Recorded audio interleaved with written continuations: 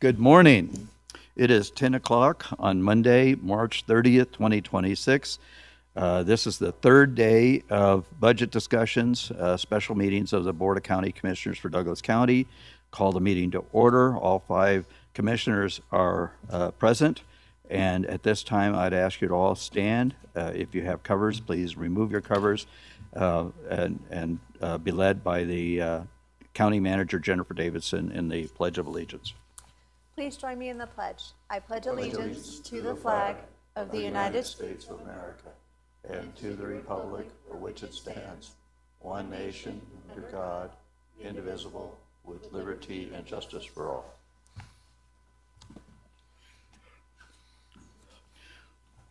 Okay, we'll have the same ground rules as we've had the last Monday and Tuesday, in that we will have 3 periods of public comment. We'll have opening public comment. We will have public comment after we hear our agenda item number 5, which is the budgets, and then we will have an additional period of closing public comment. So I think we all know the guidelines that are present in regards to how we conduct our meetings.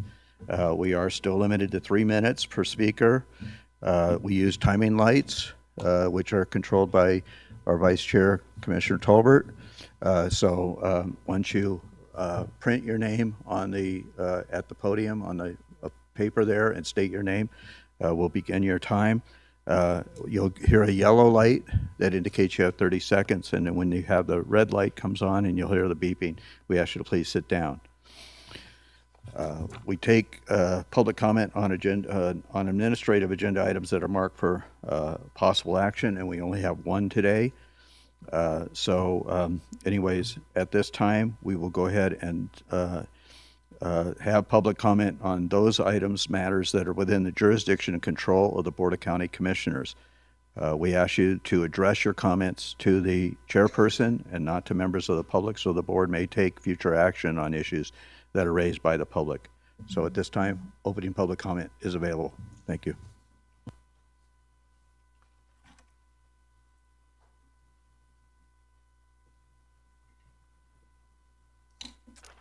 Good morning, Ellie Waller.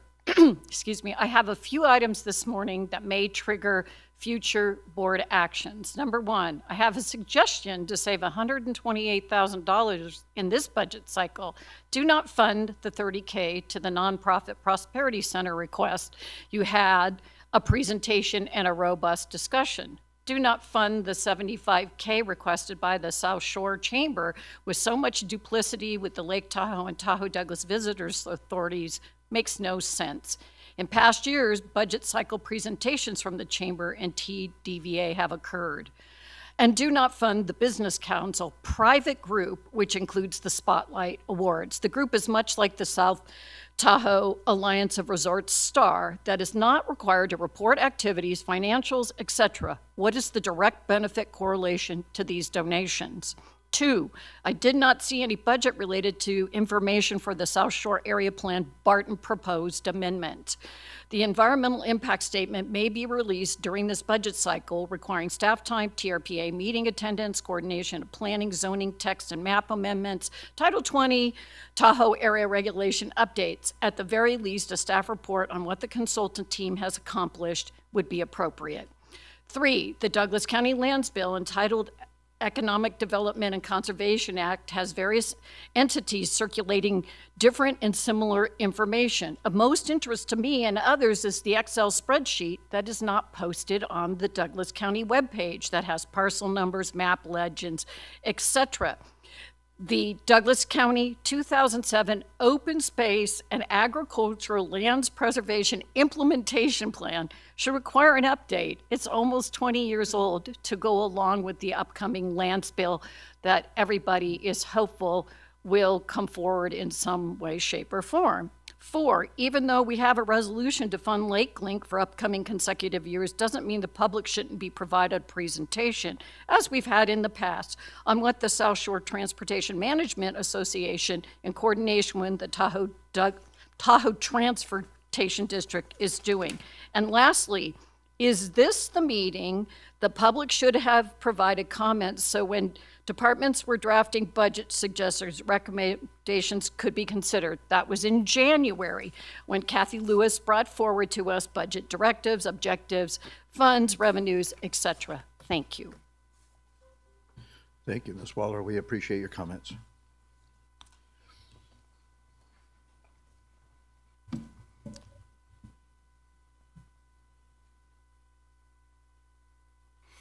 Jim Jackson. Sorry I was a little bit late. I don't have too much to say this morning, but I wanted to start out with, I received, and I'm not sure whether it came across Facebook or what method it came to me and everything, about a performance up in Carson City of the Disney Dream or whatever it was. 4 or 5 days before the performance, they had only sold 8 tickets. It should tell you something about stage performances, and are they popular, and will you sell out every time you have one? I think that needs to be considered before we spend any money on the theater here, and look at what that one's doing up there. So, thank you. Thank you, Mr. Jackson. Point noted.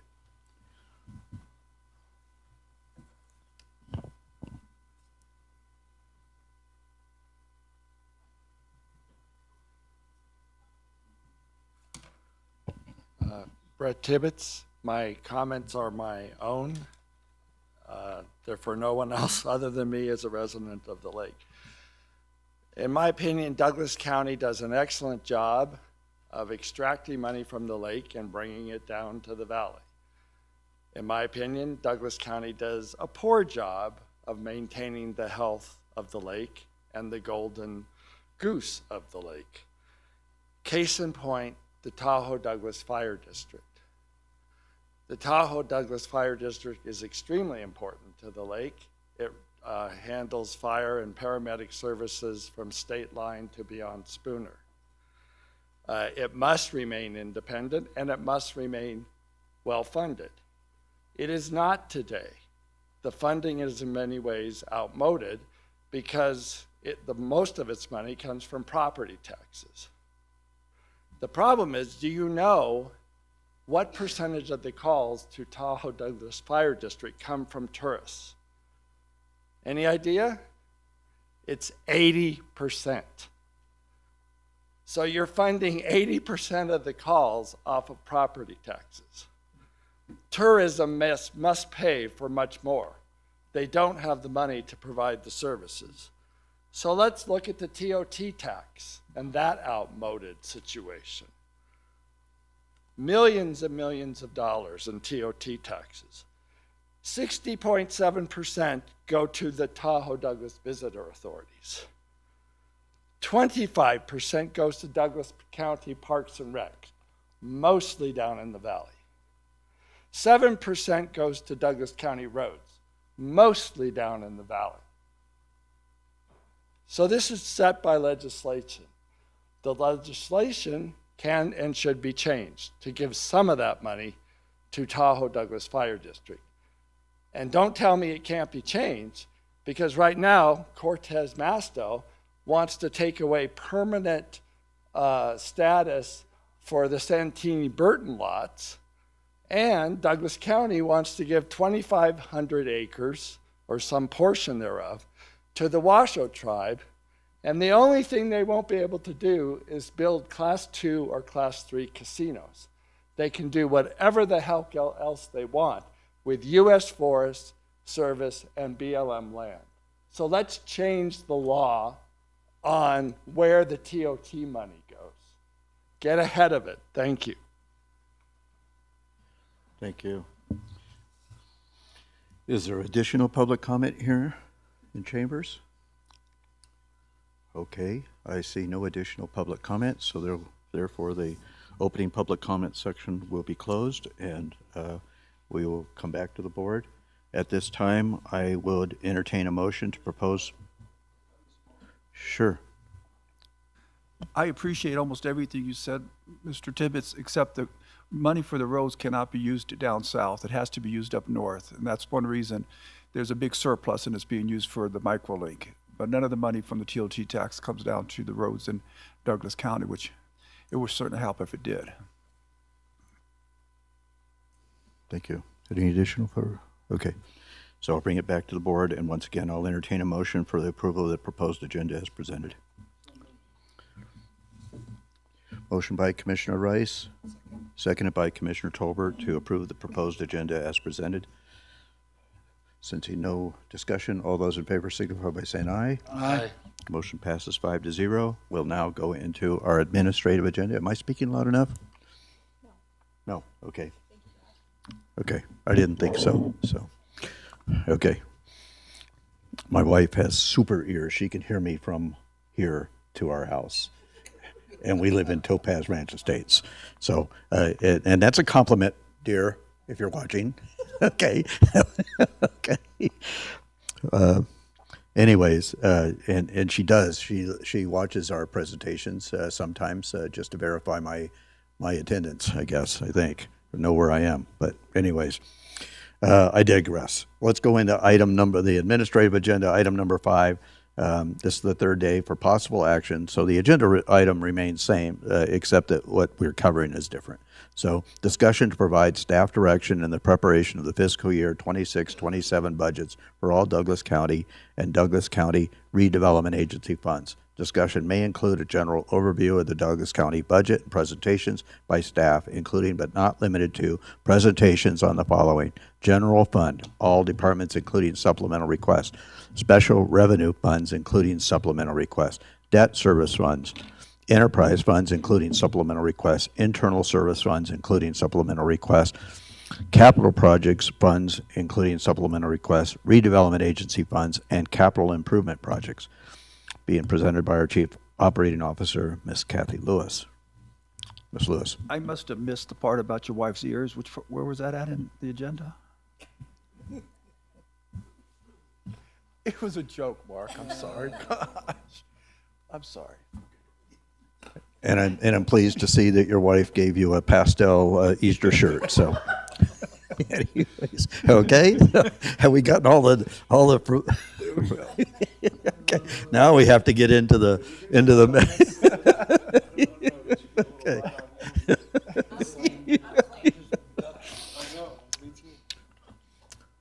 Kathy Lewis for the Okay. record. Well, I mean, we have to have some frivolity because this can be very dry subjects, right? So yes. Okay. Thank you. Okay. Miss Kathy Lewis. Thank you. Kathy Lewis for the record. Welcome back to our third day. We will start off today. I don't have much to say this morning, except we'll start off today with community development. So Tom and Andrea, are you? So as I see it, we have the two largest departments in the county, I believe, community development, and then this afternoon, I suppose, community services. So welcome, Mr. Delaire and Ms. Pauling. Good morning, Tom Delaire for the record. Thank you, Chairman Gardner and fellow commissioners for having us today. Go over the community development budget, and thank you to Andrea for putting this together and being here today too to assist. But our mission statement, just jump into this thing.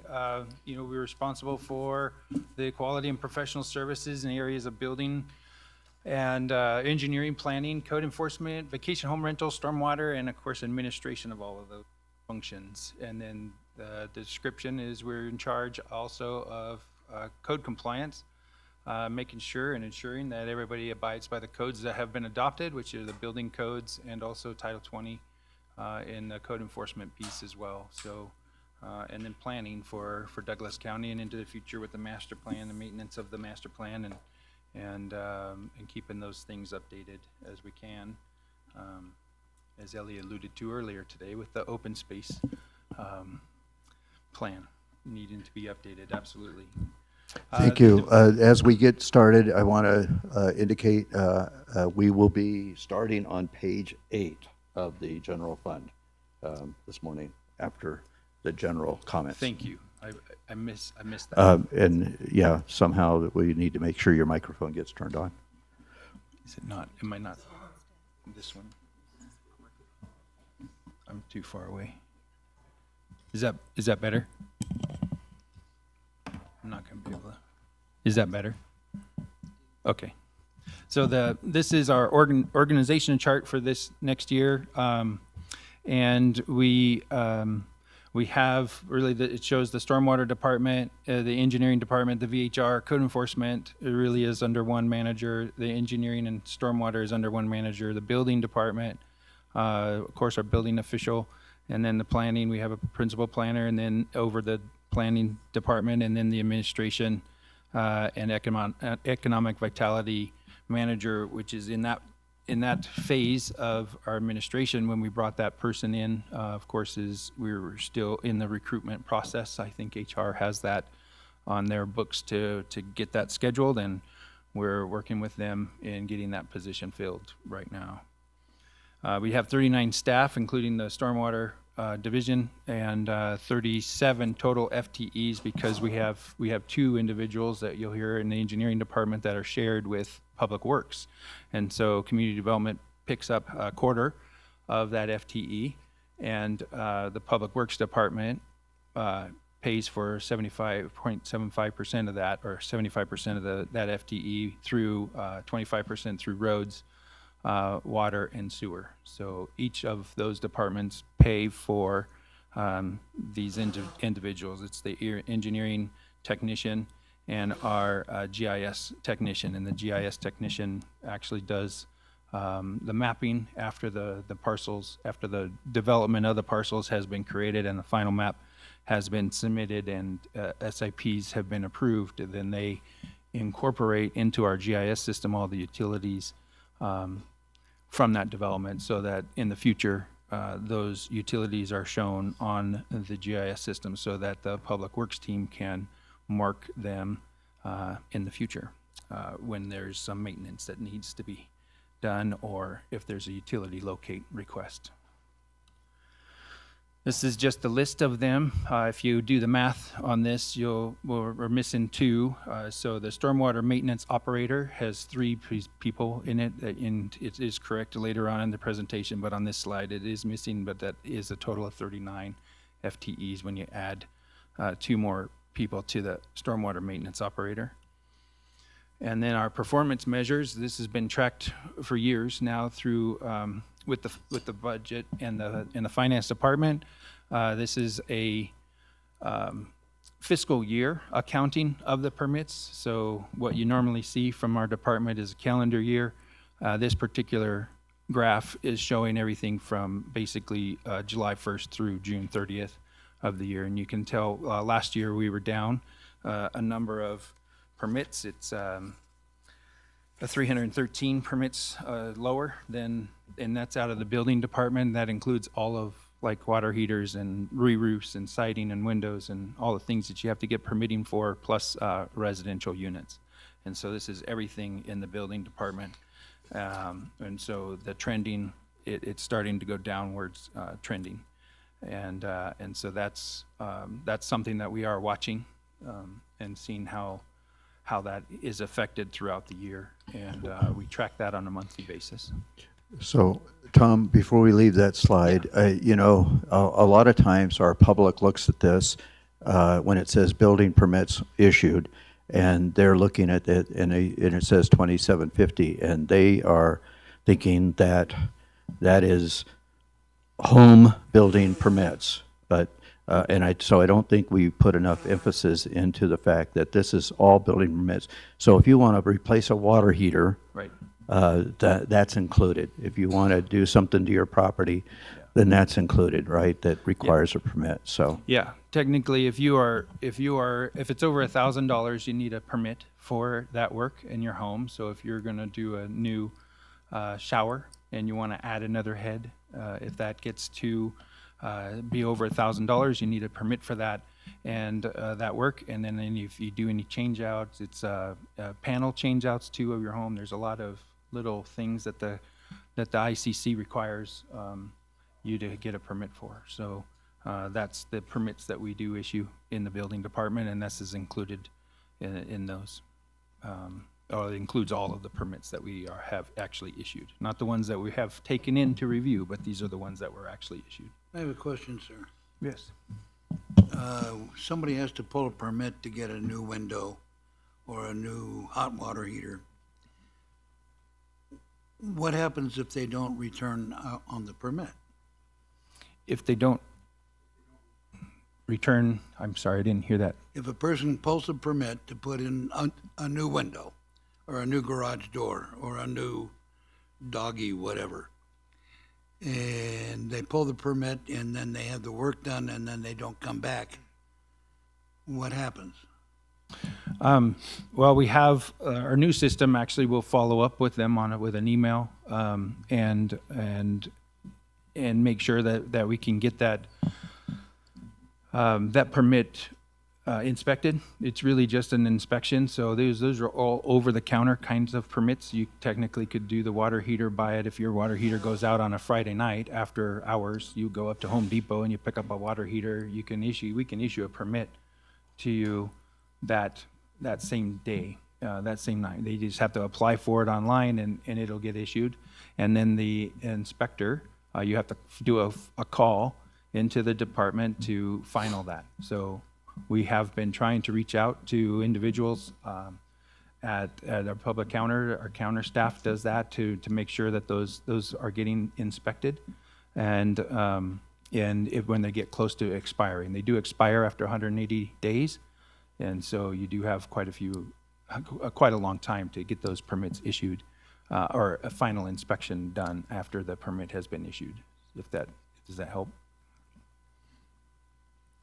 And I'm guessing, Tom, we do some kind of, Mr. Delaire, a breakdown of what all the permits are. If somebody wanted to, that's something that could be looked at. Because I also believe in the 23-24 year, wasn't that like a huge windstorm? And I know there was a ton of roofs. Right. That may have triggered a spike in that particular year as opposed to other years. Yeah, I don't, we have it, the way that this permit system was set up, we have them as like a over-the-counter type permit. I don't have a way to break down which one was windows, which one was water heaters. We do have that, I think, in the new system. We do have that now broken down so we can get exactly that data in the new system moving forward. So we will be able to break those individual ones down. But we do have that spreadsheet. I'm sure everybody has seen that, where we track it on a calendar month for like January, February, and March. And those have a breakdown. Miscellaneous permits is in there. And that covers all of those kinds of permits. I just don't, I'd have to go in and count how many in the report, how many of them were roofs, how many of them were windows, how many of them were hot water heaters. So once again, you said the threshold is $1,000? Yeah, well, it depends on the work that's being done on the home. So like a water heater, there is a replacement. If you replace it, you got to get a permit. Furnaces are the same way. It was my understanding that the plumbing in the home, like if you did a shower remodel, you don't need to do a permit for a shower remodel if you're not changing any plumbing. But if you do plumbing, it's my understanding that it triggers at $1,000 for that work. And hopefully if you do it yourself, you're not providing a leak in your wall in the shower. But Okay, so I just replaced the shower head. no problem. No problem. Yeah, you're not doing any plumbing. This is Wanna make sure I'm changing. within it's code. changing- It's changing your plumbing around where you actually need some sort of like a plumber to come and do that unless you know how to do it yourself. All right, this one is all of the permitting. So this is for engineering and building and planning. So basically everything that we have reviewed, it jumps up to about 3,412, still lower by 88 permits this way than last year.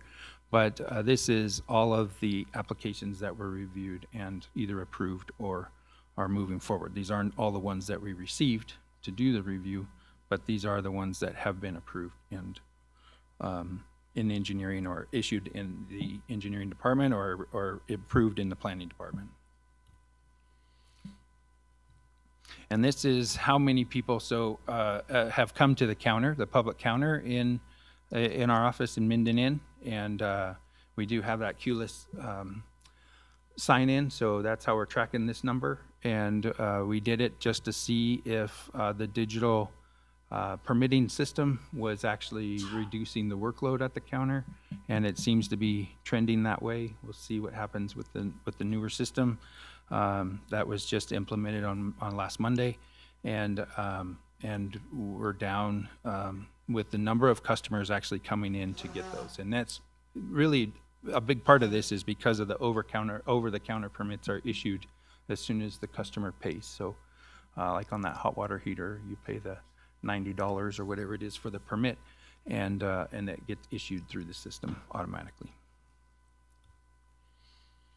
We have community development goals.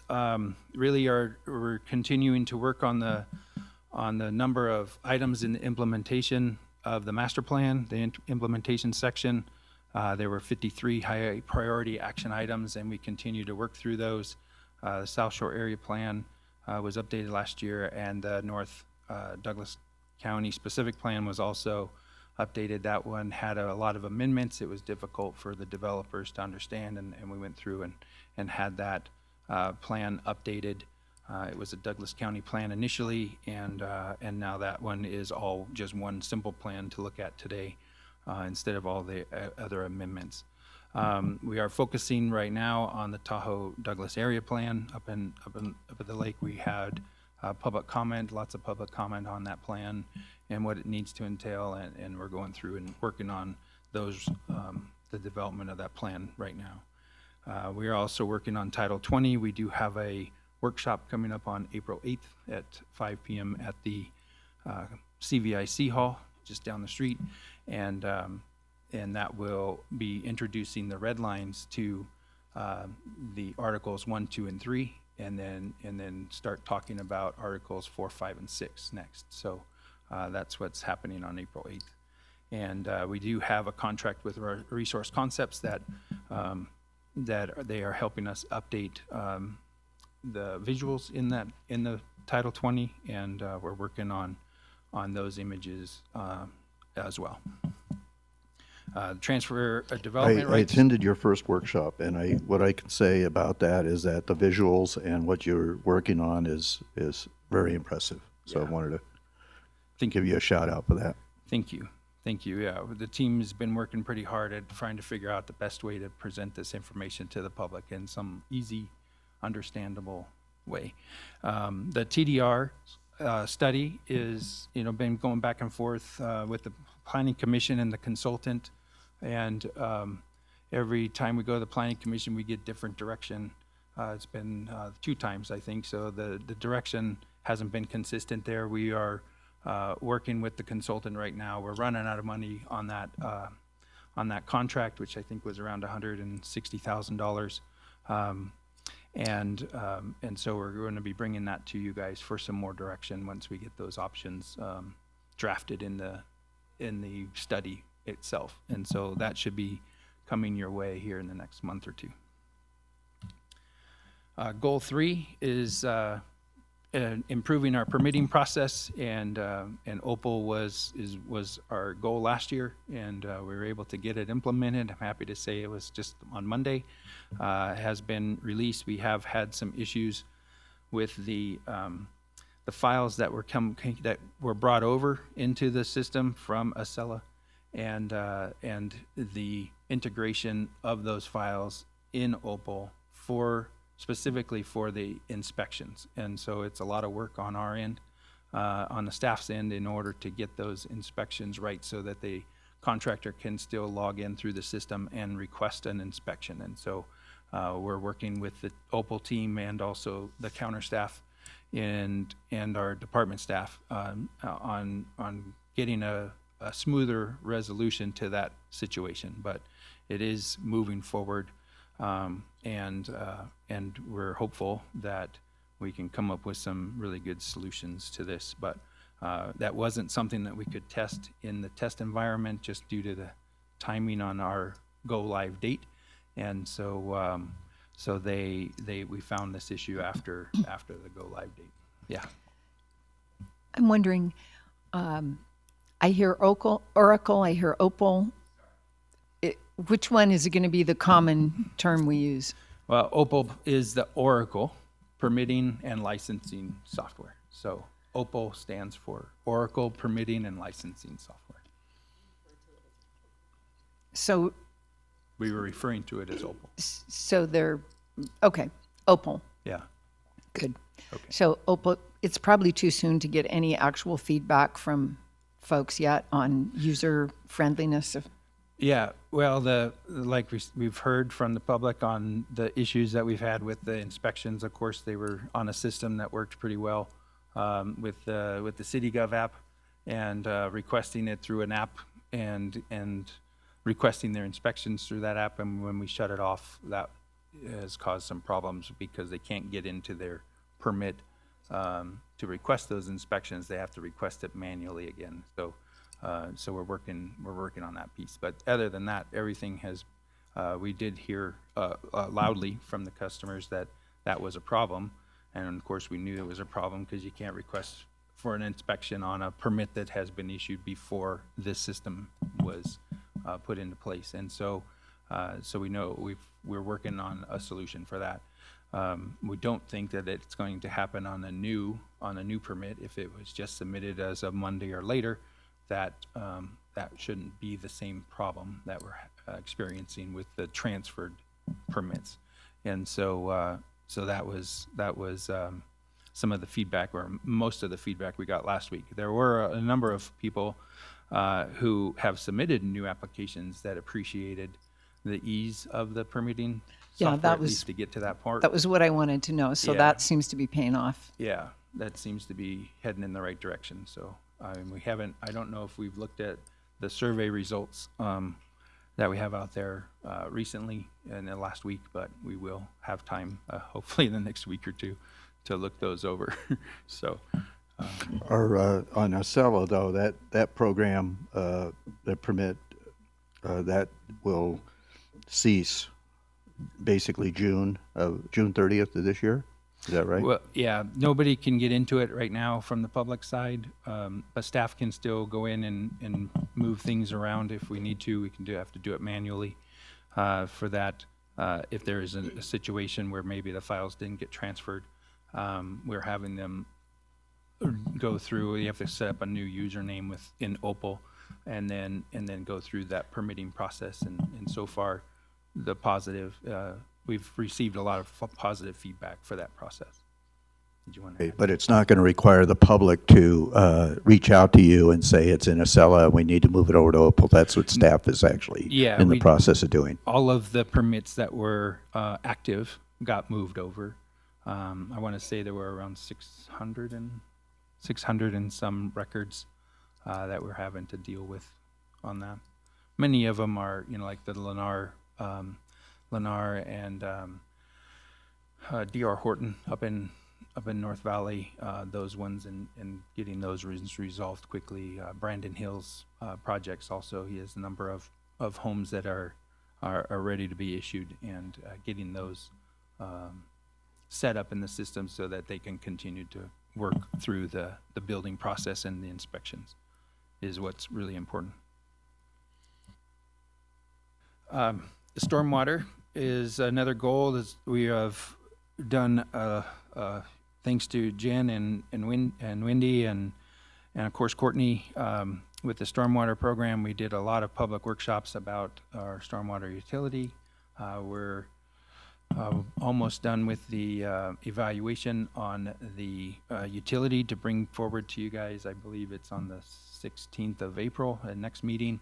We'll be going and doing a presentation, and then also having a public workshop right after that at 5 p.m. at the community center, I want to say, for that particular utility, and how the consultants were planning on getting that funded, and how the fees would be set up.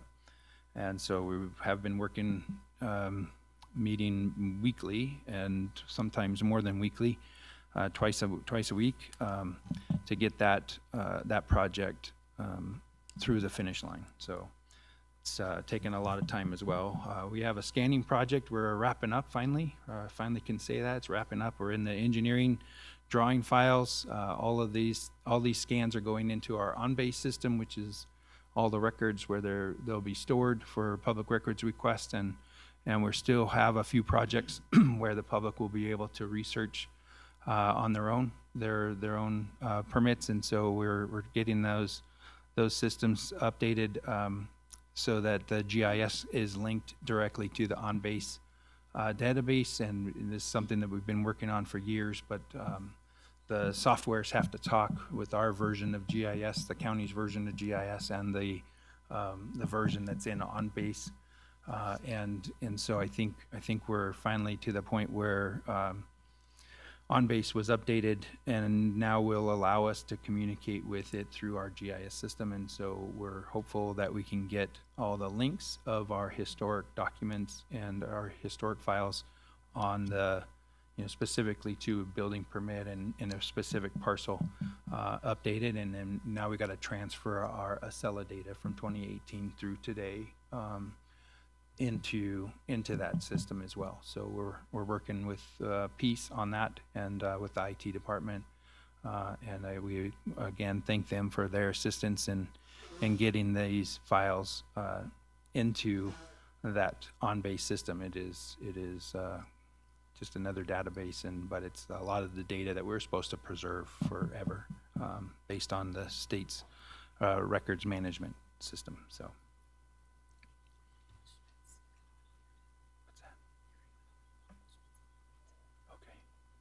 And I already went over these. You guys, you have them in there. I kind of went over them as we went along. Jumped the gun, I guess. Way to go. Development agreements. Andrea has been working very diligently on getting some of these development agreements off the books. And the latest one was the Drayton development agreement, and having a resolution that was amenable to both the county and the developers for that, and getting one more of those off. So we continue to go through those on twice a year, and you guys get to review and we get to update those in June and December. So we continue to work on that. These we've already talked about. All those done. Oh yes, this I know. We just updated our Appendix B, and we went into the 2024 building codes, and this is something that we've had to train our staff, and they are getting certified in and recertified in the newer codes sections now. So as their licenses or their training certificates expire, we need to send them to training and participate with online training too. They've done a lot of webinars as well, but keep their licenses and certifications up to date, and that's going to be important moving forward. There's a lot of changes in the 2024 code, and I'm sure in the next round, in 6 years, it'll be even more changes that are needed for our area on the building process, and so keeping them informed and trained is a high priority for us. And then let's see, we'll get into the numbers. Our revenue summary. So this is 101. This is our revenue portion. So we've estimated our revenue a little of $200,000 increase for our building permits, and then VHR rentals. Our VHR rentals are up. We're up to about, I want to say it was just under 560 VHRs now in the Tahoe Basin, and so we increased that amount as well, just because I think last year's adopted revenue was a little on the low side, and then the renewals part of it is going to really jump up, because we don't think we're going to have a lot of new ones, but all the renewals should hold for this next year. And so we did estimate that, worked with Kathy and her team, and we want to thank the finance department for all their work on this. And then also the technology fee, with the increase in our building permit fees on the valuation piece that we did last year, there was a slight increase in the technology fee as well, because it's a 4% of that building permit. And so that jumped up a little bit, and you'll see that there. So, Tom, I felt like it was glossed over, the VHR permits. Yeah. I knew, several months ago, I was understanding we're at about 530. We do have a cap of 600. Right. And so, did I catch the number right? You just stated about 560?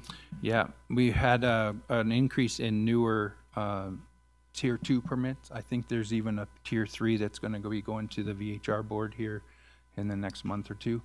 And that would be the Laub and Laub home again for the Tier 3. So we'll see if that gets issued, but most of them are Tier 2 permits that have, new purchases of homes, VHRs that have sold. That's why the permit went away and we were so low.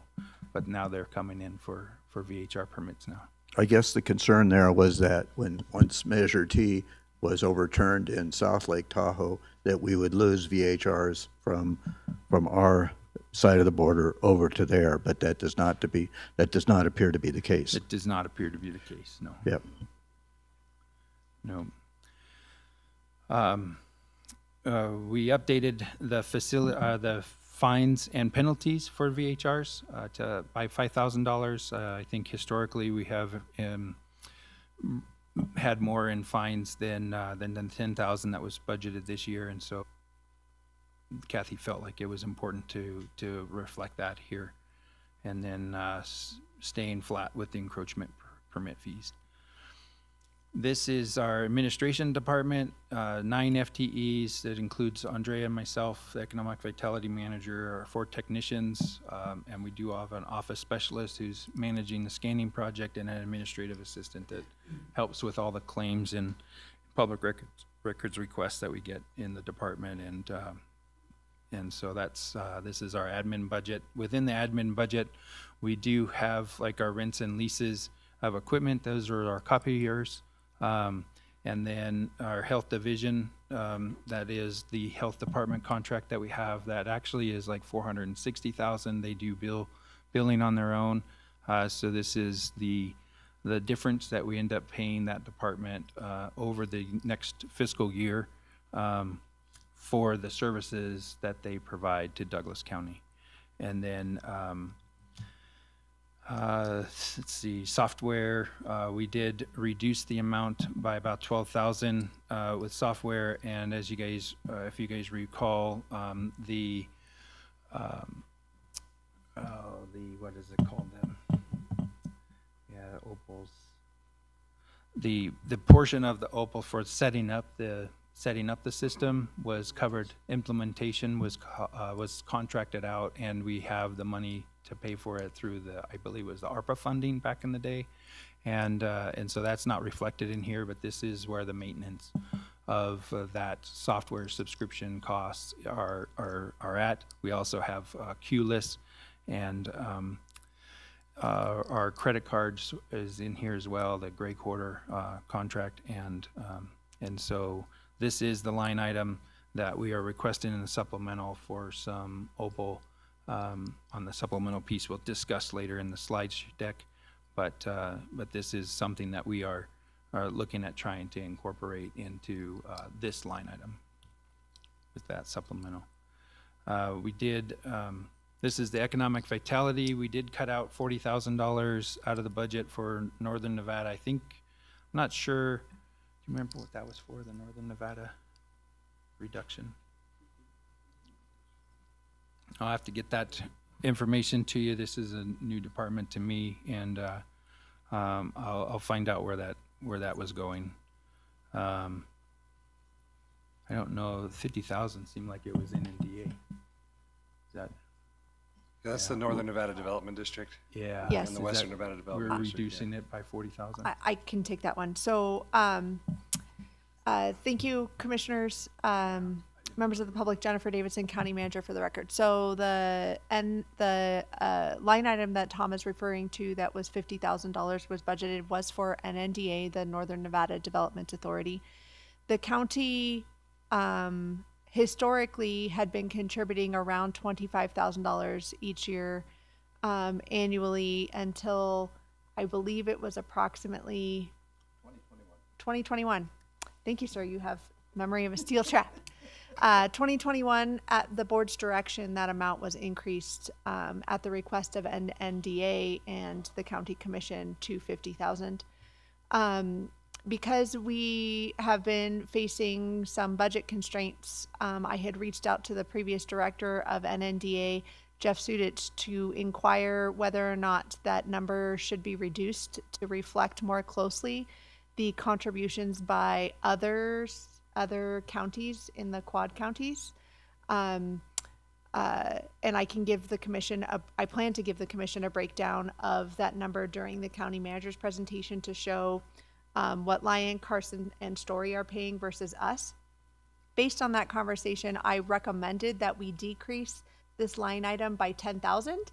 When I was speaking to Kathy Lewis, she heard me say decrease it to 10,000.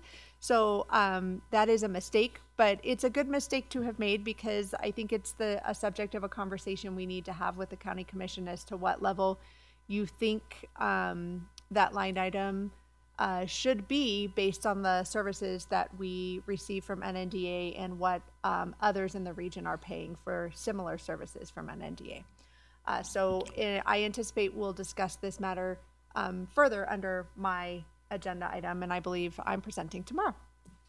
Okay, so you want us to wait rather than give direction at this time? Mr. Chairman, that's up to you. I figured you might want the additional context of knowing what the others are contributing. I can pull it up real quickly if you want to have this conversation now, and I can let you know. Commissioners, what's your wish? Wait until tomorrow? Okay, we can wait. Okay. We just want to make sure we highlight it.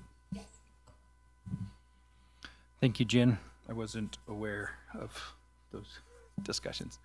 So our building department, we have the building official and our inspector senior, and then inspectors. There's 2 number 2s and 1 inspector 1, and then we have a development coordinator and also buildings plans examiner. So our total FTEs in this department is 7, and we're pretty much we scrubbed as much as we could out of this one. We are keeping in here the $75,000 for professional services, which are the 2 contracts we have today with WC3 and BCS in order for assistance in plan review when it's needed. Of course, if the trends continue as in April and or in January and February and are fairly low, then staff can handle the amount of plan reviews to do. But in when we were getting pretty busy for the 2 individuals to do the plan reviews, we would definitely contract those out and have utilized their services to assist in getting the plan reviews out so the permits can get issued in a more time-sensitive fashion. Can I jump in on that Yes. point? That's an important point, and a lot of people don't make the connection between the amount of time it takes to get a permit and higher housing costs.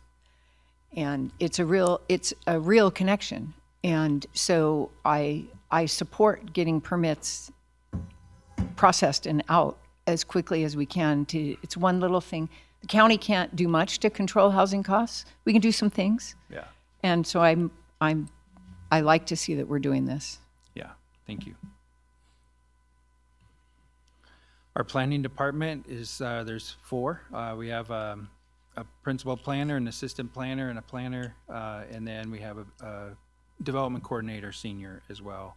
And that's Colleen has been our development coordinator senior, who's worked tirelessly on taking the lead on this Opal integration. And what's nice about it is all 3 of our development coordinators that we have in our department know how to update the Opal system. So we can do a lot of that stuff on our own. What we do need help with, and we've been working with IT on, is the fact that of the programming piece. So every report that we generate, it requires some programming. And that part, we weren't computer programmers in school, but I know enough to be very scary, and usually it didn't work when I was trying to do our report training, but I'm hoping that IT will be able to help us in this fashion. But our development coordinators really did an amazing job at developing that system, with the Oracle team. And I just want to give them a shout out and a thank you for all of their efforts in getting that program deployed.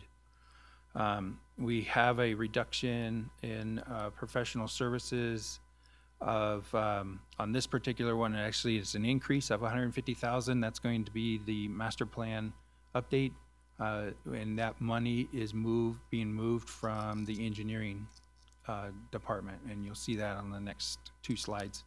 And so, so that's the next year's plan, is to get this, the master plan updated again, and we'll bring that back to the board throughout the year, or sometime next year, or maybe at the end of this year, depending on how Title 20 goes. But we want to get some direction from you on what that's going to look like. We've heard from the public that we need to do, new community plan areas, and if that's the case, then we're going to need some help in that realm. So we did reduce the travel on this one, but also the increase of 150 for that plan. Our engineering department has sorry, go ahead. Mr. Delaire, the $150,000 increase on professional services, and I understand what you said in regards to the master plan. The master plan probably is going to take more of a calendar year process than a fiscal year process. Yeah. So like even with the TDAP, we had monies from last year. We're still working on that plan.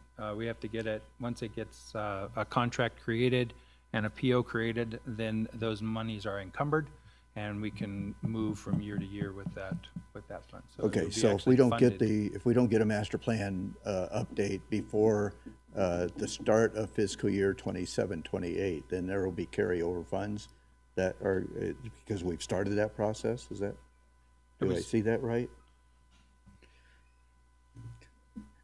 In other words, so we're going into the 26-27 calendar fiscal year, right? But you're not planning on starting the process of the master plan update until calendar year 27, right? Yeah. So and that's probably more than a 6-month process. So that'll carry into the 27-28 Right. budget. That's what I'm trying to determine. Yeah. Are these funds going to, you're not going to expend all of that in this fiscal year. Some of that will carry over into the 27-28 calendar year. I'm asking that question. I don't know. Yeah, no, that's exactly right. We're planning on getting the RFQ out and awarding it within this fiscal year. So 2027 at some point, and then that will encumber those funds, and we can work into 28 if we need to get that done. I mean, if your direction is to update all the community plans, we're gonna need to do a lot of work on that, and the consultants are here to help us with that. And then also we need to update a few other of the sections, and maybe we're going to add more sections. We're working on the transportation plan right now. I was going to get into that on the next slide, but it's very similar. We're started that RFQ process now. We'll bring an item to you guys for an award for that, and then we can start working on the transportation plan. All I'm saying, I can remember when the previous master plan was done, there seemed to be a scramble at the end of 2020 to get that done, okay? And that's probably not a document that we want to rush or scramble to get done, okay? And so that's all I want to make sure is that you're not going to try to scramble to get this done by the end of fiscal year 27. You're going to make sure that it's done in a proper manner and with due diligence, and whenever it's ready to come back to this board, it will come back to this board, but we're not going to try to shove it into any particular calendar or process, okay? Right. That's all I want. The key is to get it funded this. And I this agree with fiscal that, year. okay? Yeah. I don't have Those any funds. problem with that. You have to get it funded in order to go forward with it, yes. Yeah. So the engineering department, we have 7 FTEs as well. Our county engineer and our civil engineering plans examiner, and then our plans examiner senior, and then our construction inspectors. We have 2 of those out in the field watching the construction go on in the county. One of them is assigned to Tahoe and I think the south half of Douglas County, and the other one's assigned to the north half of Douglas County. And then our engineering technician, this is the one that we share with Public Works. And then our GIS analyst is also who we share with Public Works with as well. We do the reviews, they're in our department, but we share the cost with Public Works. So you might see that on Phil's slide deck as well. Here's the budget. You can see here where the 150 is being removed, it still has some professional services. We do have contracts with NCE, Loomis, and RCI to do. I think each of those contracts are around $49,000, and that helps us with project review at sometimes. I know. And maybe even Dowell. Dowell does the surveying. Today, our plan reviews for surveying and ensuring that those are compliant with the NRS regulations, and then and so we do have a contract with Dowell as well. So these are just our normal operating contracts, and as needed, we consult with them under those agreements. Code enforcement, we have 3 people in there. Development coordinator, this is another one we put in under, this is VHRs. So we have 2 officers and a development coordinator. We also have half of a program manager is split out of this as well. That's Ernie's position. We split it between code enforcement and code enforcement with the VHR piece. The development coordinator helps with all of the VHR permitting and assists code enforcement on the research that's needed when a code complaint comes in. And then also the planning department helps, and the building department. It's kind of a team effort when those complaints come in. But anyway, that's what we have right now set up in code enforcement. And then nothing surprising here. It's pretty flat. We do have an increase in professional services. This is our contract with Granicus now. Granicus bought out Host Compliance. Host Compliance is the software that we use and service that we use that Host Compliance actually researches ads, scrubs all the ads that have been posted, I think, on 15 platforms. For renting VHRs, and they identify new homes that have been advertised to rent, and then our team can take that information and go and investigate, and that's how we're finding the illegal rentals up there, and it's working pretty well. We're not getting nearly as many of those alerts as we used to. And so enforcement our enforcement plan has really worked out and paid off, and I appreciate the team in that. We lost a code officer, I want to say in January, and we just made an offer to an individual, our candidate, last week, and so we're hoping to get them on board, and they will be the enforcement up in Tahoe. In the meantime, Ernie and Bonnie and some of the other officers have both taken on the enforcement up in Tahoe, so they're making the trek up the hill quite often.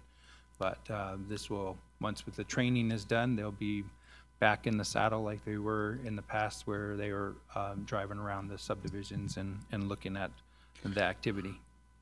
So, Tom, does Granicus also look at, and there's always been this question of identifying possible illegal operating VHRs in the East Fork Township, in the Valley Floor? All of Douglas County. They watch all all of Douglas County. Yep. Okay. Yeah. Mm-hmm. Okay. All of it. And do you know that we've discovered those occurring and shut them down? Yeah, we have shut that one down, if you remember, on Foothill, and others just take a letter usually, and they don't get elevated to you guys. But yes, we do send them out occasionally. Not as often, though. It's surprising. Either they're very stealthy at it, or I mean, there is still a process of bed and breakfasts. Right. That's through Yeah. our, Yeah, special for use the permits. Valley Floor, so. Yep, special use permits for bed and breakfast, and those we've identified on the Granicus, so they stopped reporting those a long time ago. So, yeah, so they know when those ads go up. I mean, they basically use the same systems that a VHR does to advertise their business, but it's allowed.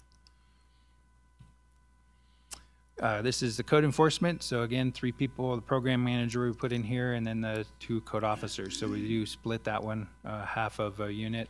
That's our program manager, and then code enforcement. So we only have 2 code officers for the whole rest of the county, and 2 for up at the lake. And they do assist around on county issues as well when time permits. But we have seen a significant drop in code violations in regards to VHRs.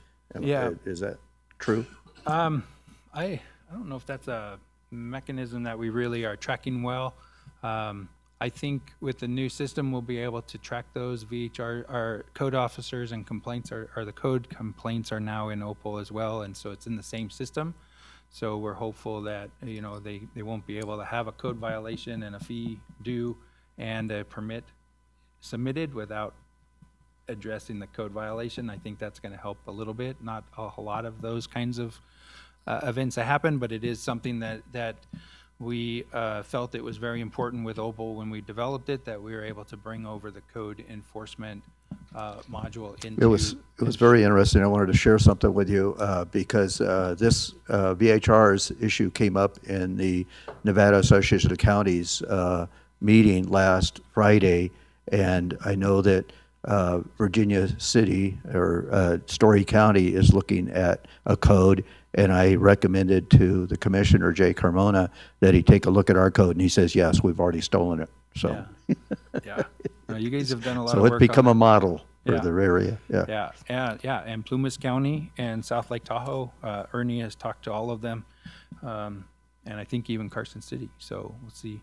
It seems to be working. So we appreciate the support and diligence on getting that in the right direction, and then enforcement. That's the key, is really being able to enforce it. So code enforcement, same thing. We've got a reduction in what we asked from this fiscal year to the next fiscal year. The software, the reduction in the software was the Granicus, or not Granicus, the Citizen Serve, losing that, and we may have some more. We left a little bit of money in there because of some issues we were having with the Opal software and the transition and the requests that have been made to Opal to change their module, which they seem to be very supportive of, and they've made a lot of corrections in that software and making it a lot easier for staff to use. And it was all recommendations from our staff that did that for that program. And so so it's good to have that support from Oracle. And this was just to cover a couple of, just in case it comes up in the future that we need to use them to implement some more in that software, some more improvements. So so we did leave the 6,000 in there for that. Stormwater maintenance. Stormwater has 6 individuals. So we've got Courtney, who's here in the audience, engineering technician, which is Katie, in the department, and she's helping with all the tracking and the reporting to the state, and I know has been a huge help to Courtney and the team and the presentations of all the workshops that were done. It's really nice to have that caliber of help. And then, of course, we've got the maintenance supervisor and then 3 operators in the department, and so 6 total. And of that, we are pretty much flat on the. This is the revenue was I'm not sure exactly. I'd have to have Kathy help me with this. I think these are just the fees that we have been collecting in the revenue. So we'll see what happens in the future with our with our utility and, on April 16th, and then what you guys, or what kind of direction we get from you on this. But right now, it's just transfers in from the general fund at $1.1 million, which is what we've historically done. And then here's the expenses, pretty much flat, equal. We didn't reduce it, we didn't increase it. It's pretty much the same. And then we do have the non-personnel supplemental requests. One of them, this is the 79,000. There's multiple options for this, but this is basically an an Oracle maintenance agreement. When we first negotiated this contract over a year ago with Oracle, they never really brought this up as an option to incorporate it into the current contract. We have 30 days after the go live date, which was yesterday, with some time allotted to fixes. This has been brought up by both our IT director and the Opal team that we may need to enter into a continuing maintenance contract with them. With the addition of this funds and the Opal subscription costs is still cheaper than the Acela cost today. For this fiscal year. And I don't know what the proposal was for Washoe County. What I recall when going through those meetings, that Washoe County was going to get an increase in Opal fees over the next couple of years. And so that could be a larger savings based on that information that we had from the Acela software.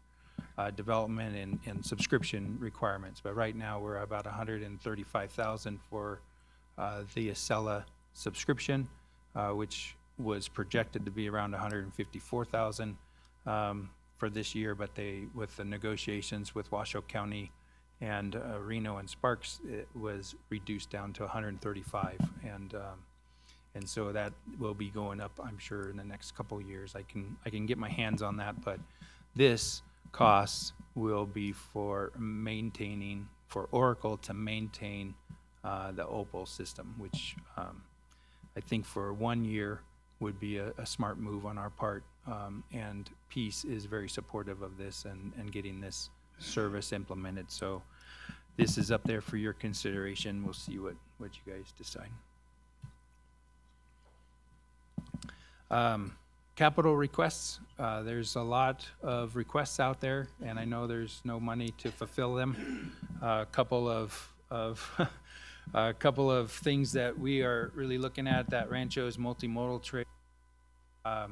We have a grant in review now. I have not heard, and I failed to get an update before today's meeting from Jeremy or from Debbie.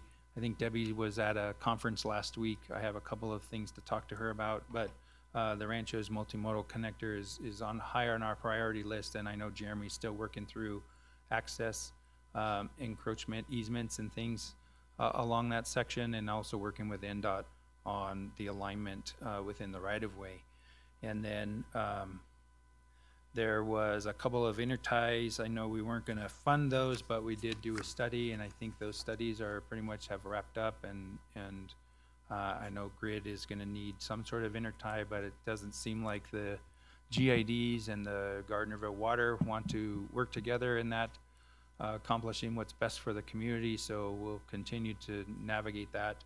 And then the Moeller Lane multimodal trail, we're still working with MGSD on a portion of that pathway easement and right-of-way, at least to get the pathway from Muller, from Highway 395 down to where it goes into the Nature Conservancy's property at least. And we do have right-of-way all the way through the Tige Ranch. And then... So, Tom, the Pineview Estates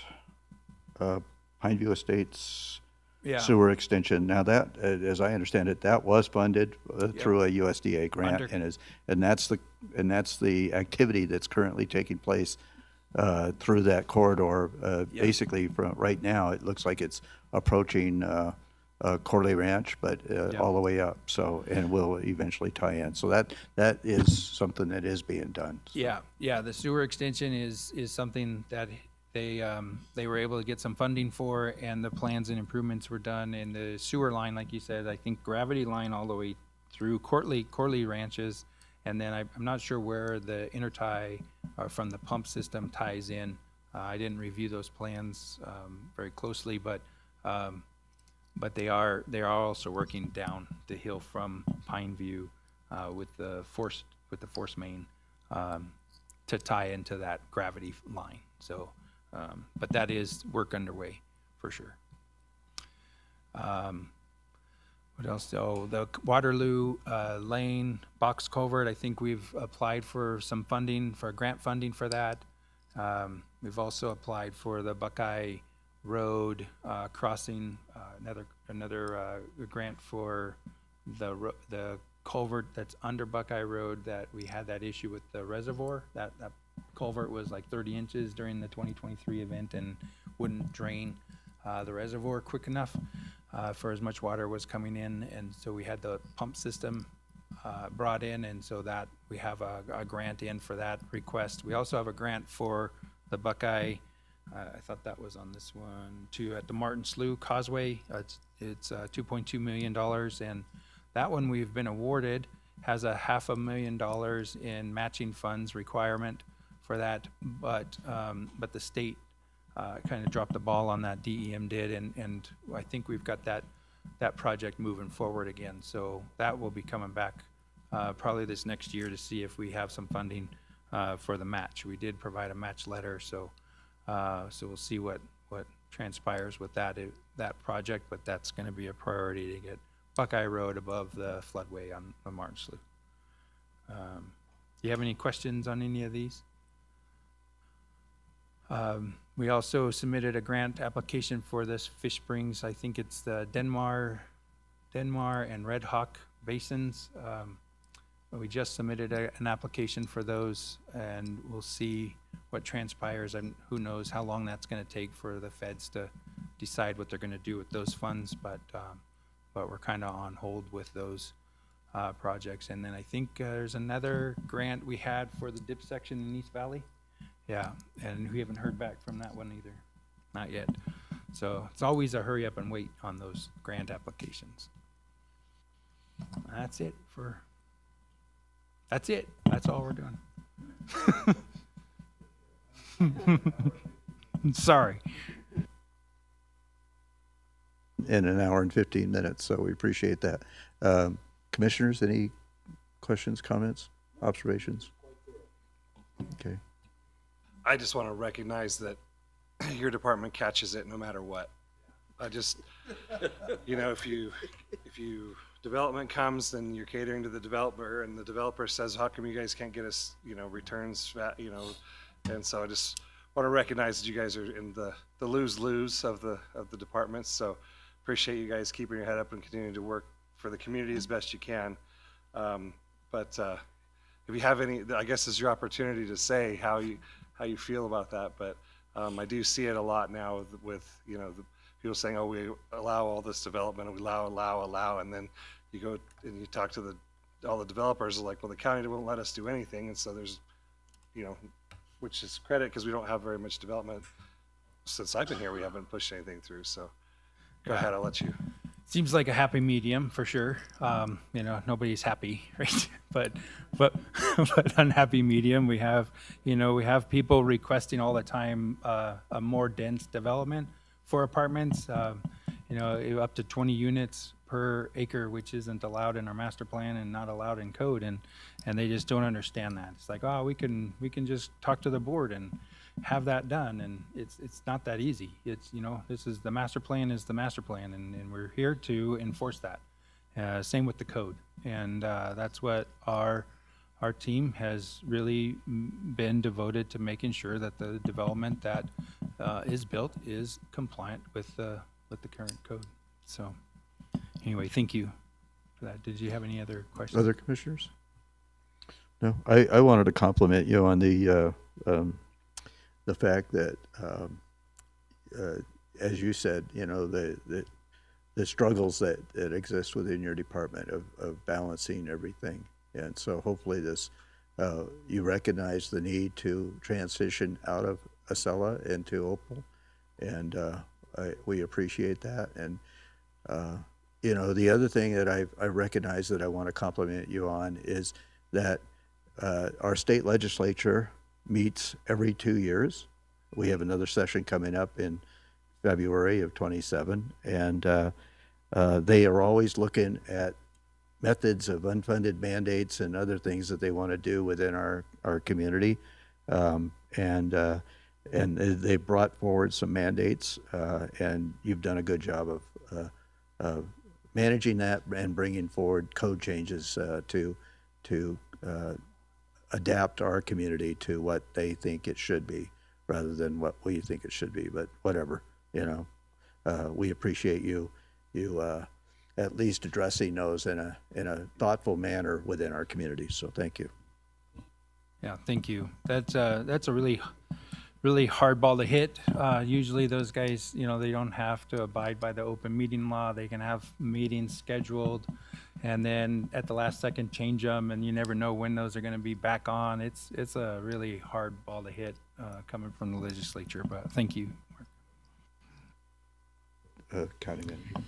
Thank you, Mr. Chairman, members of the commission, and members of the public. I'll be brief. I just, Tom had so much ground to cover in his presentation. I really appreciate the work that he and his team did to put together a comprehensive presentation for you. But one thing I wanted to just reiterate is the stormwater component of your presentation. I want to make sure that everyone understands what's going to happen now moving forward.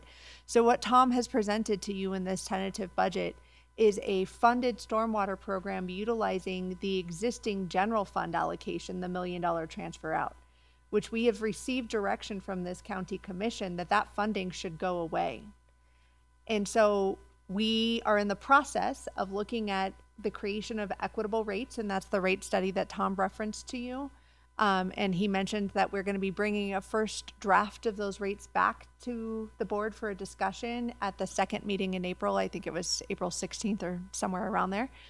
And there will be public workshops. We'll do some public engagement around those rates as well. The goal is to adopt equitable rates as part of this budget process. But we will not have those in place or ready until the board can give some feedback. We do the public engagement. You look at what rates you're comfortable with, and then at your direction, we would incorporate those final rates into the final budget. So if anyone's paying attention at home, they're going to notice a big difference between the stormwater budget that was presented today, which is not fiscally sustainable, does not fully fund the county's needs from a capital project standpoint, from an ongoing asset replacement standpoint, really from an operations standpoint. It is, I hate to say this, it's a placeholder budget because the $1 million isn't cutting it, and we all know it.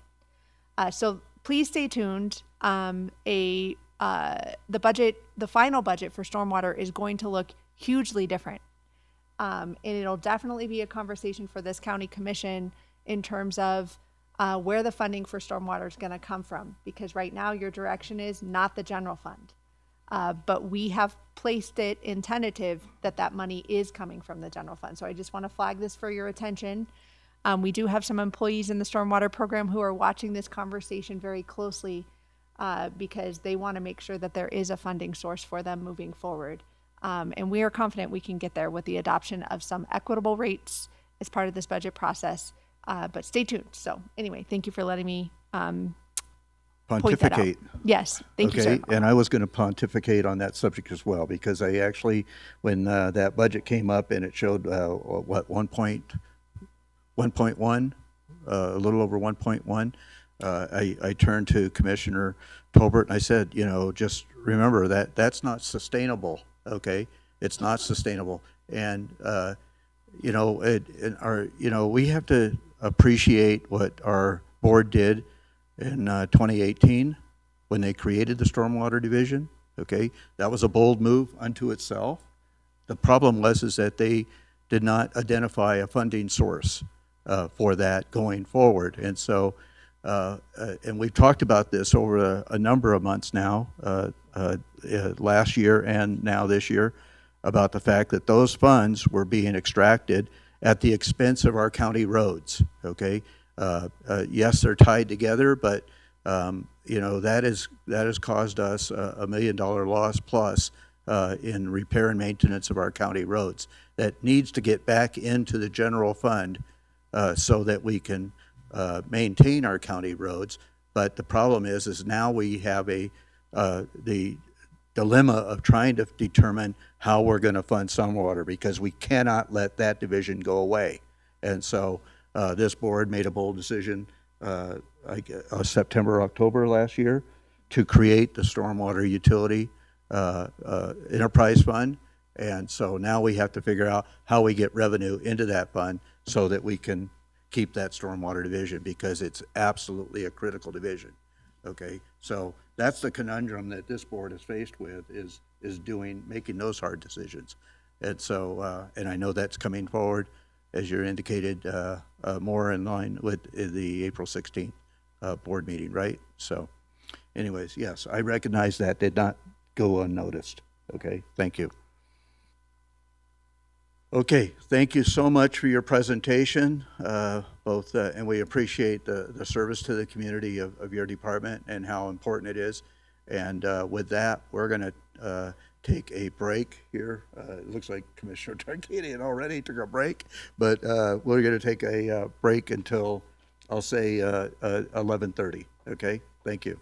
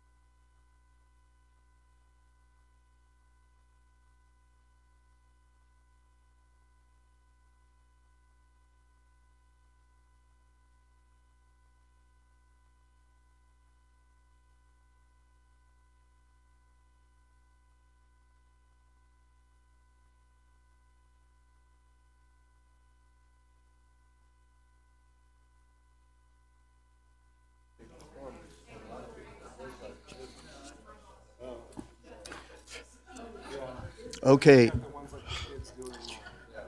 We're going to call this back to order, okay? We're going to call this back to order, and we will go through, we'll hear our presentation from a Special Revenue Fund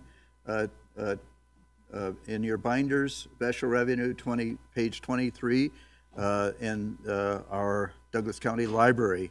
And then after their presentation, we will take a 1-hour lunch recess. And then we'll come back and we'll hear from Community Services this afternoon, and that will wrap up our day.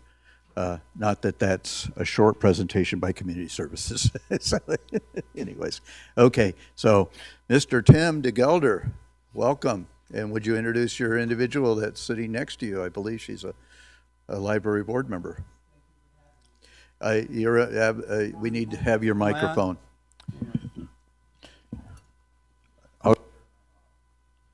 Okay. Thank you all for having me. I'm Tim, your library director, and my board chair. You want to introduce yourself?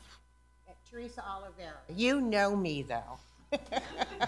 We do, because you were the sandpaper, right? You That's wore right. us down until you That's got right. appointed to this board, and I appreciate your persistence in that. Yeah, it didn't go unrecognized, so thank you. And now you're the board chair, so Yes. congratulations. And I do want to say that, we are your public library, and this is not Tim's library. This is Douglas County Public Library. And our board, I was just talking to her daughter, that the checks and balance is your library board, because they are in charge of overseeing finance, and sometimes we share ideas to make sure that, I explain the direction that the library wants to go into, and sometimes we say yes and sometimes we say no, right? So that's why she's here today, to answer any questions if you want to give her any questions. So are we ready to go? So we have our budget for fiscal year 26-27. Our mission statement: the public library will support informational, educational, and recreational service to all Douglas County residents. We take that very seriously, to making sure everyone's welcome to come to the library. The public library supplies materials, programming, and public space for Douglas County residents. We also host the law library in our Minden location in the upper floor. Some of our performance measures: how many people hold library cards. That seems to be one that libraries like to talk about. And 68% of our residents do hold library cards. Sometimes I wonder if it's seasonal, when you have seasonal people that come in just for the winter or the summer. The average is about 65% residents have library cards. And we do have 2 branch locations. We do have one in Minden, and we do have one at the lake at Zephyr Cove. And we do have a bookmobile that we're trying to get more back on the road to go to some of our elementary schools. And we'll bring it out for special public relations to let people know the library is out there doing things. That bookmobile does have a collection on it, so people can check books off of that bookmobile. And we also want to work more with the Washoe tribe. We have special library cards they can use to access the bookmobile if they can't make it to the library. I won't bore you with the the statistics, but statistics do kind of tell a story of their own, with people using the library and some of the things. And a big thing is, checking materials out. Our materials checkout have gone up about 5%. The magazines have gone down. Some, I think the audio went down 3% just because more people are using their phone for their audiobooks, and it links to their car. So they, you don't have to have a CD player anymore to listen to books. Same with DVD, our Hoopla. We do have some DVD services. You can watch a movie using your library card. ebooks, which is huge for people that want to read on their tablet or listen to a story on their book in their car while they're raking leaves in the yard. Sometimes they're cleaning house. And please note those ebooks are all age levels. So we have children's ebooks, teen ebooks, adults ebooks. So all a variety of ages are actually using those. We do, when we don't have something, we do ask another library for it. Sometimes it's out of print. Sometimes it's just a one-shot deal where they would like to have the information and it's a little bit cheaper to borrow from another library. The state does help with postage. We are all, the Nevada libraries, all sign an agreement that we will share our resources with each other. So we have an opportunity to say, yeah, let's just get that from Carson City or Washoe County, and we'll just save ourselves some money by borrowing it, and we do the same with them. There's recycling, books. We get a lot of donations, and we really appreciate the people that want to give a second life to their books when they no longer need those, or sometimes they inherit those, or sometimes they just want to read it once and share it with somebody else. So we kind of figured out the number, because when we get a recycled book, sometimes we get 5 boxes, sometimes we get just a bag of books. We try to take those materials and see what can we use in our collection now. Maybe it's a gluten-free cookbook, or maybe it's a yoga master book. Maybe it's something that we can use for our citizens. If we cannot, we move it on to our sales floor, and people can buy a book right there at the library. Or then we bring it to our Friends of the Library book sale, which we have about 4 a year. We're going down to 3 a year because our winter one was very slow. But we also do tiny free libraries in our community, so people can just grab a book, take a book. Our goal is to just get people reading and enjoying literature. Our last book sale, we set up a tiny free library shelf. What that is, if you walk into the library, you'll see a shelf that says, "For your tiny free library." So, Mark, if you had a tiny free library in your community, you could just come up to the library, take some of those books, put them in your tiny free library, and share them with your community. So, yeah. So that idea was, after our Friends of the Library book sale, the library now has 10 tiny free libraries, but we want to give you all a chance to use our materials as well. So we have a shelf at the front. Moving forward, library visits. That is both Minden and Tahoe. We do have a lobby counter at Tahoe, because that is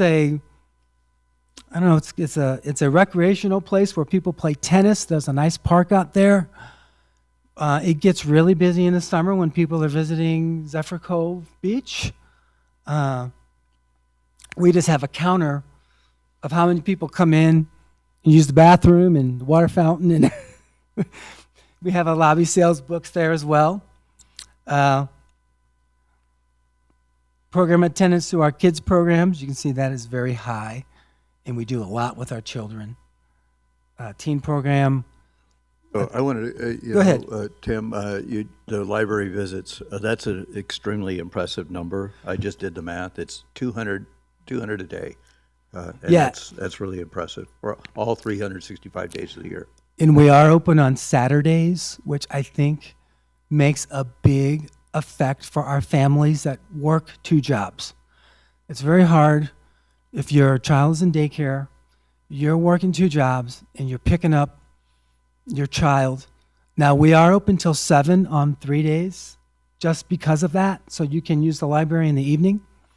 And we're open till 6 on, we have a variety of hours, but we are open on Saturdays, and we're very, very proud of the fact that we have weekend hours as a governmental office.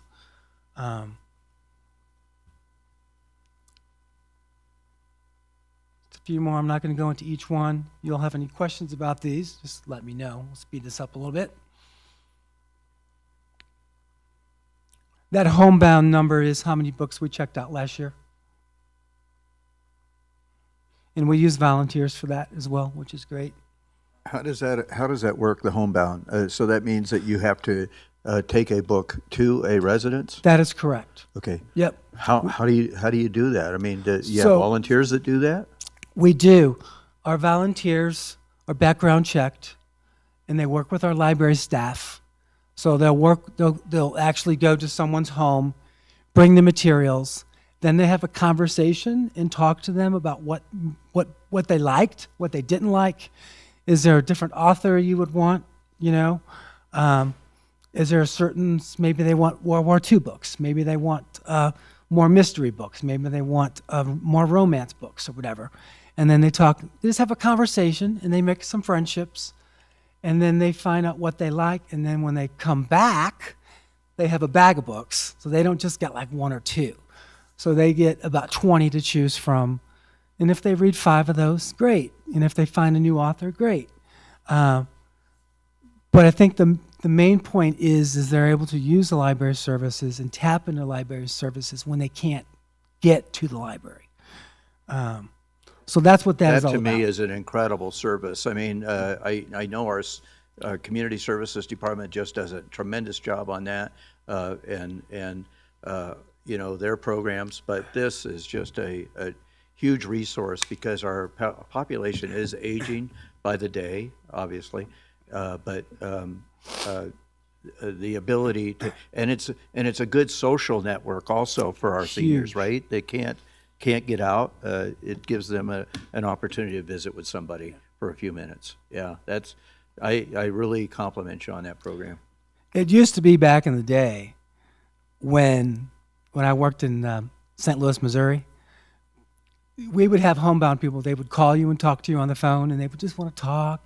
You know, this gives them a friend, a personal service, and they work in teams. So there's not one person going by themselves to your home. So they're partnered up. So they have, you know, a little safety check as well. So there's the conversation. So if they want to sit down and sit on the couch and talk about books, and you know, I'm sure they get off the subject and, you know, just talk about life as well, but that's what it's all about, right? So our bookmobile did take a hit because we did have some staff frozen, and we had to look at some money last year. Where were we getting more bang for our buck? Just going out to a park and sitting, or will we get more bang for our buck with a stop where we are scheduled to go to your place, and you know when we're going to be there, and the kids know where we're going to be, and we can possibly do the same thing to a senior home if we want to, and that's probably in the future cards because we do have a staff member looking more towards outreach. So if we can be duplicated by different age groups and different locations, we're going to try to do that. So maybe you have the senior home where they all get on a bus and they drive up to the library. Well, maybe we can bring our bus to you, and then you have that selection and you have that choice with the library. So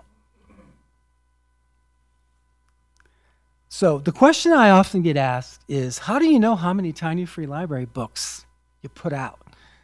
What we do is we put them out, and then when they're empty, we refill it. So if I put out 50 books in a bin, and I put in 50 more, I know the 50 are gone. So I just consider that as taken and loved and used. I had someone ask me, well, how do you know someone's not taking them all? You know, we've all met people that want to take the resources, but my goal is to just get the materials out there and shared. We have a Tiny Free Library at the food closet, and I put cookbooks there because people may have a tough time with food and buying what they want because they're at a food pantry. Well, maybe a cookbook can spice up that meal. Maybe they can learn something about preparation of food to feel a bit better about serving the food something like that. We also give them novels to read, take their mind off things. But that's how we do that. We know when we put more materials out, it's been taken. I'm also proud of our volunteer hours. It's still steady. I'm getting a few more volunteers in, so if anybody out there is watching me on YouTube and you want to volunteer with the library, you are welcome to join us. I'm also impressed by our Wi-Fi sessions. We have a lot of people that come to the library and just they'll sit on their laptop, they'll talk to a friend, they'll use us on their phones. They do a lot up there as well. And we do have public PC stations. We are very proud that people will come to us for their public, their PC needs. And we get some questions that, you wouldn't believe, but we do try to help everybody out, and we show respect for their needs. And a lot of people are very happy they have a place to go and someone to talk to help them through their needs or their computer needs. When we do our marketing, we always take a graphic and we put a graphic out there. These are some of our graphics that we use for some of our programming. Once again, I'm not going to go into everything, but I think this is part of our effect we have on the community. So you guys have that in the packet for those of you watching. These are a lot of our programs that we do in our community.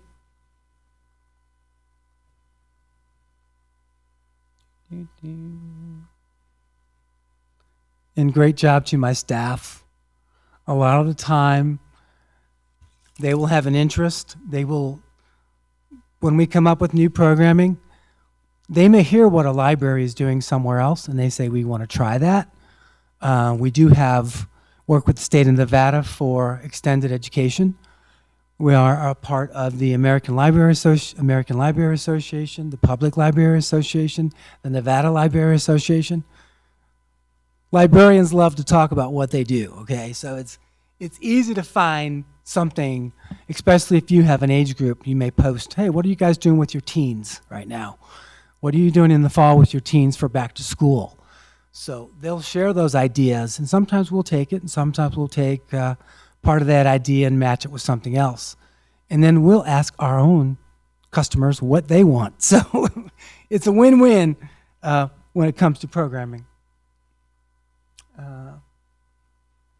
Some of our highlights that we've had. I'm not going to go over those in detail. Speed things up.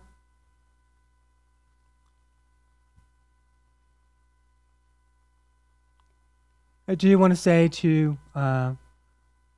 we have rebooted our 1,000 Books Before Kindergarten. And as director of the library, I think it is nice to start off your youngsters with goals. What can a 3-year-old set a goal for, right? 3-year-old can actually set a goal for reading 1,000 books before they hit kindergarten. And they can do this with their family. And kids who read excel. So we rebooted this with a couple of volunteers to give away awards, some certificates. You don't just do it at the end. For every 100 books they read, they get a little something to encourage them to keep going. And then pretty soon they're dragging their parents up, saying, we got to get up to I finished my goal. And then everyone gets excited about it. And the future of that goal is partner with some daycare facilities, let them in on to keep track of what they're reading to their kids at the daycares. So that's our big goal for the next couple of years as well. And we keep putting our story panels up, and we keep getting a lot of people. Whenever I go put a new story up, they're like, all right, you got a new story. You know, we've been wanting to see what's going to happen with that. And last year, we actually had a local author sponsor, I believe his daughter, for his birthday, she bought his book, his children's book, and we put his children's book in the story walk, and for his birthday, she walked him in the park, and he saw his own story for the kids. That was a nice thing. So,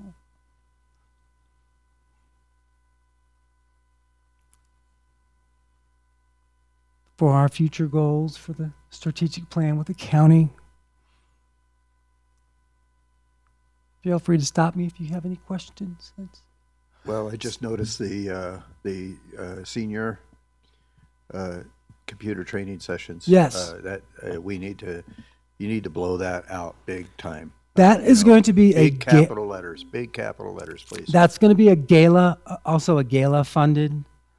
And then when we work with the IT department, we can actually see what our seniors want to learn. And then, when you mention AI to a senior, sometimes they're like, I don't do the job. I have no idea what you're talking about.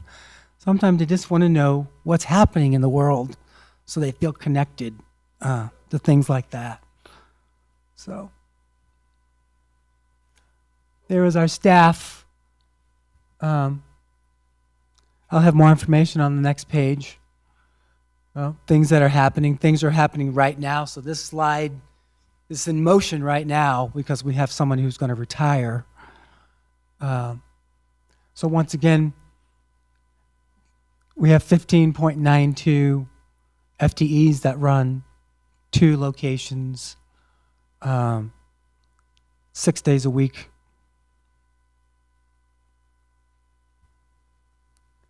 Here's our organizational chart for who we have. And the PT means part-time.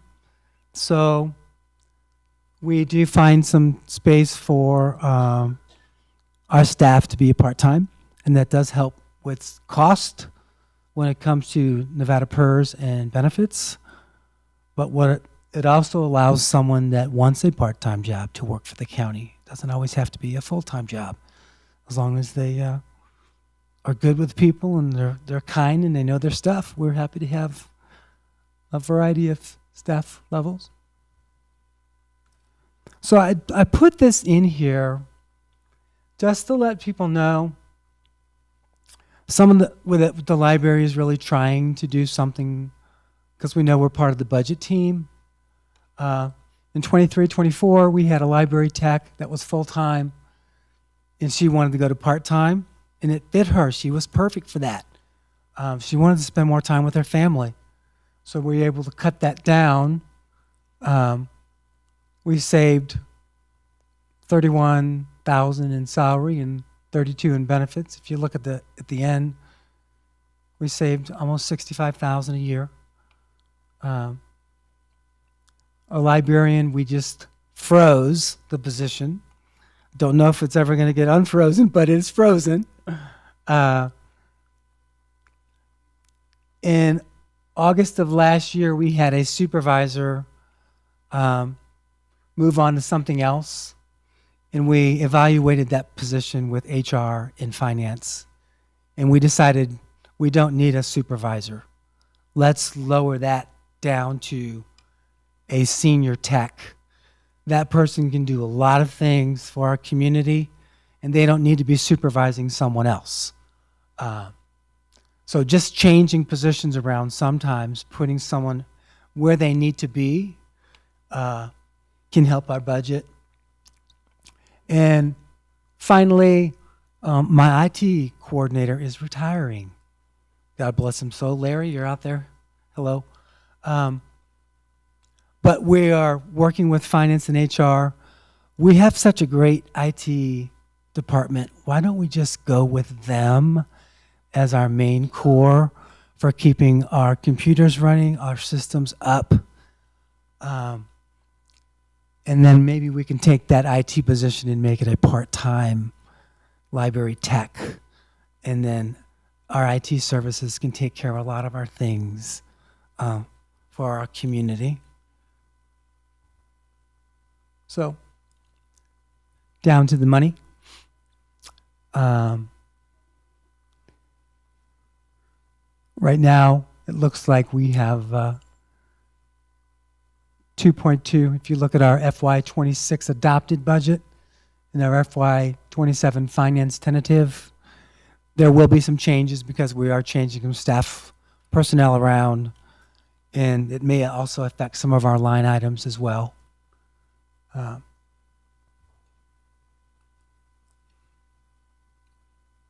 The line items that might be affected will be our professional services because we do talk to a IT specialist, and we no longer have to do that. We have our own.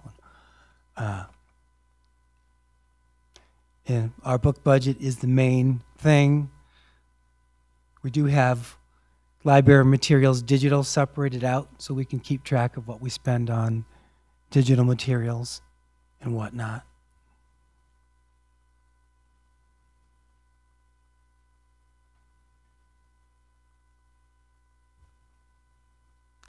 That is just our library gift fund. We don't know how much money we're going to get for the library gift fund, but sometimes people are really happy with us and we have a little drop box that they'll put some money in. And then we also sell some of our books at the front.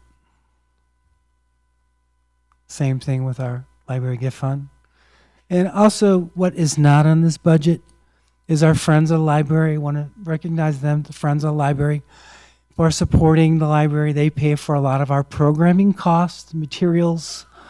If there's anything out of the ordinary that we need to spend money on for like our tiny art show, they'll buy the canvases, the paints, the brushes, stuff like that. So they make our library from good to great, in my opinion. Supplemental requests, we're holding the line steady. We're okay. Capital request, the same.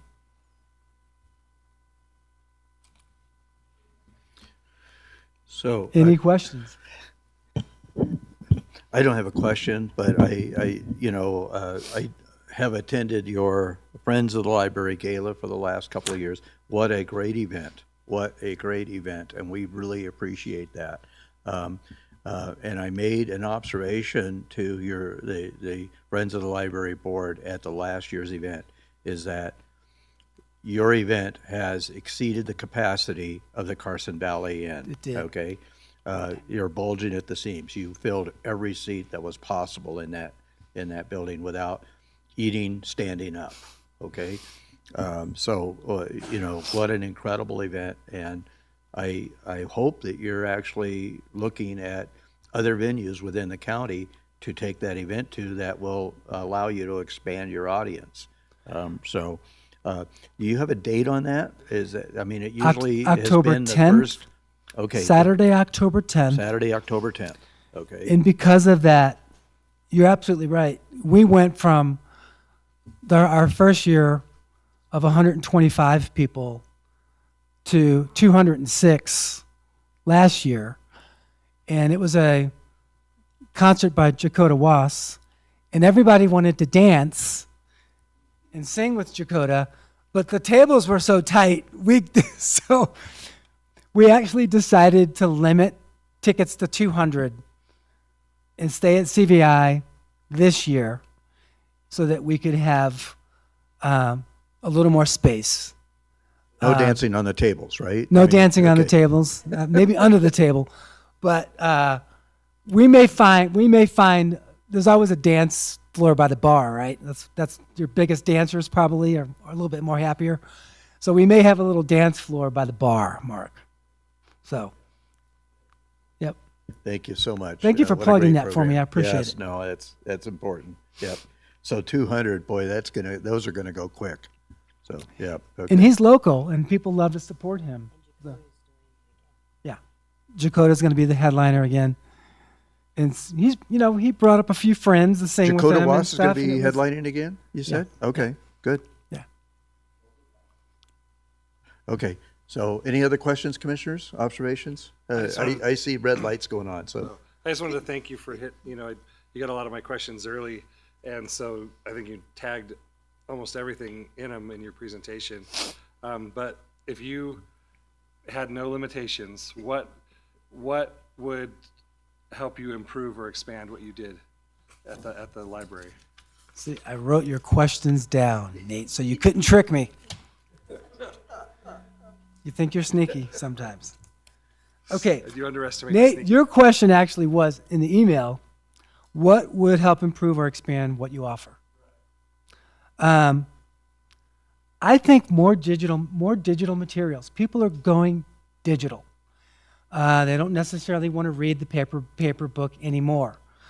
They're costly. When it comes to the cost, and we don't own it, we are renting it. That's how they do that. And the authors sometimes are not available fully. We're looking at working more with the state library and the other libraries. You know how we do the interlibrary loan with books we don't have? We're trying to find a way to interlibrary loan digital materials. So maybe we can share digital materials. I know I'm trying to answer your question with reality, something that we can deal with reality. Like space, I would love to have more space because sometimes we're totally full and we have a quiet area and people want to do something on their computer and they want to Zoom and they want to talk and someone's on the computer trying to do, I don't know, their taxes or apply for a job or finish their research paper. But we have shout outs to my other departments. They are very accommodating to the library. I can't wait for the cinema to be done because I want to use the cinema for books to movies.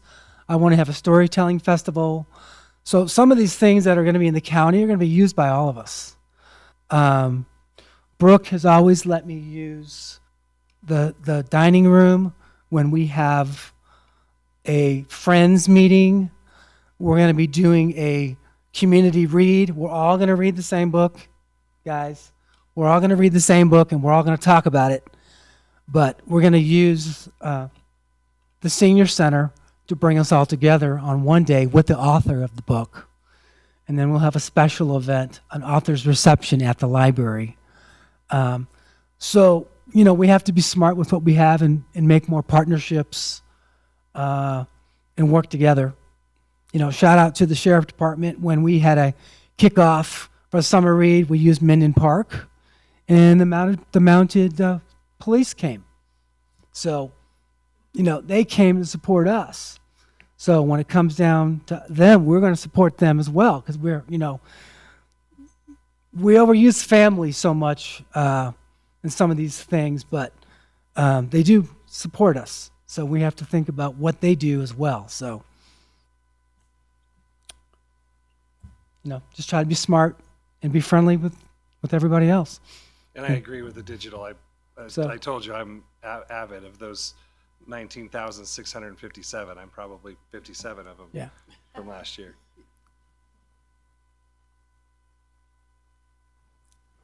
Okay, very good. Thank you so much, Tim and Teresa. We appreciate your coming forward today. Thank you very Any much. last words, And I Teresa, look forward before- to the gala again. So, yep. So, okay. And we'll wrap up this morning's session. Ms. Lewis, thank you.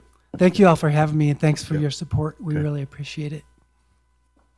Thank you. Kathy Lewis for the record. I wanted to talk about the library a little bit. You saw on Tim's slide where he's looked at his staff creatively over the past couple years. When the county manager and myself, when we've talked to departments, when there's an opening, it's a great time to look at your structure. And Tim and his staff and his board have done that every time there's an opening, every time they have a vacancy, look and see if they can do it better, smarter, and to make them more sustainable, which is difficult because their funding is limited. And I just wanted to compliment both Tim and his staff and the library board and how good they're doing. Absolutely. Thank you so much. does Without a give me a loss of question. services, it appears, right? Without a loss of services, which is really great. Yes. To clarify, the expenses that we see those don't take into account payroll, right? That is correct, yes. That's Yes. why they're showing a little bit of an increase overall, but that doesn't take into account the big savings from consolidating those positions. The consolidating the positions, that fell into place after we had this tentative budget set, and so we will have it for the final budget, be able to implement those changes. But that came together after we had this tentative budget set, so. Overall, with that offset, they're not asking for an increase. Thank you, yeah. Okay, with that, we will go into recess. We'll come back at 1:15, okay? Thank you.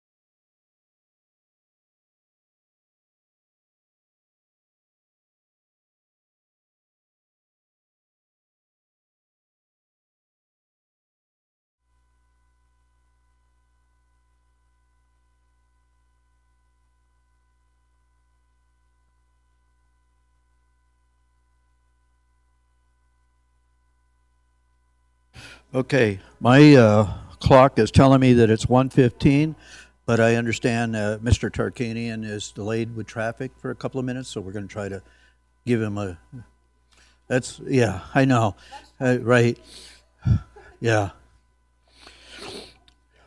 Yeah, traffic in Douglas County, right? Yeah, okay.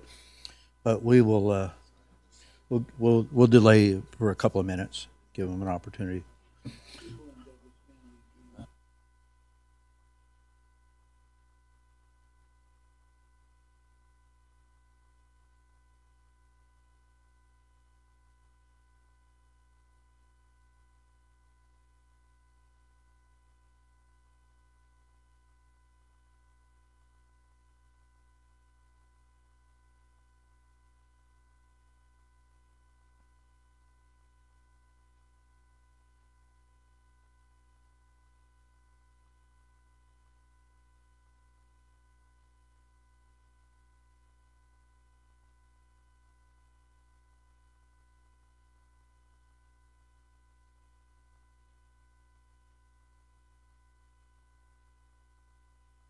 Okay, we will go ahead and get started.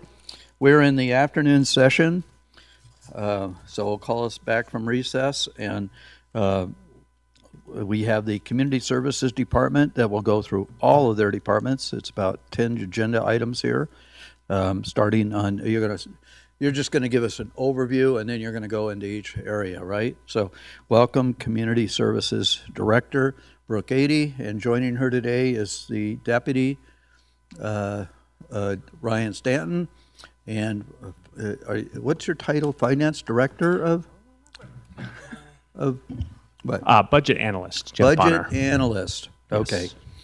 So based on that, we should have a very easy session today, right? So, okay, very good. Ms. Adey, please right. proceed.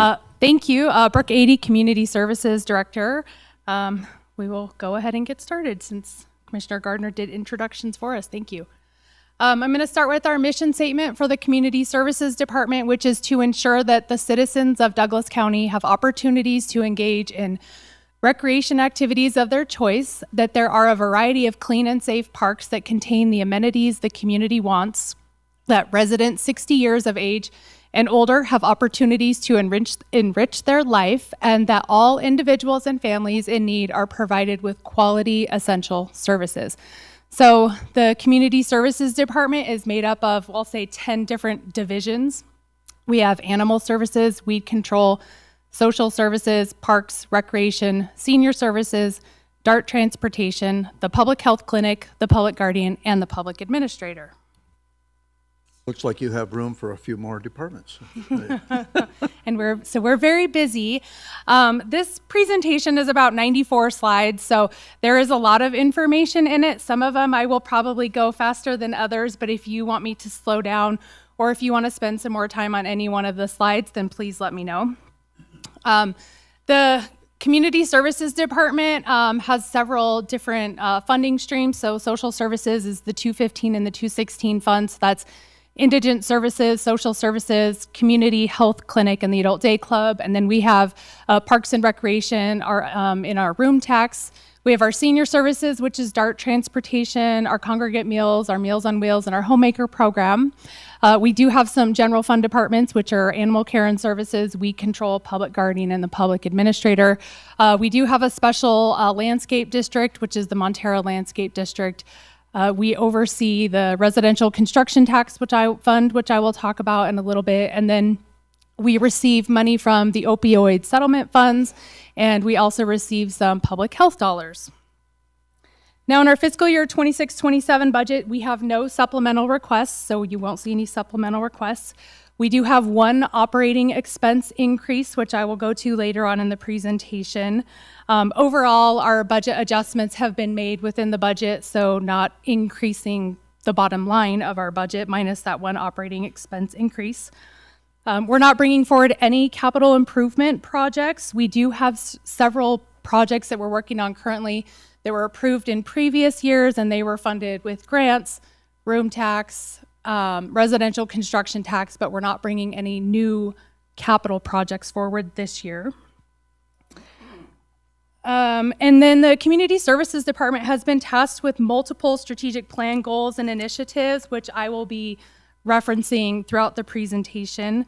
There were a few questions that were asked of some of the commissioners, and so they're pretty broad questions that can mean different things for different departments, but overall, one of the questions was, does staffing affect services? Yes, staffing affects services.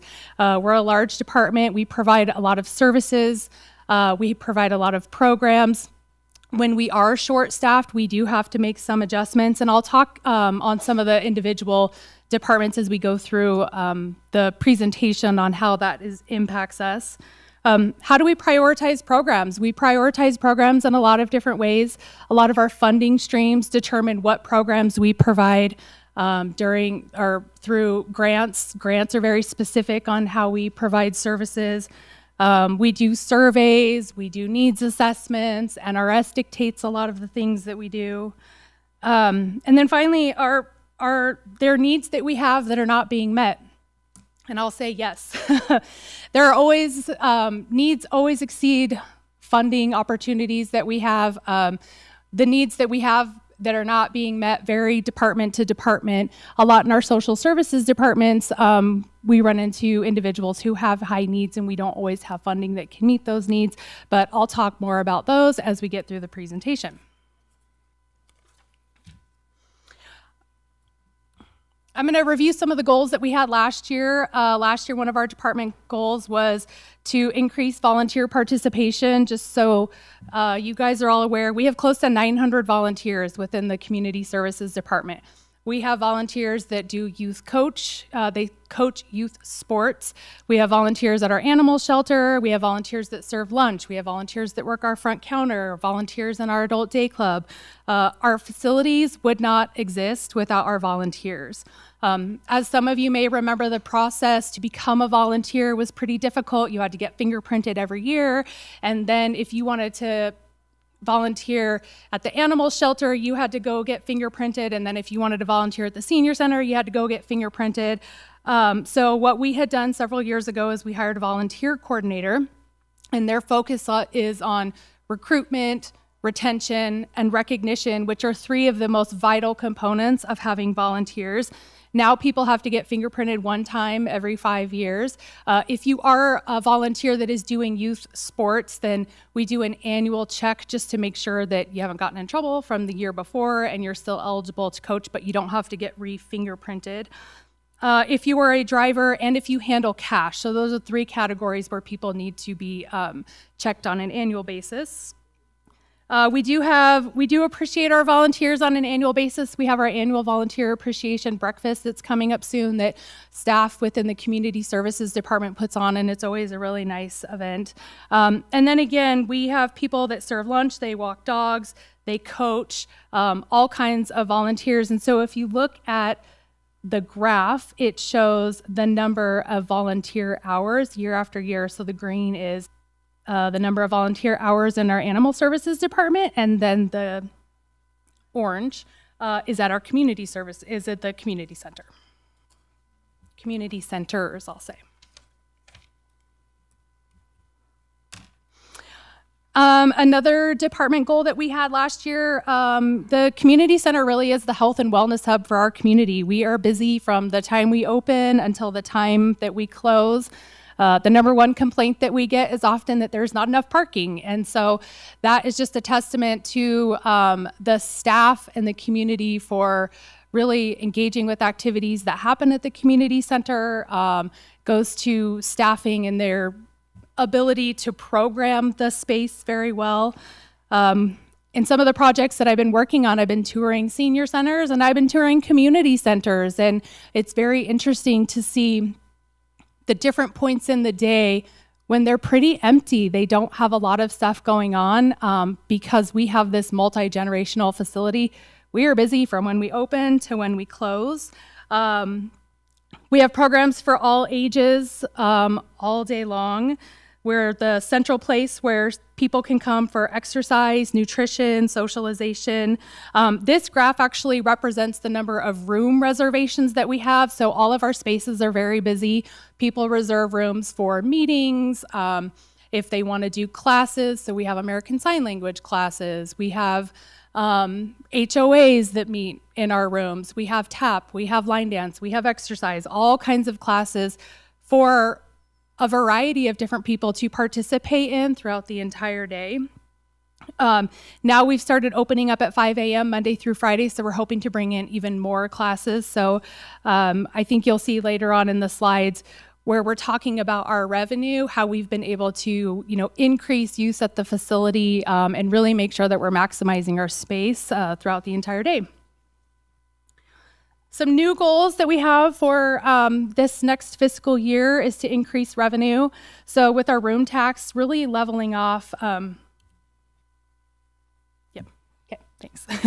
With the room tax really leveling off, then we need to look at different ways to bring in revenue.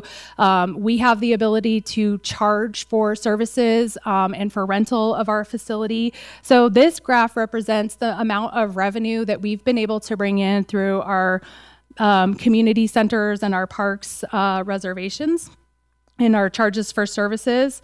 There has been an increase in revenue over the last several years. In 2023, we did a rate adjustment where we increased some of those fees, and we'll be looking at doing another rate adjustment this year. Typically, we take the fees and charges manual before our Parks and Rec Advisory Board around the fall, and we review a lot of the rates, and then we come before the Board of County Commissioners for final adoption.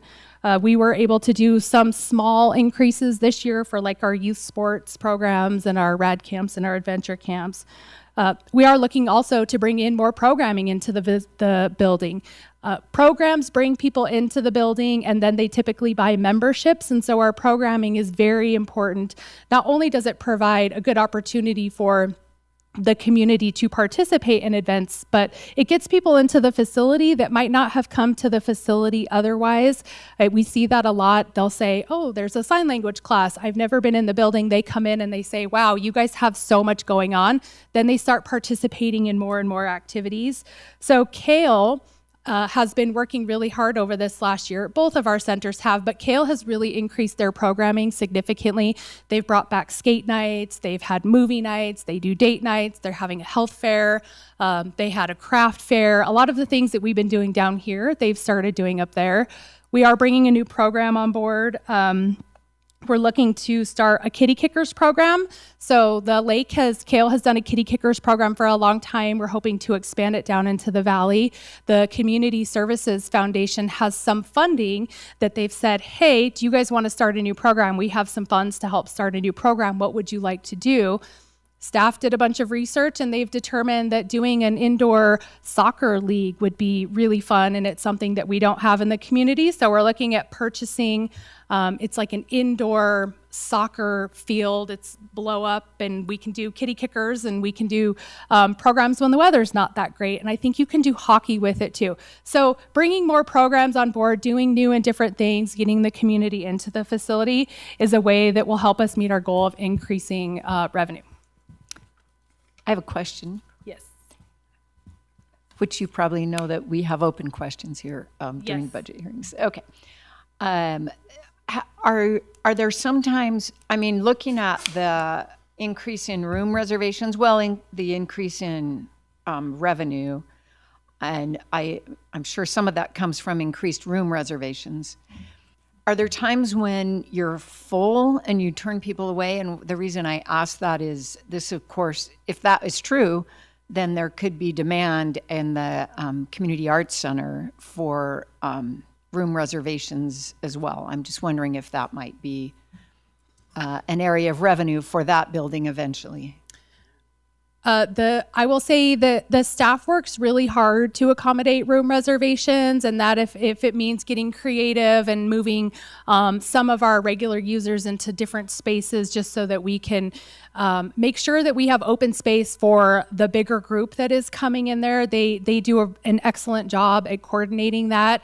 I think that you bring up good points that there is a lot of potential for the theater to be a place where we could hold additional classes, meetings, all kinds of things. With just having more space, it provides more opportunity for things like that.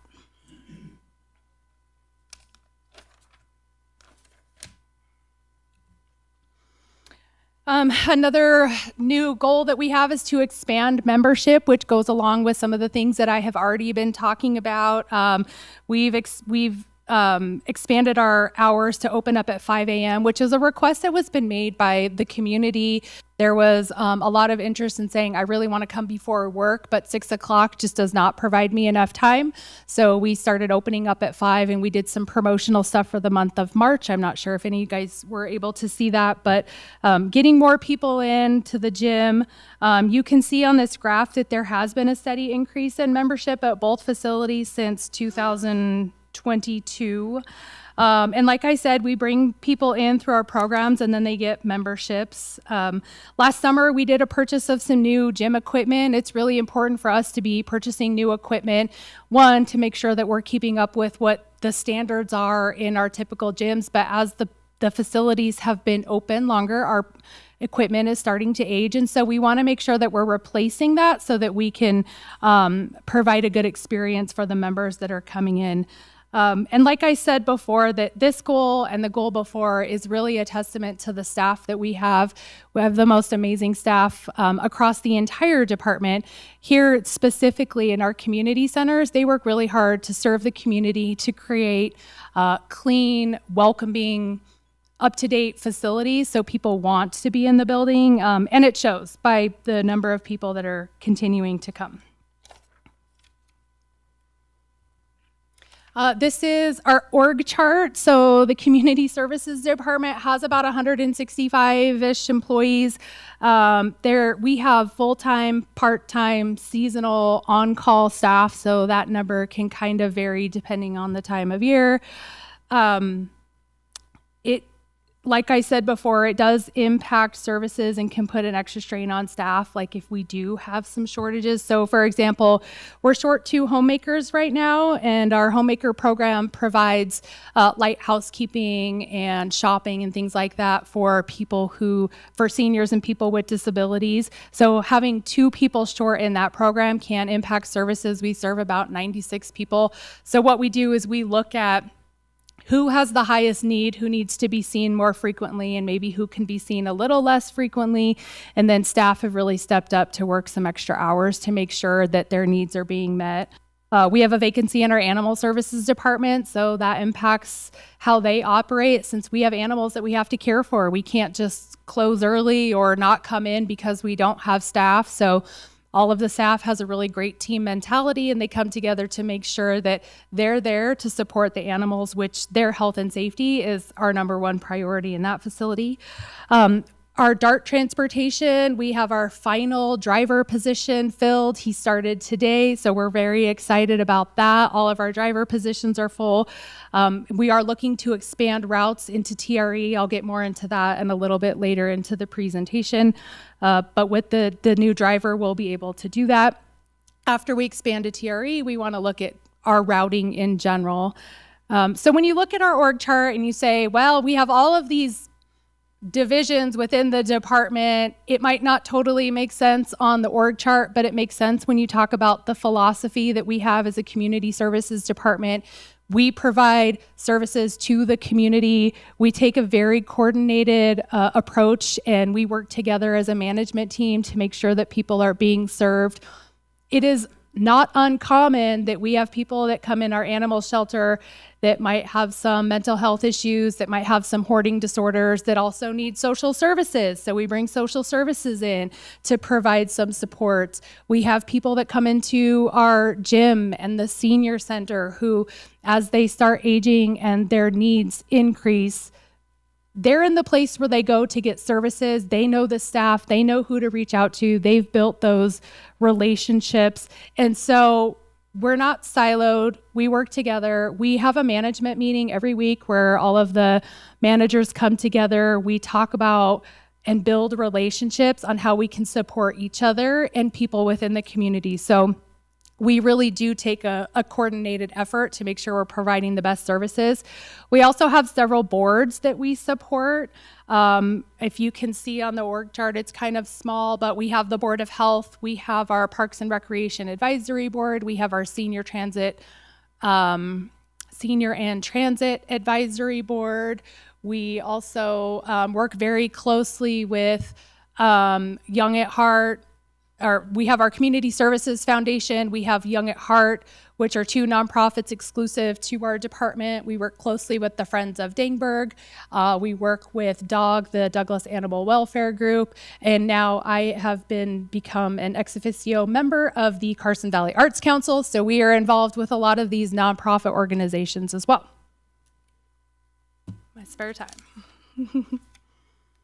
So I'm going to start off by talking about our social services fund. So social services is dedicated to indigent services, social services, community health clinic, and the adult day club. So within those four areas, we provide a lot of services: community stabilization, homelessness prevention, job readiness, community health services, caregiver respite advocacy, wraparound case management, medical assistance, and family planning.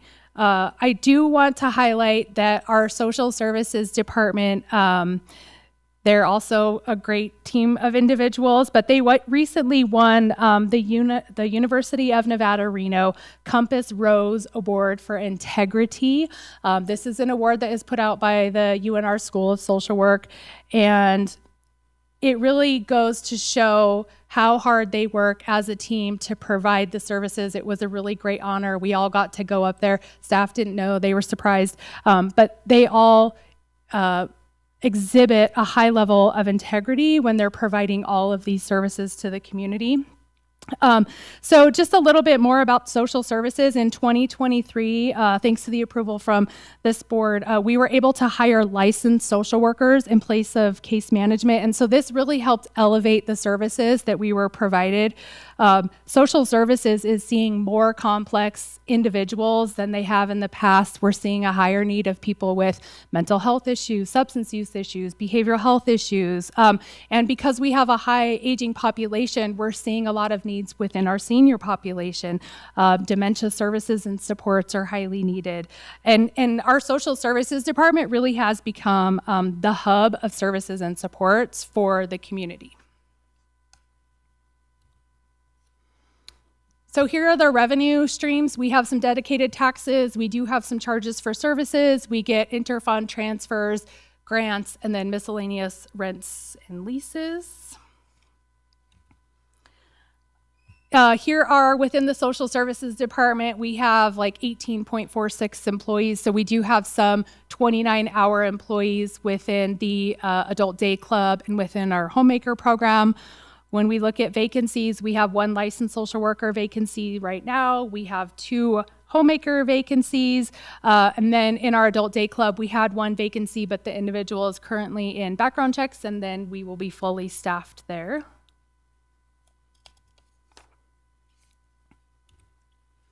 The social services budget, there are really 2 parts to the social services budget, 2 funds, I will say. We have the 215, which is the funds to support indigent services. This fund, this account collects funds, and then it goes to support the 216. It is funded with property tax, and the fund is typically called the 6 to 10 cent fund. And this is where NRS has authorized counties to collect a minimum of 6 cents and a maximum of 10 cents to support indigent services. And then we have the 216 fund, this is the main fund that supports social services, where they're able to provide all of the services I previously talked about on the slide before. And then the 216 is made up of funds transferred in from the 215, which is that 6 to 10 cent fund. I'll go into more detail as we go through the presentation. So here, if you look at this slide, it shows the taxes that the county has received for the last 20 years, and there's 3 areas of interest for social services. One is the property taxes that are collected for general social services. This is very difficult to read, so I can talk a little bit about it, where I think it's 0.37 cents that are collected for property taxes for social services. And then we have a 1 1/2 cent of taxes that are collected for the Accident Indigent Fund. This fund was established by NRS. All counties contribute to this fund. And it happened from years ago where people didn't have health insurance, and it happened a lot in Las Vegas where out-of-town visitors would come and they would get into an accident or get hit by a car on the strip, and they would go to the state-funded hospital, and the state-funded hospital was saying, we can't afford to continue to see these people that don't have insurance. And so this is sort of where that fund was created out of. And then since the Affordable Care Act, those funds are being shifted for different things, which I will also talk about in a little bit. So in 2013 and 2014, there was a shift in allocation. So the Social Services Department was collecting the full 10 cents. And it was recognized that the Social Services Department had a budget surplus. And so they went on a planned spend down. And so the amount that Social Services currently collects in the 6 to 10 cent fund is 6 cents. The remaining other 4 cents was allocated to other things within the tax cap, so they didn't actually take those funds and give them to something else. They were allocated for for roads, which I will also talk about a little bit more in this 6 to 10 cent fund as we go through the presentation. So let's start with the 215. And so this is what we're anticipated to collect in the 215, which also supports the 216. So this was once referenced as the supplemental medical fund, or the 6 to 10 cent fund. And so we're looking to expect revenue about $2.6 million for the next fiscal year. This is just a breakdown on the slide, and if you want me to slow down on any of these, some of them I summarize in a table, and then I provide the actual table that finance has given us. But this is a breakdown of where the revenue comes from, so you can see how much is collected for each of the different taxes. And then here are the expenditures. So the 215 fund has 3 different ways they transfer money out. So there are no operational costs in the 215. We have no staff, we have no services and supplies. Everything is transferred out to support other divisions. So there are funds that are transferred to social services, which is the 216, which is about $1.4 million. There are funds that are transferred to the general fund, and that supports the public guardian's office. And then there are funds that are transferred into the senior services budget. So all funds support the indigent population. And so we gather data from each program to determine how many individuals that are considered indigent are served. And that kind of helps determine what those transfers will be.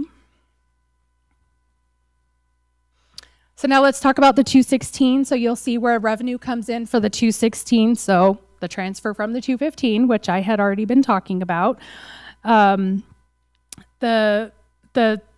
Social Services Fund, the 216 fund, is required by NRS to increase at about 4.5% each year. So this is where we have all of our operating for social services, which that naturally happens when you're looking at salaries. It does grow by that amount anyway. And then we have charges for services. We are able to charge for services at our adult day club and the community health clinic. And then we also get property taxes that comes in. And then we have some grants as well.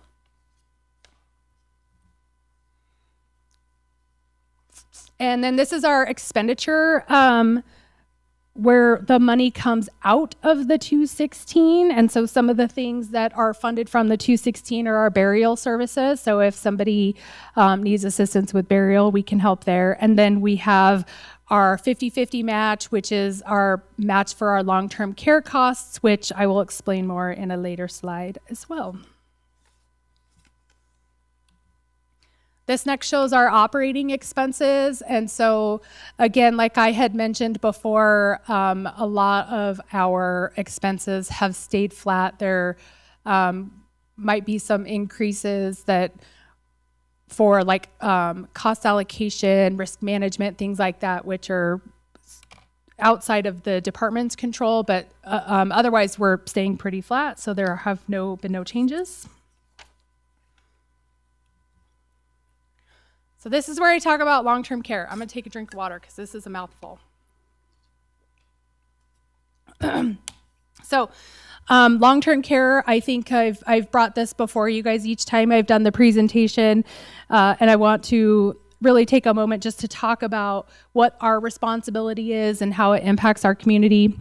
So in 2003, the state passed an unfunded mandate that required counties to pay for the non-federal share of long-term care costs. So these are the costs that Medicare and Medicaid do not pay for, then the county was then responsible to pay for them.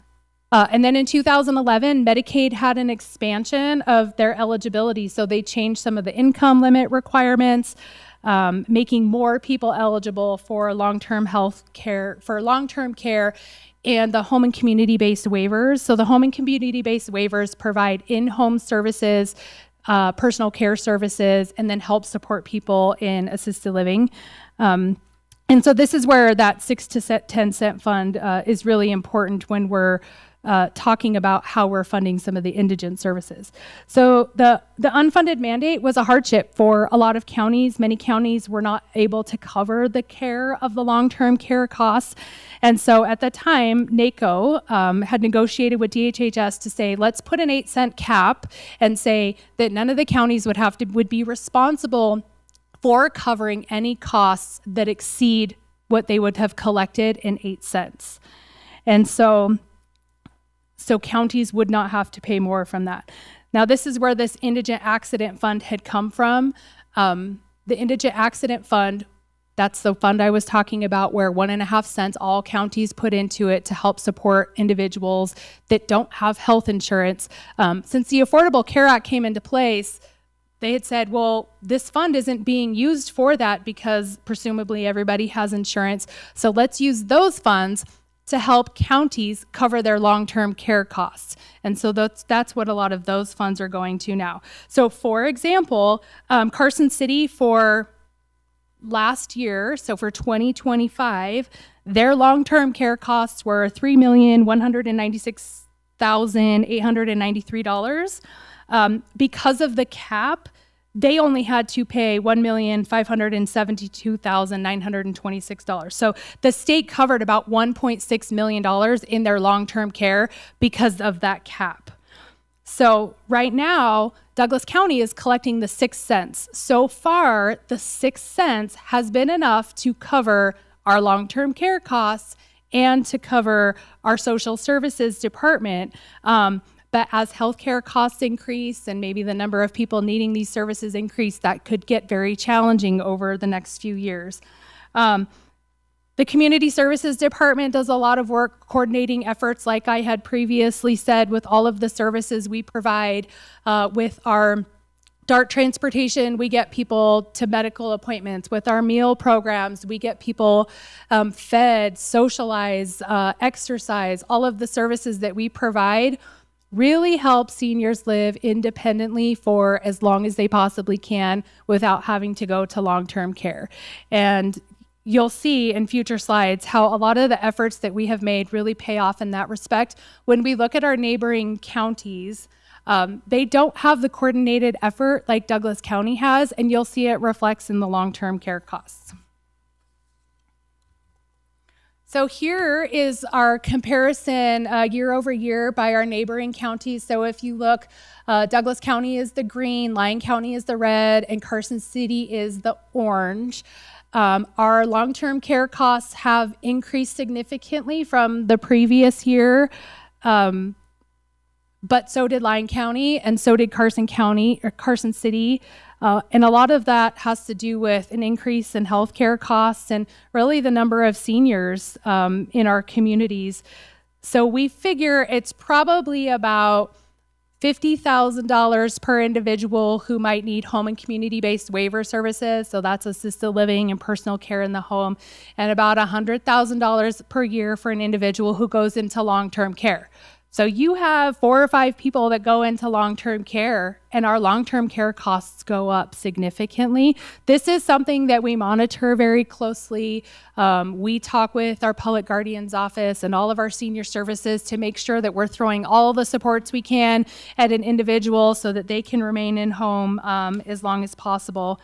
I think another reason for the increase is that Aging and Disability Services division oversees the home and community-based waiver program. They had a significant backlog wait list of people trying to access these services. They did a rate adjustment. They were able to increase the rate for personal care services, and they started pulling people off the wait list. So it is a lower level of care, but we are responsible for paying the non-federal share of those costs. So let's see. Well, I mean, these think are I've covered all significant- that. These are obviously significant numbers compared with our population. I mean, our population is just not that far behind Carson City or Lyon, and yet our costs are significantly lower. So kudos to the department for trying to keep our seniors in their homes, you know. Yeah. That's great. Thank you. I just want to, if I may. Yes. So of that 3,196,893 that Carson paid in 2025, I think you told us about half of that was covered by the state. So their long-term care costs, hold on, let me want to make sure I got it right.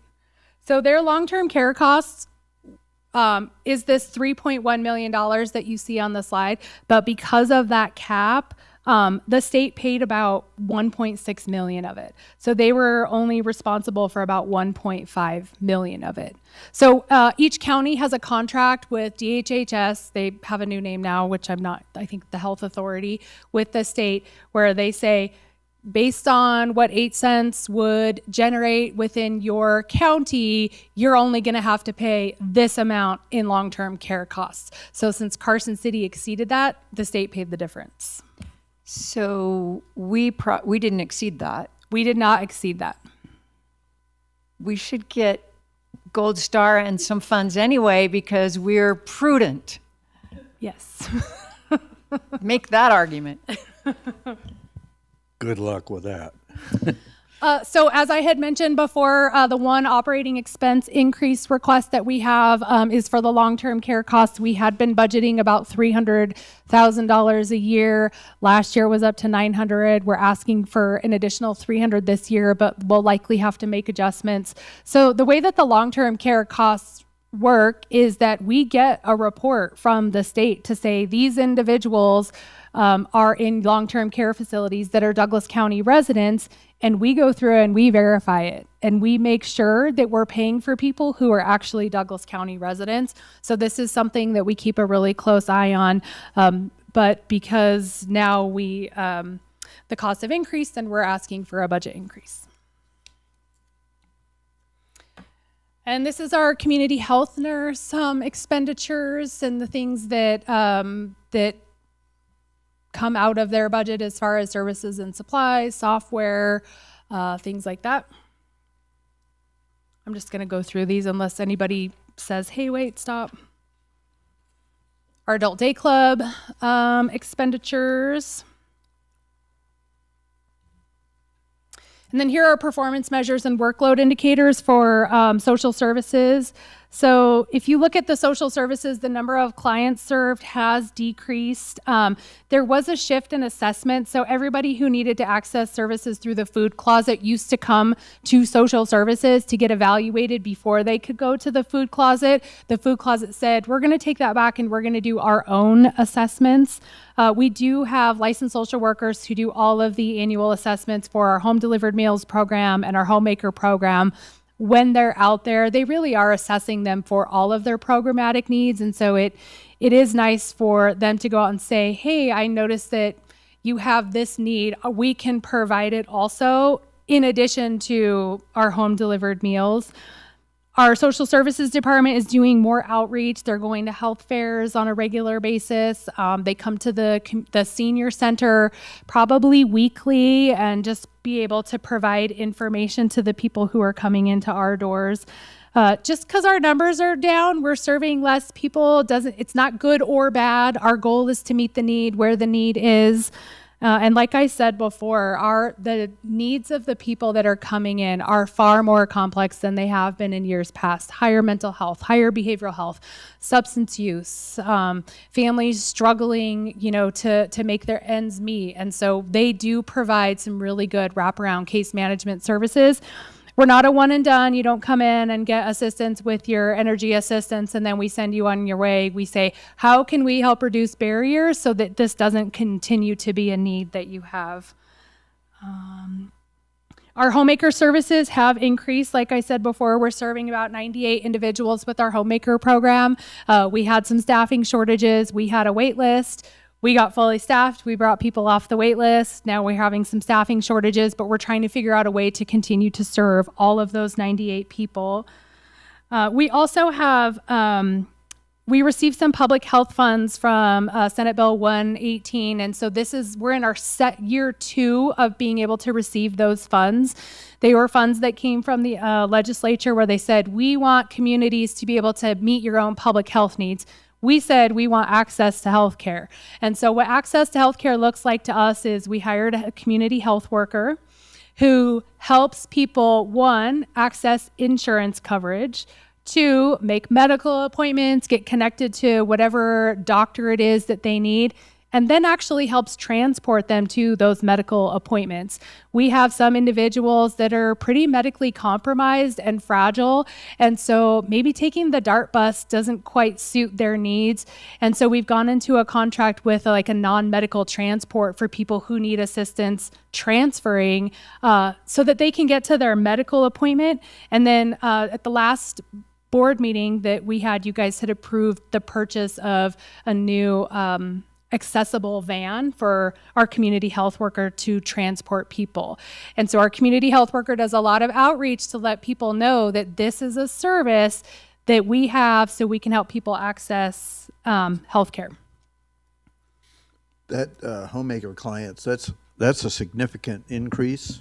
I would certainly over the last 5 years. So how was it mostly staffing that we just didn't have available, or? There was a period of time where we had a couple staff who were on, they had some workers' comp claims, so they weren't able to work, but we weren't able to fill their positions, making serving some of the individuals a little bit difficult. We've gotten past that, and so we've been able to hire some replacements, but still had a little bit of turnover. Is this free service that we offer? So this is a service that is funded through a grant from Aging and Disability Services. The county does provide a match. It's really to cover salaries. And what it does is it provides light housekeeping, maybe some meal prep and shopping for individuals with a disability or seniors. They can pay $4 an hour for the hours that they have if they're able to. So there are some people who do pay, but it's if you can't pay, you're not going to not get the service. Very minimal. Very right? minimal. Yep. One of the other funding streams that is within the Social Services Department is our opioid settlement funds, the 217. So this is funds that came from opioid litigation from distributors and manufacturers of opioids. So April 2023, the Board of County Commissioners approved a One Nevada Needs Assessment, which identified 8 goals and priorities, which are listed here. With the One Nevada funds, we do meet 3 different strategic plan goals. So it's a public health goal, a community partnership, and providing mental and behavioral health services. So if you look, it does talk about the things that we fund through community partners based on the goals from a needs assessment that we had completed in 2023. This shows the amount of revenue that we are expected to get for fiscal year 27. Now, these are settlements that we get periodically throughout the year. They all come before the board, and they're probably expected for about the next 15 years. the expenses in this program. So we have one administrative services manager. And then I heard Sheriff Coverly talk a little bit about this in his presentation too. The One Nevada funds are going to fund a licensed clinical social worker within the Douglas County, the Sheriff's Department, for the mobile outreach safety team to do some of that crisis management and stabilization. The licensed clinical staff will be able to do evaluations, help refer people to services. This position is currently, I think it closes tomorrow. So really excited to see how this is going to come about when we're actually going to have a clinician working with the Sheriff's Department instead of relying on grant funding and nonprofit organizations to provide the services, which this also meets a strategic plan goal and a needs assessment goal. Here are the different organizations that we fund. There is an error on this slide. We actually are not funding Tahoe Youth and Family. We are funding Moxie Up, but we did a grant notice of funding opportunity out to the community. We had 7 organizations that applied for grant funding. We funded 6 of them to do a variety of services. A couple of ones that I wanted to highlight. With Partnership Douglas County, we fund a position. We give them funding, and then they have an agreement with the Douglas County School District to fund a prevention specialist who is a school district employee who can work on prevention issues across the entire school district. This position started, I think, in October, and it's a really great partnership because we have somebody embedded in the school who can do a variety of prevention activities. Carson City Community Counseling Center, they provide treatment, both residential treatment and outpatient treatment, and they help individuals who have high co-payments and deductibles, which can be a barrier to treatment. The funding that we give them helps overcome those barriers so people can get treatment without having to worry about that level of funding. Carson Valley Health, they provide a number of groups for adults and for youth, both substance use and mental health. Family Support Council, we have them looking at adverse childhood experiences. They're doing evaluations and helping refer people to services. Suicide prevention, they do a lot of outreach. We've been able to help them fund a position to do a lot of outreach. And then Moxie Up has an incubator program where they're helping grow licensed clinical professionals. So they provide free space in their clinic where clinicians can come in, get the hours that they need, and really help grow that provider base. All of this funding started in January, so I'll look forward to, first quarter reports to see how well all of these programs are going. Brooke, before you go, on this one, it's grant funded for 15 years or so, right? So do we have any plans for, we're going to get pretty reliant on these in 15 years or so? Do we have any ideas or plans for how to take these over time, or is there any kind of like incremental steps we could be taking? Good question. So the funding that we receive from the state, it's not a grant, so we receive settlement dollars, which then we evaluate how many dollars we have, how much funding are we using within our program for staffing and things like that. And we say, okay, we have X amount of dollars that we can grant fund to community providers every year. Community providers, all of these community providers, they are experts in the things that they do, and they're not services that at this time where we've had discussions about bringing in-house because we have so many community providers that do these services. One of the things that we're doing differently with this grant program than other grant programs is we're not requiring them to come back to say every year it's a new program. If they have a program that we've funded and it's successful, we want to help continue to fund it. We don't want to say, hey, that was a great program, put that aside, you need to bring forward a new one, because we want to help them grow these programs. We have not had a lot of discussion beyond, this is only the second year we've done this funding, and so I think that we still have an opportunity to do some evaluating to see how it's going. Did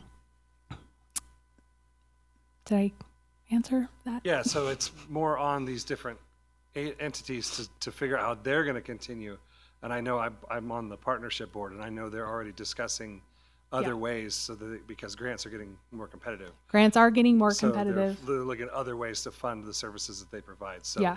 okay, but that's good. That's clarity. I didn't quite put 1, 2, 3 there. So. Yeah, the positions that we have, they are contingent on this funding being available. So the licensed clinical social worker with the sheriff's department and our program person, these are all contingent on us continuing to receive the funds. So I wanted to weigh in on this a little bit because as I understand it, this is just the first settlement of the first lawsuit. And as I understand it, there are like about 3 pieces of the puzzle or 3 pieces of the pie, 2 of which have not been settled, and this is the first one to be settled? No? No. Okay, I'm mistaken then. That's possible. I can be mistaken. I admit that.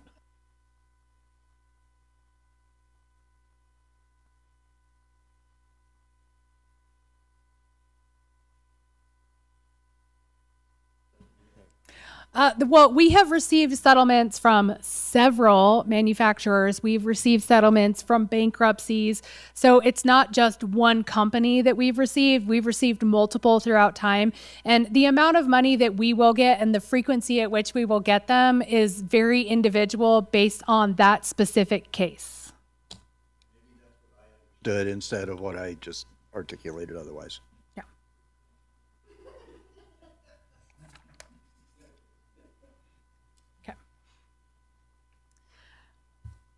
There are some other things that we've been able to do with opioids settlement, the One Nevada settlement funds.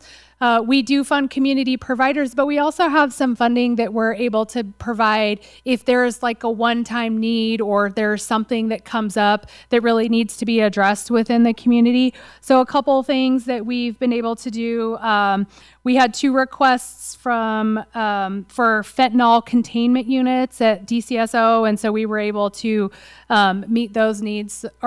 We had 2 requests.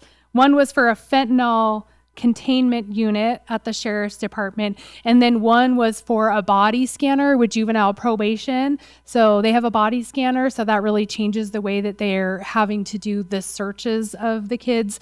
And then Tahoe Douglas Fire Department came a few weeks ago, and you guys had authorized us to use some money for narcotics storage and disposal. So we've been able to be flexible to meet the needs of the community and support nonprofits while better serving the community and making sure that prevention, treatment, and recovery services are all being addressed with these dollars based on the goals that were established in our needs assessment. Okay, I'm going to go into room tax now. So our room tax fund, Fund 234, it's dedicated to parks and recreation, promotion at the lake, the valley, the state, airport economic vitality, valley roads, lake transit. It supports and maintains park facilities, provides meeting spaces, facility space for construction management, weed control, public guardian, public administrator. So there's a lot of things that are done within this department. We have 58.1 employees within the room tax department. So that is really all of our administrative staff, our park staff, our recreation staff. We kind of put all of those together. So a total of 58. Again, some full-time, part-time, on-call, and seasonal positions. We do have 1 vacancy right now down here in the valley, and that's a rec specialist. All of our coordinator positions are full. We do have a couple of vacancies up at Kale, which are our recreation leaders, seniors. We tend to have vacancies throughout with our kids club, adventure camp, and rad camp.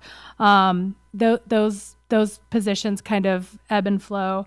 We are in the process right now of hiring 2 parks seasonal positions and then 1 maintenance specialist, which is a full-time position. Our seasonals typically go from about April, May through September or October, kind of depending on the weather. Our seasonals are extremely important for our parks operations. Our parks are very busy. They're starting to be very busy in March. And depending on the weather, we start, firing up our irrigation and doing lots of landscape. But we've got right now softball, baseball, soccer. I mean, we have all kinds of stuff that are happening. That doesn't even count the events that we have on the weekends where we have Hot Air for Hope and Big Mama Show and Shine, and then all of the events at our fairgrounds. So our seasonals are very important to help keeping us operating in the summer at the campground as well. Are we struggling to get seasonals or? No, we actually have had some really good recruitments across the board for many of our positions. So we are seeing an increase in the number of people who are applying and better quality applicants that are coming through.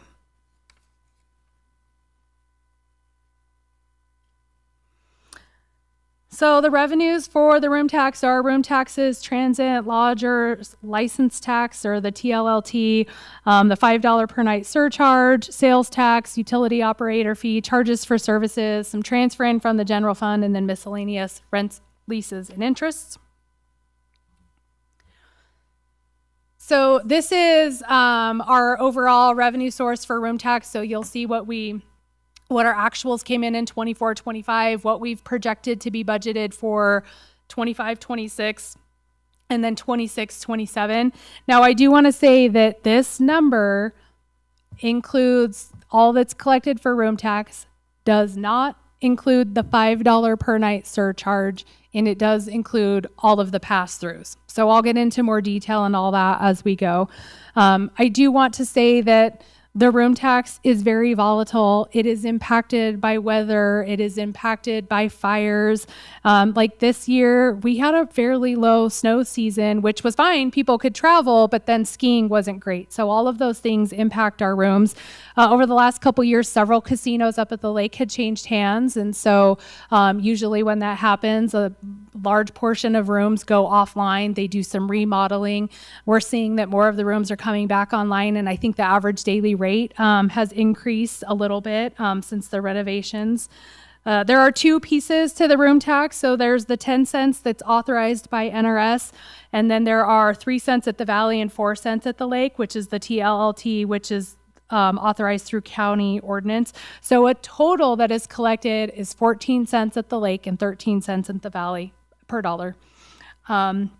So this, like again, this slide shows the budget amount. It includes the pass-throughs, but not the $5 surcharge. And so I'll go through a lot of detail as we go on this slide.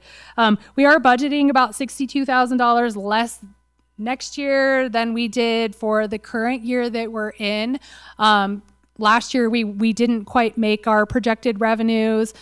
This year, room tax is coming in a little bit higher. Maybe VHRs are a little bit lower. So we looked at all of those factors, and when we projected what our room tax revenue was going to be for the next fiscal year, the budget is something that we review on a very, very regular basis. We are constantly looking when each month comes in for the revenue that has been received to determine how we're going to spend our funds. If there are projects that we're doing, we typically wait till towards the end of the year when we know how much the room tax is coming in. But the budget is very tight. And so that's really impacting our decisions. One, when we're doing projects, how closely we're looking at it. But right now, we're kind of deferring some of our maintenance, and we're really looking at if it's broken, fix it. But we're holding tight because we just want to see how the revenues are coming in. So each month, when we get our room tax reports, it really determines on how we're spending for a lot of the things that we do. One of the other things that we're doing is that when staff attrition off, so if a staff leaves or retires, we're kind of holding the position a little bit before we go ahead and do some recruitment, just to kind of help us manage this budget as well. So the room tax, once it is collected, it is allocated in several different ways. This is just the overall allocation. The next slide I'll talk about Tahoe Lake specific, and then the one after that I'll talk about Valley specific. But you can see where funds go through to state promotion. That is a pass-through, so that is not something that you'll typically see in our budget. So is the Tahoe Transportation District, and then the Tahoe Douglas Transportation District, TDTD, for our county roads. But the rest of it, the promotion, I did have Convention Center on here. It is the Tahoe Blue Event Center, and I'll make sure that I reference that appropriately as we go through the presentation. But this is just shows an overall general of where all those funds go. So let me ask you real quick, that what's like 1.5 million? No, that's not the TOT. That's the property from the RDA 2. How much of that 13 million goes to this Tahoe Blues Event Center, and the rest going to Douglas County Promotion? And is Douglas County Promotion all TDVA and the LTVA and the Chamber of Commerce? Yep. All in the next slide, I'll show you how all of that breaks down. Okay. You're good. Okay, so this is how the funding is distributed for the 14 cents generated at the lake. So up top is really the breakdown of where everything goes. The down below is the actual breakdown of the promotion, like you were asking Commissioner Tarkanian, where all that funding goes. So let me talk a little bit about the first 10 cents that is collected that is authorized by NRS. So 7 cents of that minus a 1% admin. Of those funds, 65% of it goes to the Tahoe Douglas Visitors Authority for Promotion and the Tahoe Blue Event Center. And then 35% of it goes to Parks and Recreation. Now the amount that is distributed to the TDVA, the Tahoe Douglas Visitors Authority, is established by NRS. The part that goes to Parks and Recreation is established by NRS and county ordinance. So the county does have discretion on the distribution for like parks, recreation, airport, things like that. Then 1 cent of it, minus a 1% admin fee, goes to the TDVA for the Tahoe Blue Event Center. Then we have 1 cent that's broken up into 2 ways. So 3/8 of 1 cent goes to the state promotion. So that gets passed through right onto the state, which is authorized through NRS. And then 5/8 of that 1 cent goes to the LTVA, so the Visitors Authority. And of that, 75,000 goes to the chamber. So the county does have discretion on distribution for promotion of events. So the NRS says that you guys can use it for this thing, and then the county says this is how it's going to be distributed. And then 1 cent of the 10 cents that is collected goes to the TDTD, so the Tahoe Douglas Transportation District, and that is for transit, roads, and transportation. The county has discretion on this, but it is jurisdictional. I know there was a public comment earlier about funds for roads being generated at the lake and used at the valley. By NRS and ordinance, it is jurisdictional. So if it's collected at the lake, it has to be spent at the lake.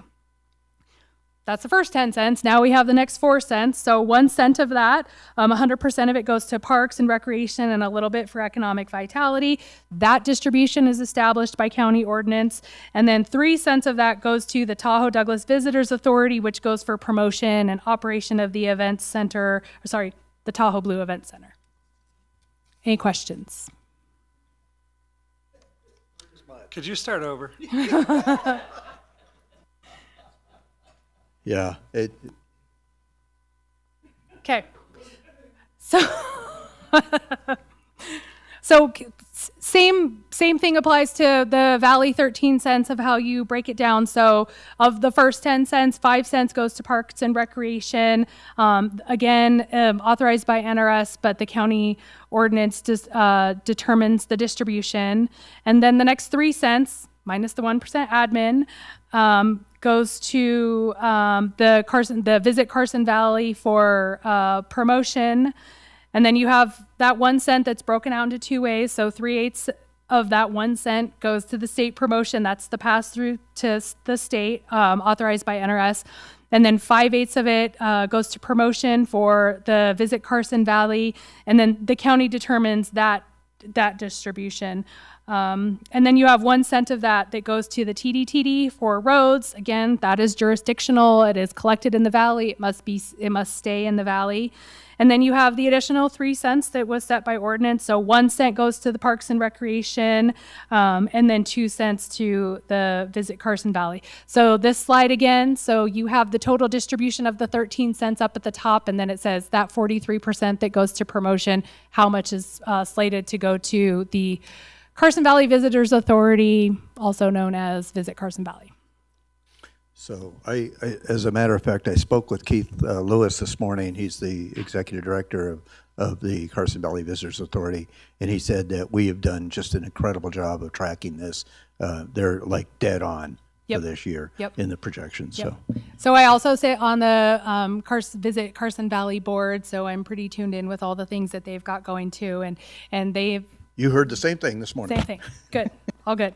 Okay. Hey, I'm sorry, Mr. Chairman. Members of the commission, Jennifer Davidson, County Manager, for the record, just because I do think we get quite a bit of questions on this from the public, and I'm sorry, I'm going to make you backtrack 2 slides to directly answer Commissioner Tarkanian's question. Do you want me on Tahoe or like I want in to go general? to where the 65% goes. That one. Yep. This slide right here, Commissioner Tarkanian, directly speaks to the question that you asked. So the Tahoe Douglas Visitors Authority receives about 65% of the amount collected of the 14 cents. And it's distributed as it's listed here, with 10.8 million going to the Tahoe Douglas Visitors Authority, 75,000 to the Chamber of Commerce, and then 1.3 approximately for the Lake Tahoe Blue Event Center, about 12.2 million total. Is that a correct summary, Brooke? Yes. Is that fair So to say? Brooke, which ones are statutory requirements to go to those agencies? Or is there a discretion with the board on what we can do for promo? Yes. I do want to also note that there is an error when you're look at the Tahoe Transportation District, that it should be 1.345, in the one got cut off. So there is $1 million in there. So let me break that down. The NRS authorizes us to collect the funds, and they say what the funds can be used for, and then the county set an ordinance to say how it's going to be distributed. So I got to cut you. I want to understand this. Very important Yeah. to me. So the state states in NRS it has to be used for promotional purposes. Then the county has an ordinance. You're saying, is that what you said? An ordinance? That the money has to go to. that determines how it is distributed amongst those authorized uses. We have an ordinance that says 88.42% of the money goes to the TDVA, 0.61% goes to Lake Tahoe, because we still vote for authorizing money to the Chamber of Commerce. Well, there are portions of those distributions that are set by NRS that. Excuse me now. Yep. Okay. You So- said it. No, hold it. 'Cause I'm sorry. I'm not going to get it if I don't ask the question before you jump onto something, because you know this way too well and you're talking way over my head. The NRS, does it state that it has to go to those entities itself, or just that it has to be used for that purpose? That's the first question. So the NRS established that first 10 cents that we collect. And within that 10 cents, the NRS said, you have to do these things. So the NRS does say 65% of the revenue that is collected has to go to the TDVA for promotion and the event center. That's NRS. There's nothing we can do about that. For promotion, it has to go directly to the LTVA. Yes, for promotion activities and for, No, but they're the entity that has to have that money. correct. Okay, do they say the same thing for the other two? For Lake the- Tahoe Chamber, LTVA Convention Center? Yeah, so that there is, an error too. The LTVA Convention Center. The LTVA has nothing to do with the Tahoe Blue Event Center. It is all the TDVA. So then let's see. Is that an NRS statute is what I'm asking? Yeah, let me pull it out. TDVA, 1 cent. Yes. That is in statute. Okay. Can you ask your question one more time? I'm sorry. Oh, I want to make sure If I'm just understanding what you're saying, the NRS says we have to give 65%, we have to give 88.42% of the 65% to Tahoe Douglas Visitors Authority. We don't have discretion of that. That's what you're saying, right? We do. We do. We have discretion. So the NRS says you're allowed to do this, and then the county ordinance says this is how much this is where the money is going. Okay. You're going back and forth. And okay. So I understand it correctly. The statute says we've got to spend X amount of dollars, 65% on promotional, lake promotion, right? That's all it says. Nope. It says that it has to go to the TDVA for promotion at. Okay, that's my whole question. Yeah.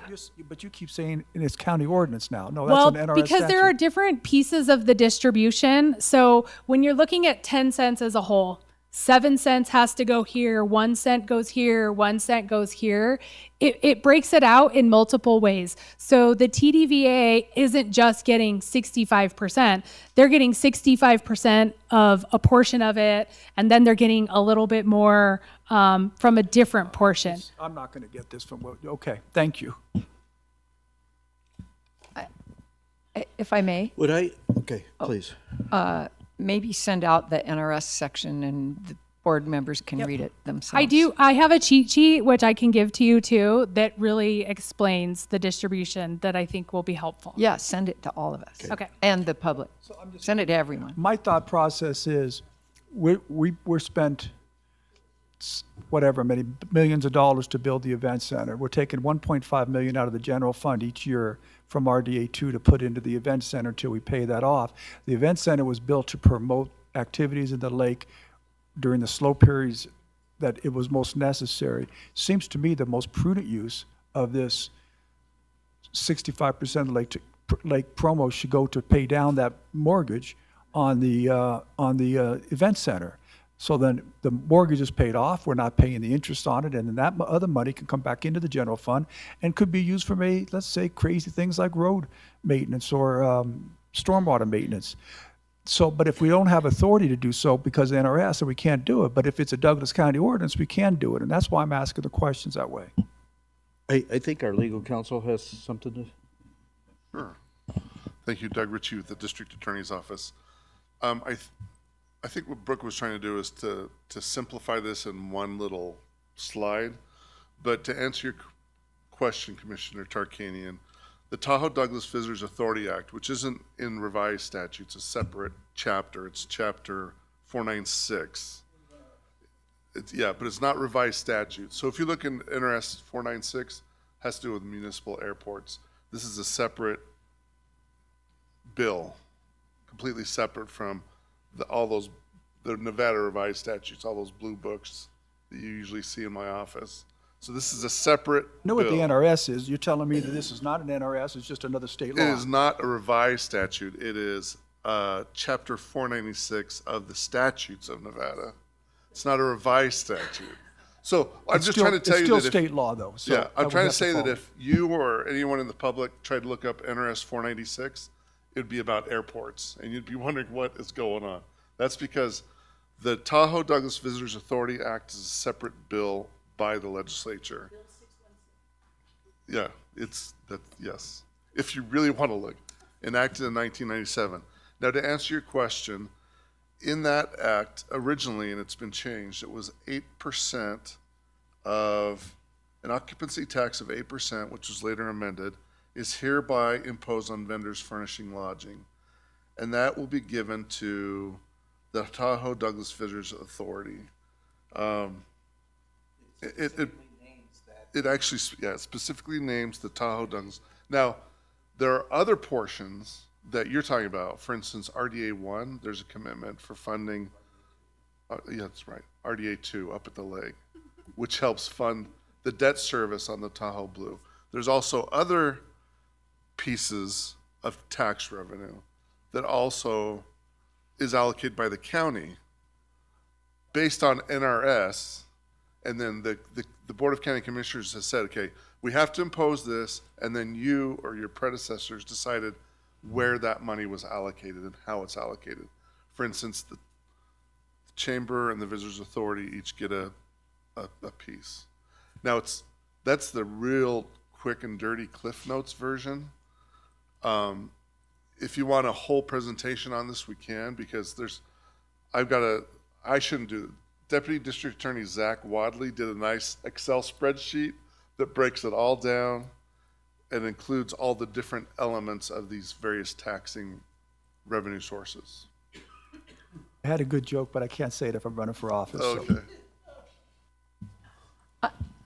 If I may, out of all that, I did pause, Commissioner Tarkanian, when you said RDA 2 funds out of the general fund.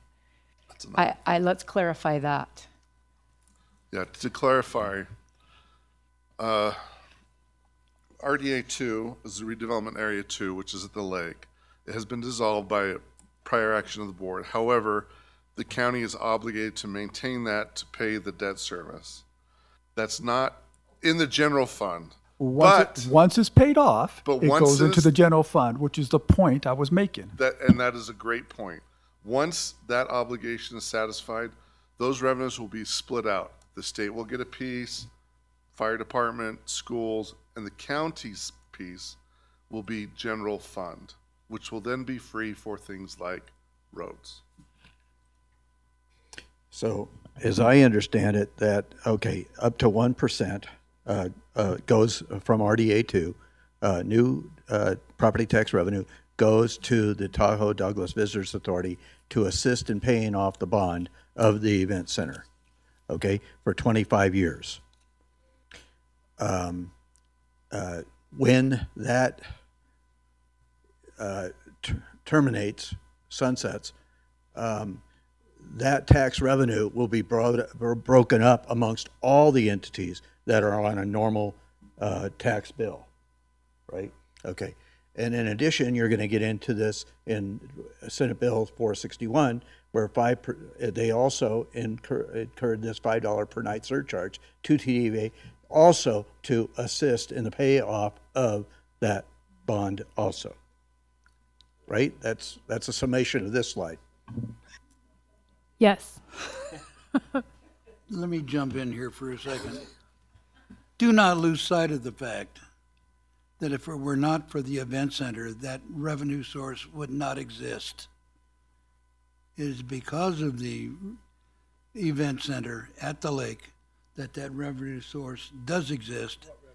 The revenue source that is generated by the RDA and generated by the activities at the center. All of that tax money wouldn't exist if the center didn't exist. It wouldn't have happened. That's so not. we're talking money that wouldn't even exist were it not for the event center. So don't lose sight of that. Isn't it true that most of the money that goes into RDA 2 is from the Tahoe Beach Club? And isn't Tahoe Beach I'm Club? not the RDA 2 expert. I'm sorry. It does, and the Tahoe Beach Club was already under construction before the event center. You were going to get those tax revenues no matter what. Okay, I think we're going astray here on where the sources come from, or anyways, we understand that those sunsets, okay, there is a multiple source of paying off of the debt of the Tahoe Blue Event Center. So let's continue. So the next slide talks about the $5 per night surcharge, which was covered within the discussion, but if there are questions, I can answer them. Otherwise, it all goes to the TDVA. I guess what's important to look at that slide, Brooke, if you don't mind, is the fact that the projections escalate every year, which means that we are filling rooms on a routine basis, and it's going up every year. So that's Yes. good. Okay. Yep. Okay.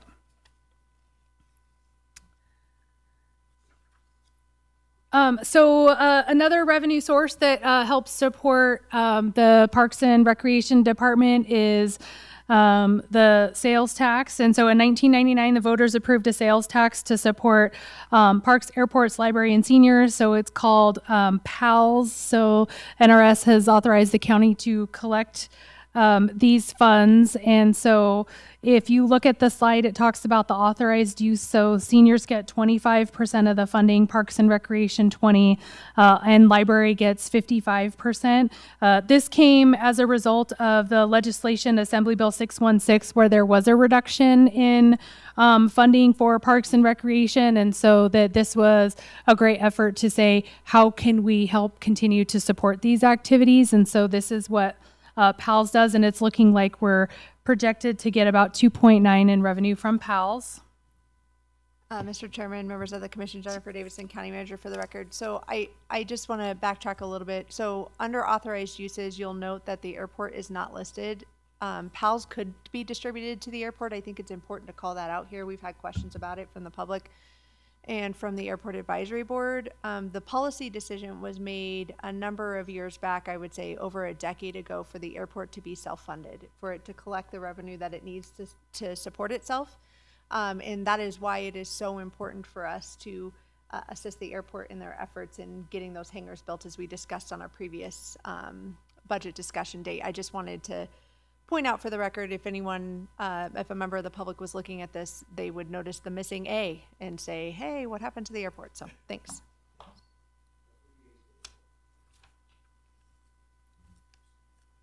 Okay, the utility operator fee is another revenue source that we have for room tax. So there's two parts to the utility operator fee. The first part was in 2011, there was an increase in the fee by ordinance where 1/2 of 1 cent goes to supporting the operation of the community center. So this is a fee that you'll see on your electric bill, your gas, your natural gas bill, or your phone bill, and it helps support the utility costs on the senior side for senior programs. And then I'll talk about the second part of the utility operator fee in a later slide. Brooke, you know, and I have some notes here and some questions, observations regarding page 30 of 75 in regards to the room tax. Are we done with the room tax, or are you going to come back to that? I'm done with the 13 and 14 cent distribution, and I'm talking about other room tax revenue sources. Well, I just want to. I can go back if you want. Something that highlighted me when I look at 234, Fund 318, 420, and then 4 all the way to 425. The room tax anticipated income from room tax commercial, room tax VHR, room tax East Fork, tourism surcharge, and the tourism surcharge at the lake. Are you gonna talk about that, or? You're like, what pay, what? Okay, so apparently not, okay? I mean, it's not, so all I wanted to do is this, okay? Okay. When I look at 234-000-318-420 on page 30 of the 75, it shows an increase in room tax, Lake Tahoe commercial, of proposed change of 261, which is a 2% increase. But when I look at the room tax, Lake Tahoe VHR income, okay, that's showing a significant decrease, anticipated significant decrease of 10%, right? Okay. Now, we were just told this morning that our the VHRs have actually increased in numbers, and so I'm wondering, are you still sure that we're, you know, is that your projection? Is that we're actually going to be $390,000 reduction in that room tax for VHRs? Yeah. So what we did is we looked at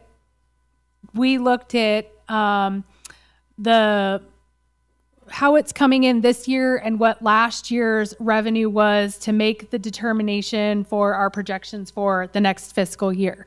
So based on what Tom Delaire was talking about this morning, there could be an increase in VHR, but we looked at sort of what had been happening over this year and last year to determine how we were going forward. So Yep. I hope so. Okay. Mr. Chairman, if I may, Jennifer Davidson, County Manager for the record. What our experience with VHR properties is, even though it's in their intent to short-term rent, some property owners may not realize what they're getting into.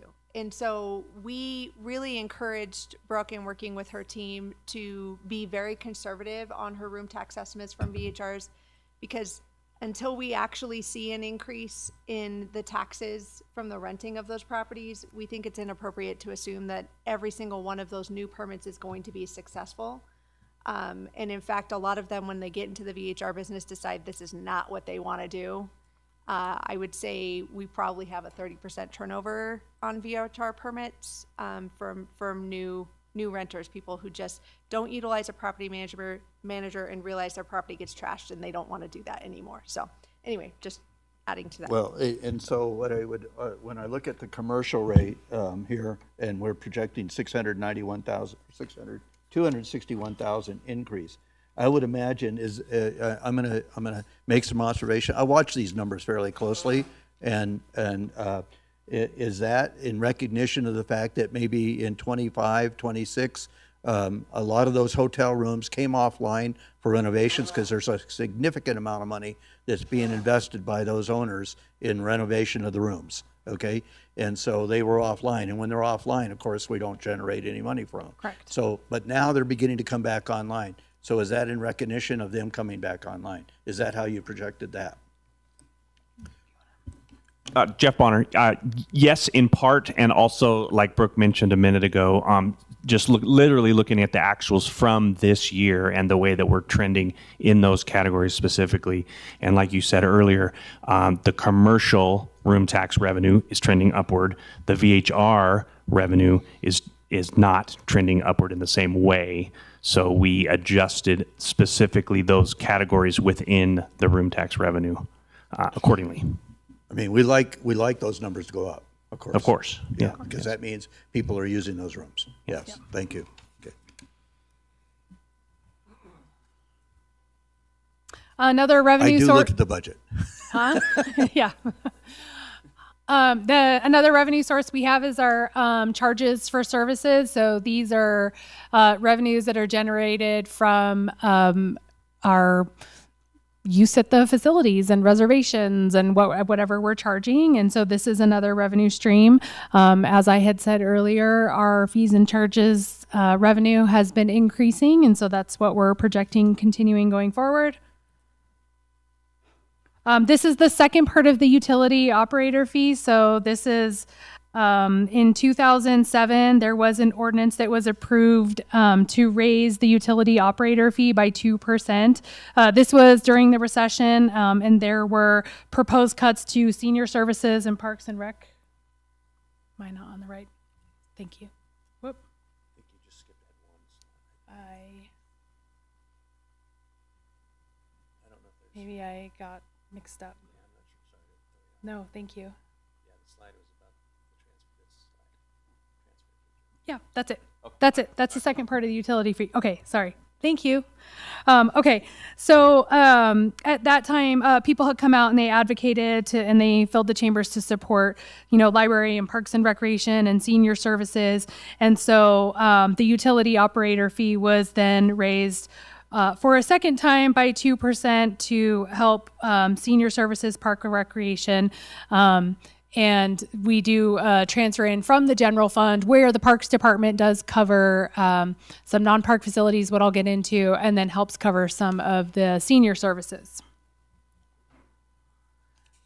So like I said, the Parks Department does landscape and snow removal for non-park facilities.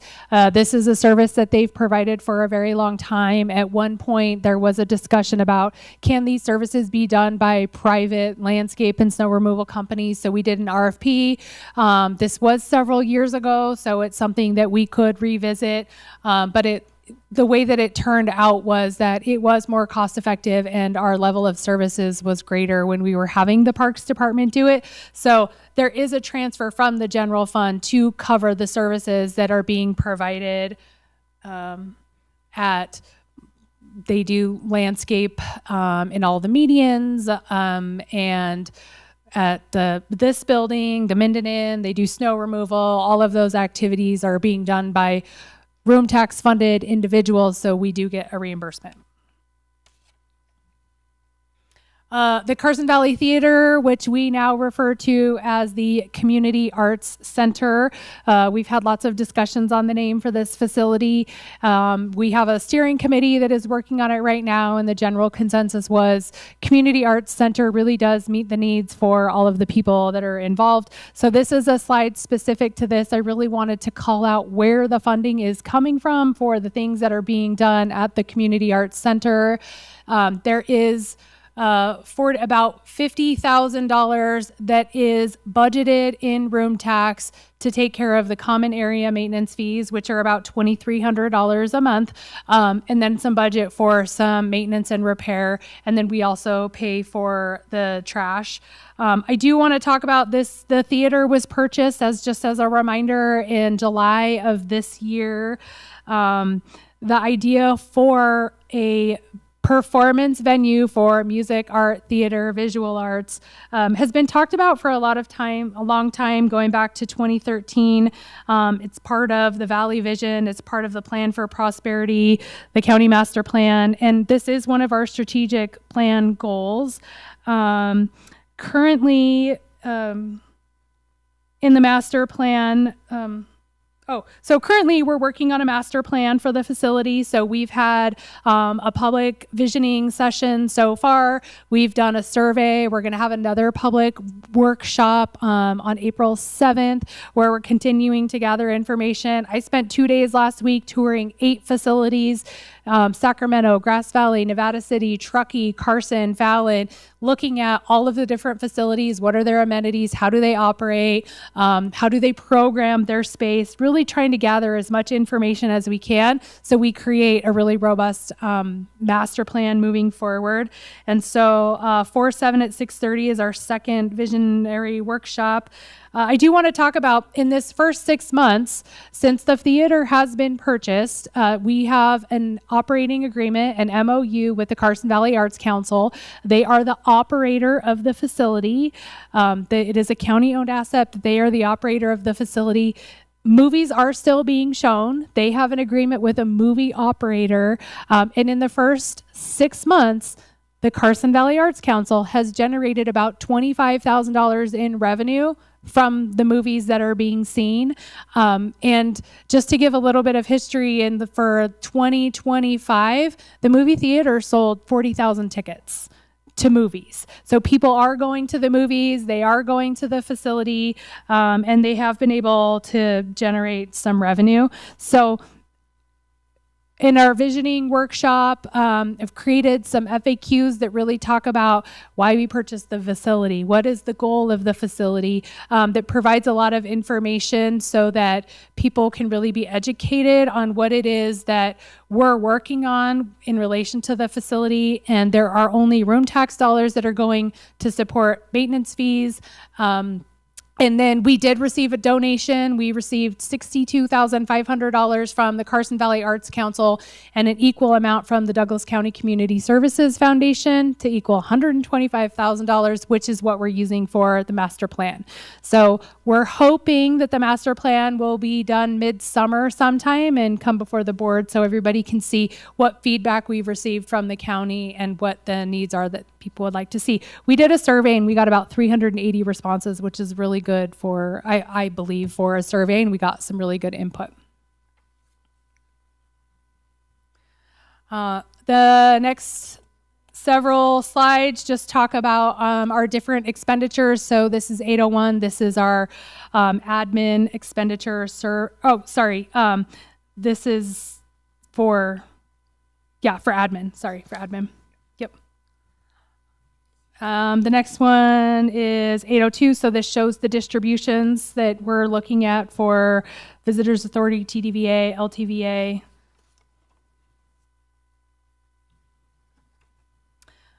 And then, so let's talk about parks program. So our parks department is responsible for maintaining athletic fields, fairgrounds arena, campground, building repair maintenance, equipment maintenance, grounds maintenance, pavement maintenance. They do playground inspection and maintenance. We have lots of reservations and special events, so they help support those. Cleaning restrooms, snow removal, supporting all youth sports. We work with a lot of nonprofit organizations and support youth sports. And then we have our weed control department and our paid parking program. So some more of our parks performance measures and workload indicators. So the Parks Division maintains over 800 acres of park land in Douglas County, has 19 parks and a wide variety of educational opportunities. Some of the big projects that we're doing right now, we're working on a splash pad in TRE, Topaz Ranch Estates. That was a partnership with the Carson Valley Swim Center. They've poured the concrete. They're making lots of progress. We're hoping to have a celebratory opening party in June. We are getting ready to break ground probably in the next several weeks on our Sodic Park ADA playground that we're putting in. And so we're hoping that will be done late spring, early summer. And then we've also partnered with Indian Hills General Improvement District on a new playground, which they're probably about 75% completed on that. That was funded with residential construction tax. The Sodic Park playground was funded through Land Water Conservation Fund grants and residential construction tax. And then the splash pad has a combination of funding. So my wife made me buy a new bathing suit for the grand opening of that splash pad. All right. DRE. So Very excited. But do you have the slicker for your hat though, so it doesn't get wet? One of the other things that we've been working on for about the last year is a fairgrounds master plan. Now that project was funded with some grant dollars that we got from the state for Conserve Nevada and then some room tax funds. That is coming before you on Thursday, the final master plan. I'm really excited to be able to present that to you and all the information that we were able to gather. And so that was also a strategic plan goal. Hey, Brooke, can I hit you on that one real quick? In the social media at the moment, it's hitting pretty hard with the lands bill, but I want to just clarify, because I've seen the master plan. There is no plan for a RV park in the master plan. Just want to confirm that. You can let everybody know. I know they're talking about spaces when the horse people can hook up for events, but there is no plan in that master plan to put an RV park at the fairgrounds. The master plan does include event-specific and emergency management spaces for RVs. It's not going to be an RV park that's open all the time where people can come and camp. Event-specific and for emergency management. Thank you for the clarification, because it was said many times, and I knew that wasn't the case, but I figured it'd be better just to put on the record today. Thank you. Okay. And because we're Parks and Recreation, we get to do a lot of fun things. And so I want to highlight some of the fun things that we get to do. So Hot Air for Hope. These are not events that we put on, but staff is heavily involved in supporting the community to make sure that these events happen. So Hot Air for Hope, Douglas County Rodeo, the Carson Valley Chucker Club annual fundraiser. Carson Valley Days. We have lots of sports tournaments in all of our different parks. Our Big Mama's Car Show and Big Mama Show and Shine Car Show. That was a mouthful. That is a big fundraiser for Young at Heart, which supports all of our senior programs. And then we have the Dangberg Home Ranch, which is a county asset that is managed and operated by a nonprofit called the Friends of Dangberg. We do have staff that provides regular landscape and maintenance to the facility. And then we partner with the Friends of Dangberg, on various projects, which I'll get to in the next slide. But this is information that has been provided by the Friends of Dangberg on their annual report for the number of events that they have, a number of visitors that they have each year. And so the Friends of Dangberg do a really good job at programming that space, getting people out there. And then all of the revenue that is generated by them there with their events goes back into supporting their events. So if you look at restoration improvement projects, so they have a lot of funders and donors that because they're a historic site, they're able to apply for grant funding that a lot of our other projects are not able to apply for. And so we sort of have this running list of restoration and improvement projects that the Friends of Dangberg have done that they have donated essentially to the county for the county facility. And then we have a list of the different grants that they were awarded last year. Hey, how about a 5-minute break?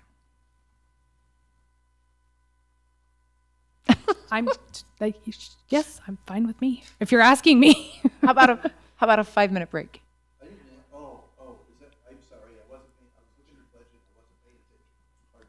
Okay, you're saying now would be a good time to take a 5-minute break? We actually need 10 minutes. Okay, yes, we can take 10 minutes, so we'll return at, how about 3:05? Okay, 11 minutes.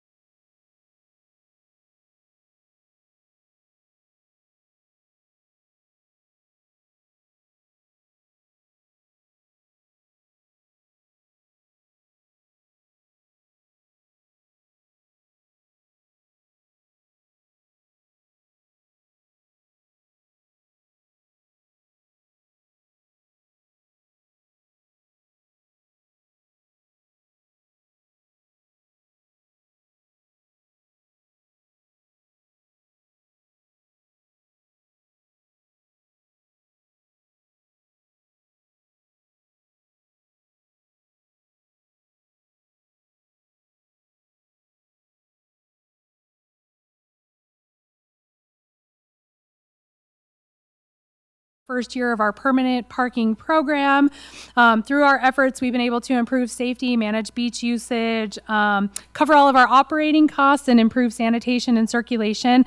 And I do want to say that this year, this parking program was a finalist for the Nevada Taxation's Cashman Good Government Award. So we flew down to Vegas. There were 6 other programs that were nominated. The individual who was giving out the awards, part of the Cashman family, is very familiar with this program, said a lot of nice things about us. We weren't a winner, but we were a finalist. And so that is a way for governments to be recognized for, helping save taxpayer dollars and being very fiscally responsible. And so we're pretty proud of what we've been able to pull together with this program, and then who we're able to support.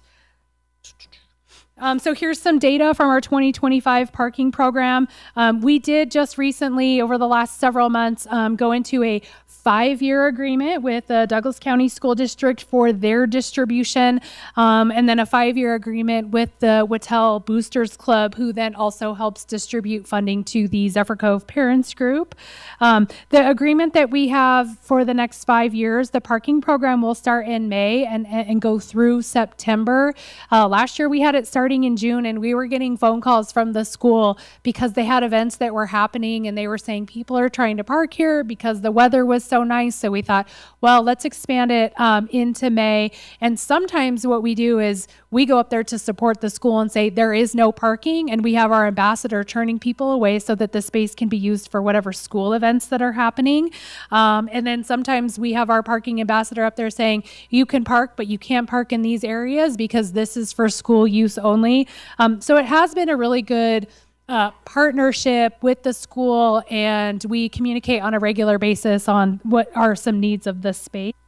And so if you just look at how much revenue we were able to bring in, and then our distribution of the net proceeds to the parents groups, the school district, and then the community services department. Now we're getting into our expenditure expenditure summaries, and these are all services and supplies. So we have 805. 805 is continued, which is most of our parks maintenance and things like that. We are onto 402. This is our revenue summary. So this is our residential construction tax.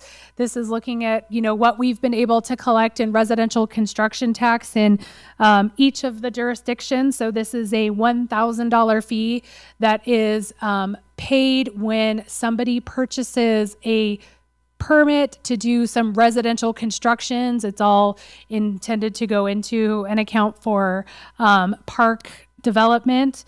The area in which the funds are collected is the area in which it needs to be spent. So there's been a lot of building in North County. So we had some residential construction tax, which we were able to help the Indian Hills GID replace some of do their park development, park improvement. So there is funding. So it's North County, South County, Central County, and then we have funds at the lake. So I had said earlier that we're not going to do any capital improvement projects, but we do have some projects that we'd like to do with residential construction tax, and we will bring those projects forward as we are ready to do them based on the funding we have. So the funding in this, once it is collected, I think there's like a 3-year period in which it has to be spent. So, and I made this comment, I'll make this comment this year. I made it almost every year. First of all, this is directed by NRS, and I still contend that it shouldn't be called park residential construction tax. It should be a fee, because this is a fee we charge developers when they put in a new house. It's $1,000 per house. And I don't know that NRS particular statute has been taken a look at lately, but $1,000 per house and the cost of building a park is not commensurate anymore. This fee needs to go up, in my mind. Of course, there would be the argument from the developers where you're just going to pass along that fee to the buyers, but still, it doesn't even come close to really building doing what it's supposed to do. So I don't know what the answer is there. It's just an observation. Again, residential construction tax. So the landscape maintenance. So in 2014, the Montera Landscape District was formed. And so we have, I think it's $218 that is charged to every Montera resident. And it comes to the county, and then we help support, we maintain some of their like common spaces. And so we have staff that goes out there. So this is our Montera Maintenance District.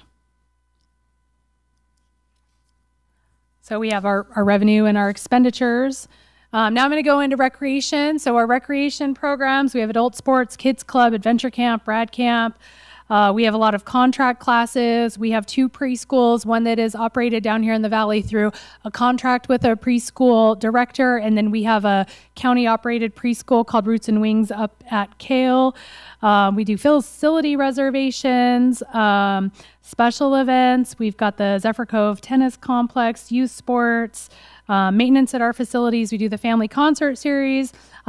We help with and partner with Main Street Gardnerville for the Dia de los Muertos Festival. And then we have an outdoor adventure program, which is for kids 12 to 17-ish, and they get to go kayaking and fishing and backpacking and do a lot of fun summer activities. We've tried to do some winter activities as well. And so that's kind of to catch those kids that don't need adventure camp supervision all day, but we still want them to be able to participate in activities.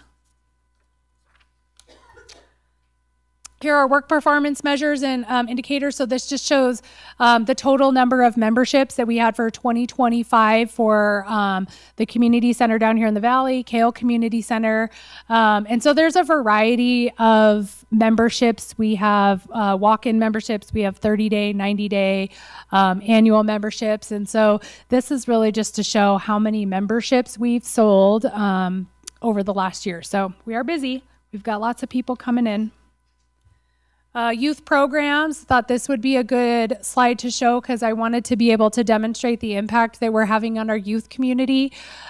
So each one of these is, so when you're talking about youth sports, so 962 represents one youth sport registration. So you might have a kid that plays flag football and they play basketball and then they play volleyball. That's 3 registrations. So this isn't the number of children that are participating. This is the number of registrations that we have. When you look at our kids club and our adventure camp and rad camp programs, so kids club, we have a morning registration. We have an afternoon registration. Our adventure camp, we have a registration each day. And so this really shows the number of registrations that the staff is managing when people are signing up for services. And then again, we like to show pictures because we like to have a lot of fun. So here's our Valley Recreation events. We have our father-daughter dance, which actually won an award for our Nevada Parks and Recreation Society for this year. Our conference is coming up in April, and it is at the Tahoe Blue Event Center. And so the father-daughter dance is being recognized as one of our signature events. And I believe our teen outdoor adventure program is as well. And then we have all of our youth sports, and then we have our adventure camp, which is in the summertime. And they do different activities every day. They go to the swim center, they go bowling, they go to the movies, they go to Wild Island, and we have lots of kids participating in that. And then here are some recreation activities that we have at the lake. So last year they had their first annual holiday market. They did it again this year. So we have a big craft fair that is put on by Young at Heart down at the community center here in the valley, and the lake has said, we want activities like that. And so they did their first annual holiday market. They are really working hard to bring more people into the building and create more community events for the residents up at the lake. They have an Easter program, and then they also have recreation sports. So both down in the valley and up at the lake, we have youth sports, and we have several adult sport leagues. So I would jump in real quick, Brooke. The staff there, I just want to give a quick shout out. I was there this weekend with the Ham Bingo, and so I was working with several of the guys and gals from the Action Club, and then talking with them, find out that they like to work out upstairs at the community center. And then I found out that your recreation director is helping them, guiding them in their workouts. And I'm pretty sure that's not on his work schedule. So I just wanted to let you know how much I appreciate hearing things like that from the staff and accommodating kids with special needs. I mean, a lot of people would take a step back from that and when find out that the staff jumps in and engages and is helping these guys have, their daily living and their workouts at the community center with staff supervision and help. It was just one of those things that touched me, and I just wanted to make sure I shared that. And I don't know why I'm almost tearing up over that, but it just, it was one of those things that hit me, and I felt like somebody should say something and it should be recognized. Well, thank you. I appreciate that.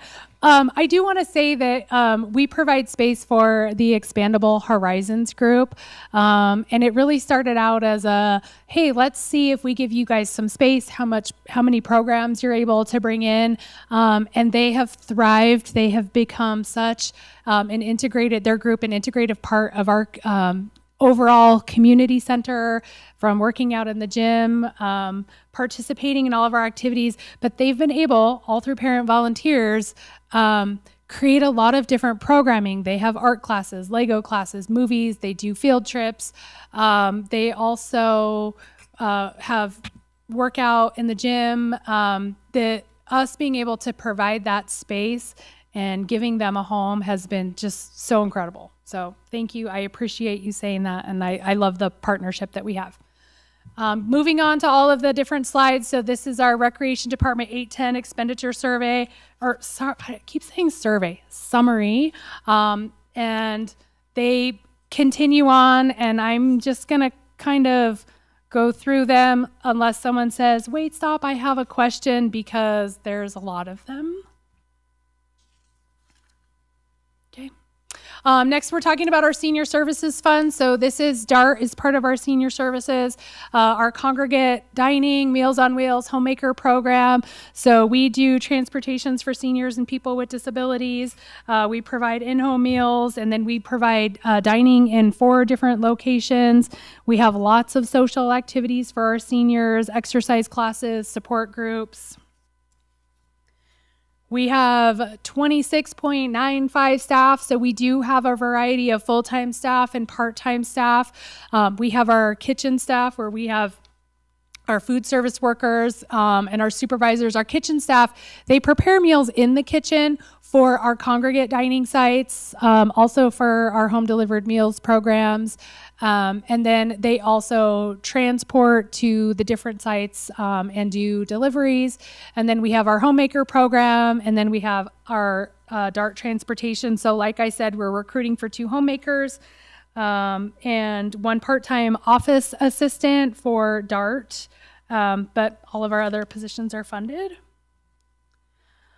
This slide talks about how many meals that we provide for congregate dining, home delivered meals, and then our transportation. So the number of meals for our congregate dining, it continues to grow and increase, but what we did this last year in October is we expanded congregate to the Kale Community Center 1 day a week, and we have on average, I think, 25 to 40 people who participate in that, and I think they're already saying, when can we get another day? But we also have congregate meals 3 days a week in TRE at the community center down there, and we do 2 days a week in North County at the Indian Hills GID. Each one of those locations probably has about 40 people that are served. In addition to the, on average, 180 to 250 people we serve at the main community center for our congregate meals, and then we have our home delivered meals. Our home delivered meals are for people who are homebound, so that means they are unable to get out of their house and into the community without the support of another person, so we deliver meals to them. And then one of our strategic plan goals was to expand dining, our congregate dining sites, which we were able to do this last year by going up to Kale. Transportation, you'll see that is the number of rides that we have given. That is also a strategic plan goal, is to expand transportation. So what we've been able to do with our DART program is we have received 2 new transit vans. We've got 2 new buses. We have 1 new bus or a van that is on order that we should be getting. And we're looking at expanding our route down into South County. So we've done 2 public outreaches at the 2 different lunches that were happening this Wednesday at 6 o'clock at the TRE Community Center. We're doing like an open house public workshop where we're inviting the community to come in and give us their feedback on where they would like to see stops, what are their needs, educate them about transportation. We also had a flyer that we put out into all of the TRE residents. We mailed to all of them to say, hey, we're looking at expanding routes. We want to hear from you. We do have a survey online that we're looking at, and we're hoping to get this up and going in July. And then after we get this route going, we're looking at our overall routes. It's been a lot of years since we've updated the routes for DART. Lots of businesses have come up between now and then. And so it's a good opportunity to look at how we can expand our ridership. So DART is operated in 2 ways. We have our dial-a-ride, and then we have our fixed route. So what we've been working on is our fixed route system.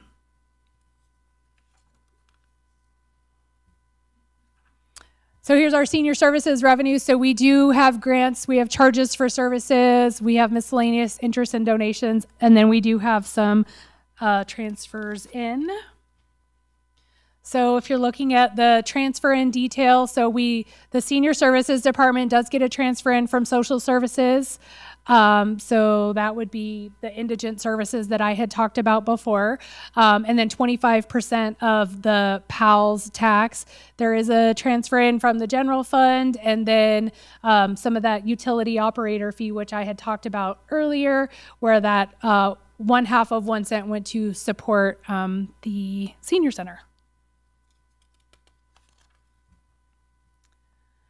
And then here's just our senior services historical transfer in from the general fund. Now I want to point out that 2024 is higher than all of the other years, and that is because we had been budgeting our grant revenues a little bit differently at that point in time. There has not been a reduction in service, even though you see a reduction in transfer. It's just at that time we started looking at how we are budgeting the revenue a little bit differently, and so the general fund transfer has been shifted as a result of that.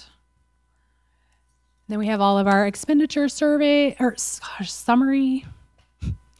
And then we have our senior recreation activities, which again, we have a lot of fun in our department, and we get to do a lot of fun things with our community. We have Jen, who is our senior program coordinator. She is doing activities at least once a week with the seniors, whether that's a paint and lunch activity in the community center, or she's taking them somewhere else on trips. So these pictures, they went on a tour of the prison. They've gone to ACES games, the hockey games, the Pioneer Theater.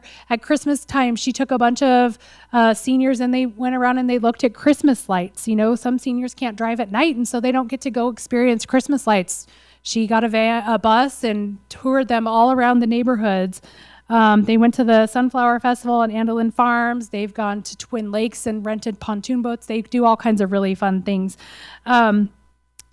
This program provides opportunities for seniors to get out and do things and to socialize that they wouldn't normally be able to do, even driving to the mall. She'll do a mall trip probably once a month. People love going to the mall, but they're not able to get to Reno on their own. And so our senior recreation activities provide lots of fun events. They're usually wait lists because people are wanting to go, but they get to go participate in all the activities that are happening in our community, and so that's a lot of fun. Now we have our animal services department. The Douglas County Title VI is really our oversight for animal services, which we brought forward a few months ago. We did some updates to Title VI. some things that are happening with our animal services department is the cat cottage. We're still working on the cat cottage. We have meetings every other week with TSK and R.O. Anderson to really hone in on all of the design of the facility. Currently, the community development is reviewing our, they're doing a major design review on what we've been able to submit so far. We're about 90% done with those drawings, and we're waiting on cost estimates. So this is also a strategic plan goal that we've been working on. And as soon as we get cost estimates, then we can start moving forward with reaching out to the individuals who are going to help us build the cat facility. So that's very exciting. Here's our animal service staff. So there are 6 people that manage our animal services operation. We have 2 animal control officers. They get dispatched through dispatch when there are dogs at large or there are things that they need to address. They are very busy. As the community grows, so do households with animals, and so they are constantly out on the road. And then we do have 1 vacancy right now, so normally we have 2 animal care assistants, and they're typically the ones who stay at the animal shelter and they care for the animals day to day. So we do have 1 shortage. So everybody's been really great in adjusting their schedules so we can make sure that our animals are taken care of. Here's the workload indicators and performance measures. So if you're looking at 2025, the animal services took in a total of 990 animals. So they had 283 cat adoptions, 207 dog adoptions. We had a rooster adoption. They had a hedgehog there a couple months ago. They had I think somebody found an iguana somewhere. So when you're looking at the total number of animals they intake and the number that gets adopted, those numbers are never going to align because they don't just take in animals that will eventually be adopted. They do emergency impounds. So if somebody dies and they have a dog, they'll do an emergency impound. If somebody is arrested and they have an animal, they'll do an emergency impound. So just because they took an animal in doesn't mean that the animal is going to be up for adoption. And then you look at the calls. So they've been very busy. So the total animal care officer calls are 1,038 for last year. And then they have their dog licensing. So you're able to get your dog license either at the animal shelter or at the community center. And so you can see the number of dogs that they've been licensing throughout the years. The other aspect of that is the number of animals that we take in versus the animals that we release through adoption. There's no euthanasia that takes place too. That is correct. The animal shelter I think that's does what's not. important to what I'm trying to. You see the number of cat adoptions, dog adoptions. Don't think that the other 700 or 500 there are euthanasia. So. Correct. We don't euthanize for space. There are times where it is a medical necessity, but that is, we usually go to the vets. The vets are the ones that take care of that. So.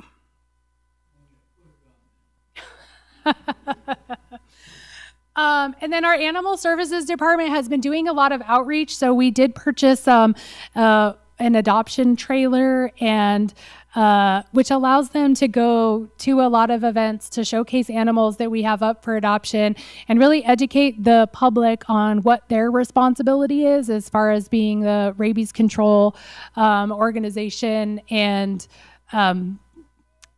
just educating people about pet ownership. And so they participated in the Parade of Lights. They do a National Adopt a Shelter Pet Day at Coffee on Main. They do go to Wind Down Wednesdays with their trailer just to highlight the things that they're doing. They do different kitten adoption events. And then there was a Sip and Drool event at the Shoe Tree Brewery, which brought in some funding for them. And then they have Petapalooza that's coming up on April. Oh, I'm going to get the date wrong. The second weekend in April.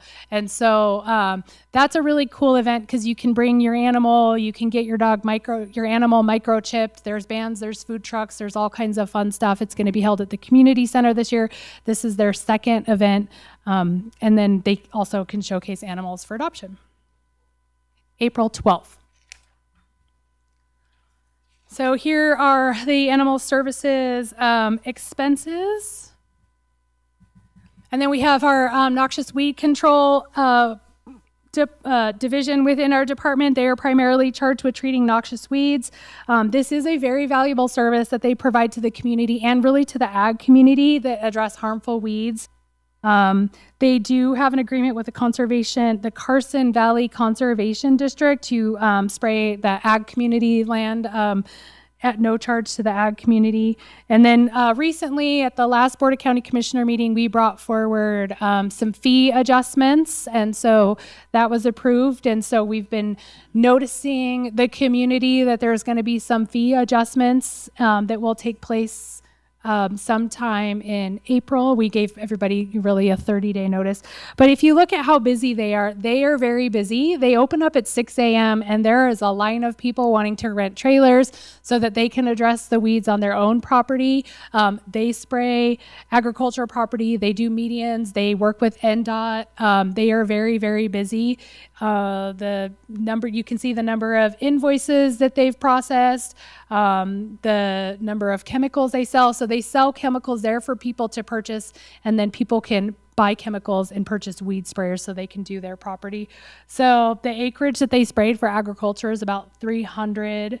And then they have 34,000 irrigate acres in Douglas County, and they do their best to keep an eye on all of them. So they're out and they're looking at weeds to make sure that they're being managed and to really protect our agricultural land.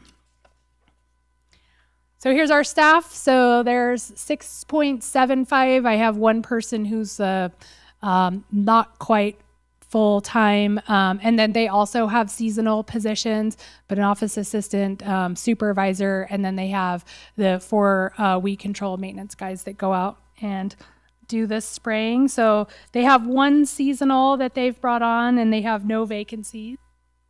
And then here is their expenditure summary. Now we'll go into the public guardian. So the public guardian, there's really 3 goals of the public guardian: to deliver successful advocacy that achieves positive human right outcomes, coordinate across divisions, and to start a rep payee program. So now that has been a goal for the last couple years. We are now in our 2nd year of a 2-year grant for our rep payee program. Year 1, we gave the money back to the state. We weren't able to hire a deputy public guardian to get the program up and going because our public guardian resigned. We had to hire a new public guardian. Now we're in a place where we're ready to get that program up and going, and we've hired a deputy public guardian who is in the process with HR of doing all of the background screens and everything, so we can start this rep payee program. This is a vital piece in all of our senior services that we provide, and it is a volunteer program for individuals who don't quite need full guardianship, but they need assistance managing their finances so they can live independently. What we see is maybe you have a married couple and one of a spouse passes away, and they're the ones that managed all the finances, and the remaining spouse really has a difficult time doing that, and they're at risk of institutional placement if they are not able to manage their finances. This program can help them do that with some wraparound case management from social services, and then the deputy public guardian can help make a plan together to help that person manage their finances. So we're really excited. This is a new program that will be up and coming, and we're going to be building over the next few months. So right now there's going to be 2 deputy public guardians, an accounting specialist, and the public guardian. So it is a small office of 4 people. Here's their performance indicator. So you see the number of clients served and the number of miles traveled. So Douglas County is limited in the number of spaces where people who need long-term care can live. And so we're often have people that are in guardianship that live in Reno or Carson or other areas because that is where the facility is that best meets their needs.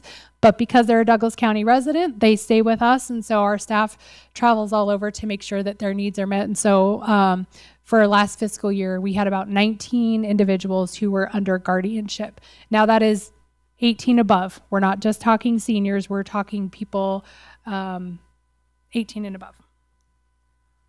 Here's our expenditure survey. Summary.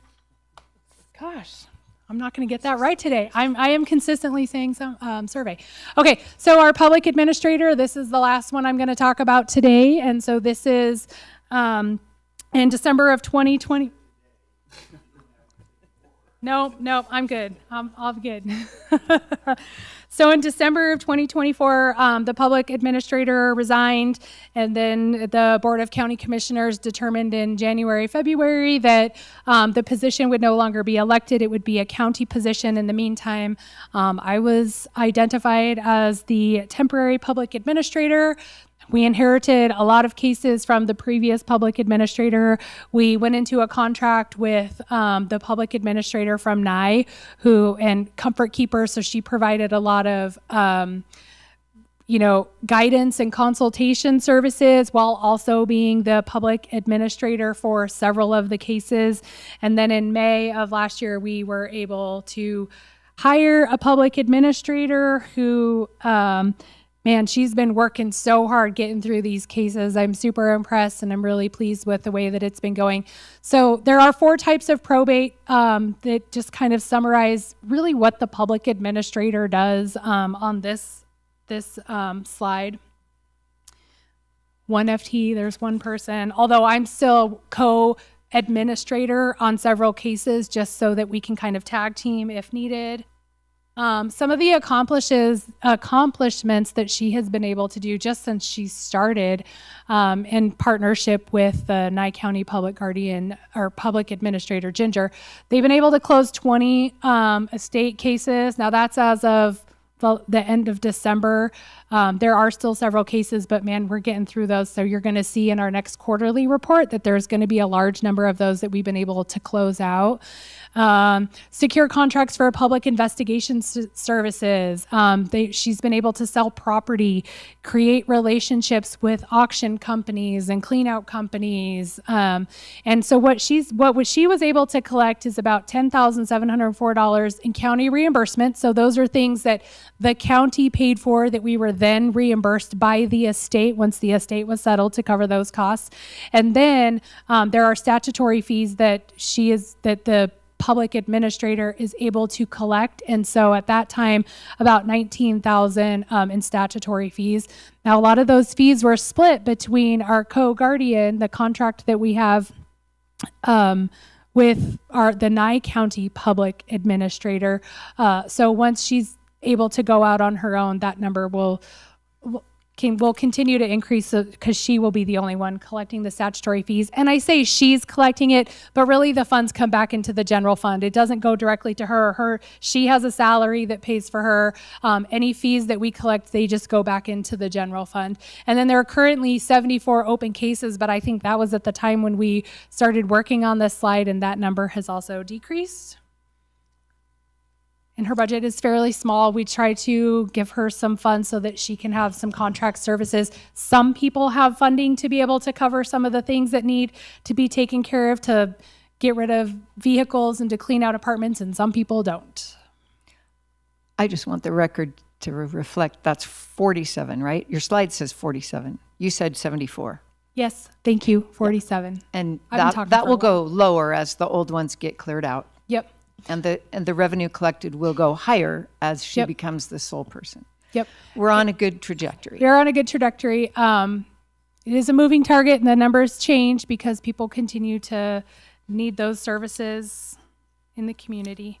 And then we're hoping by the end of June 30th, 2026, our contract will end with the Nye County Public Guardian. So she's really trying to close out all of those.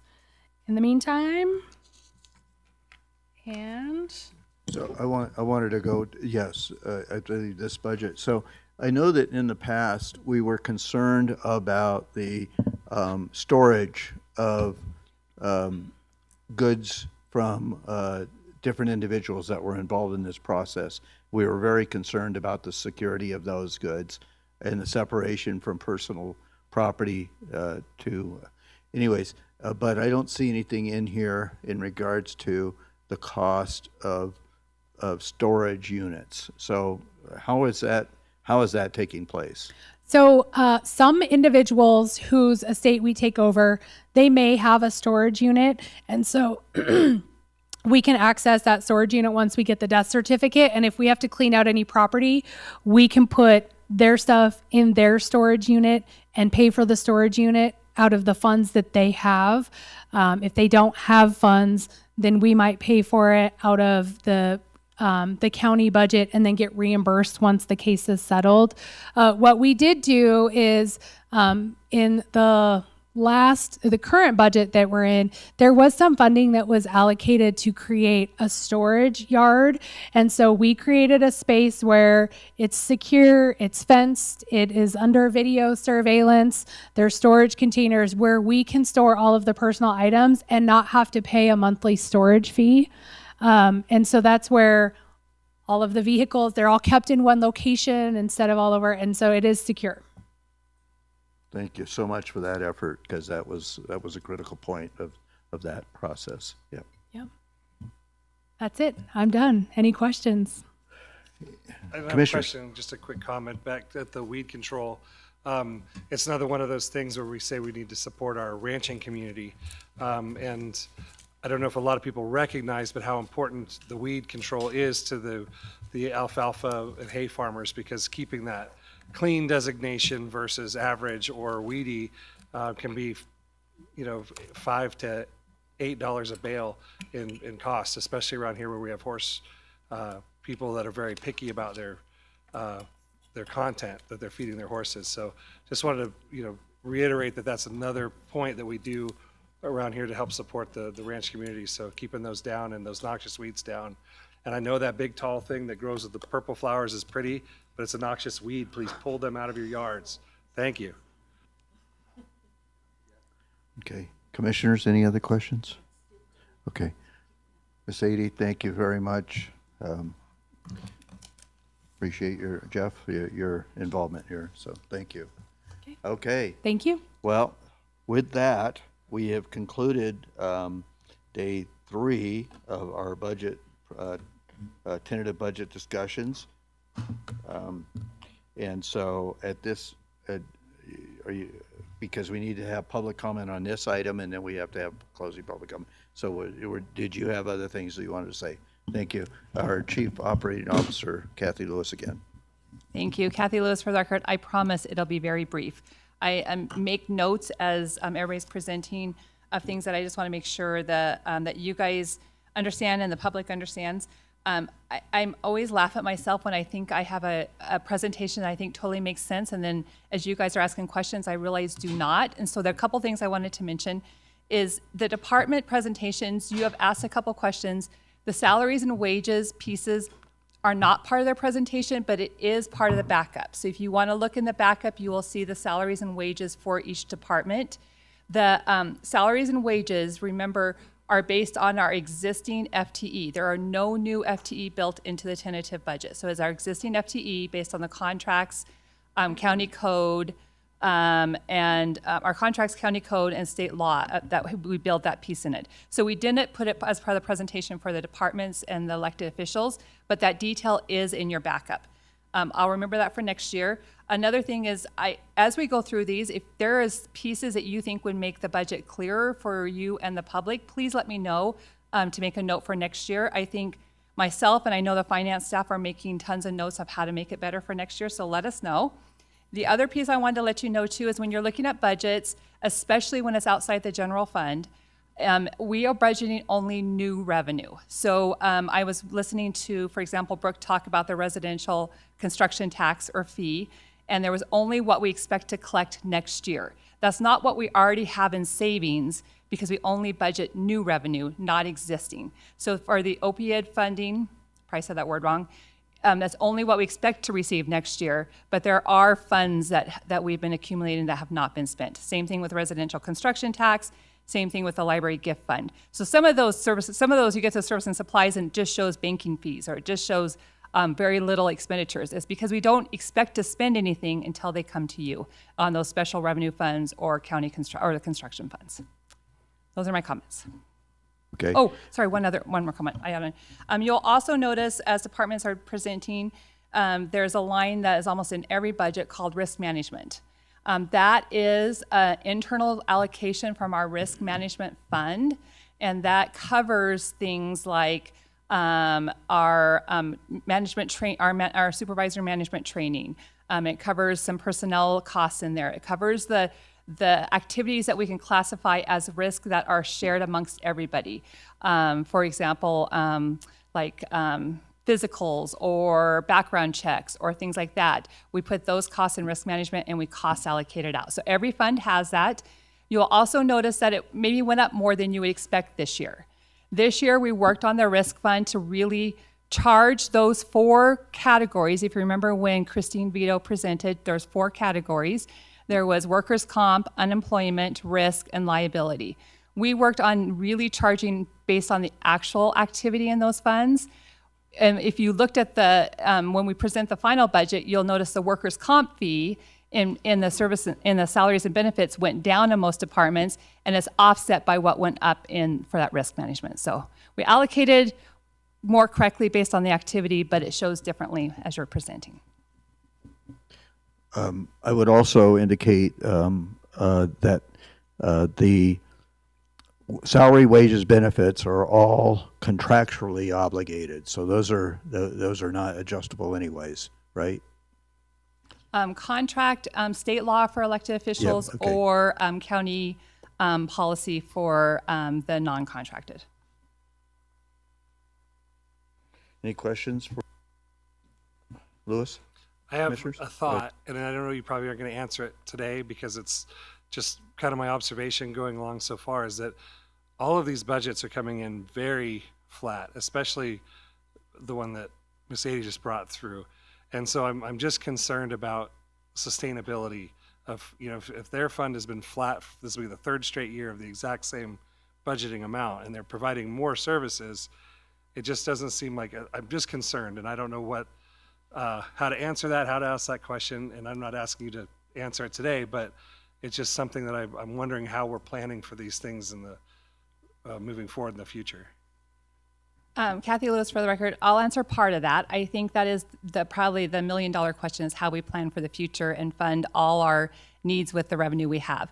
If you remember, the budget directive was to keep the budget flat, and if they wanted an increase, or if they needed an increase after they've rearranged within their budget, they can submit an operating request, which you've seen several of those come through. I am really proud of the departments and elected officials this year. I think for the past couple years they have, but this year specifically, in that they really scrubbed every line item and looked at what they needed in that line item. If it wasn't trending as much as they needed, they would reduce it and use those funds where it was needed. And so, yes, I think we have that concern. I think looking at the general fund, we just didn't have the capacity to increase the budget this year.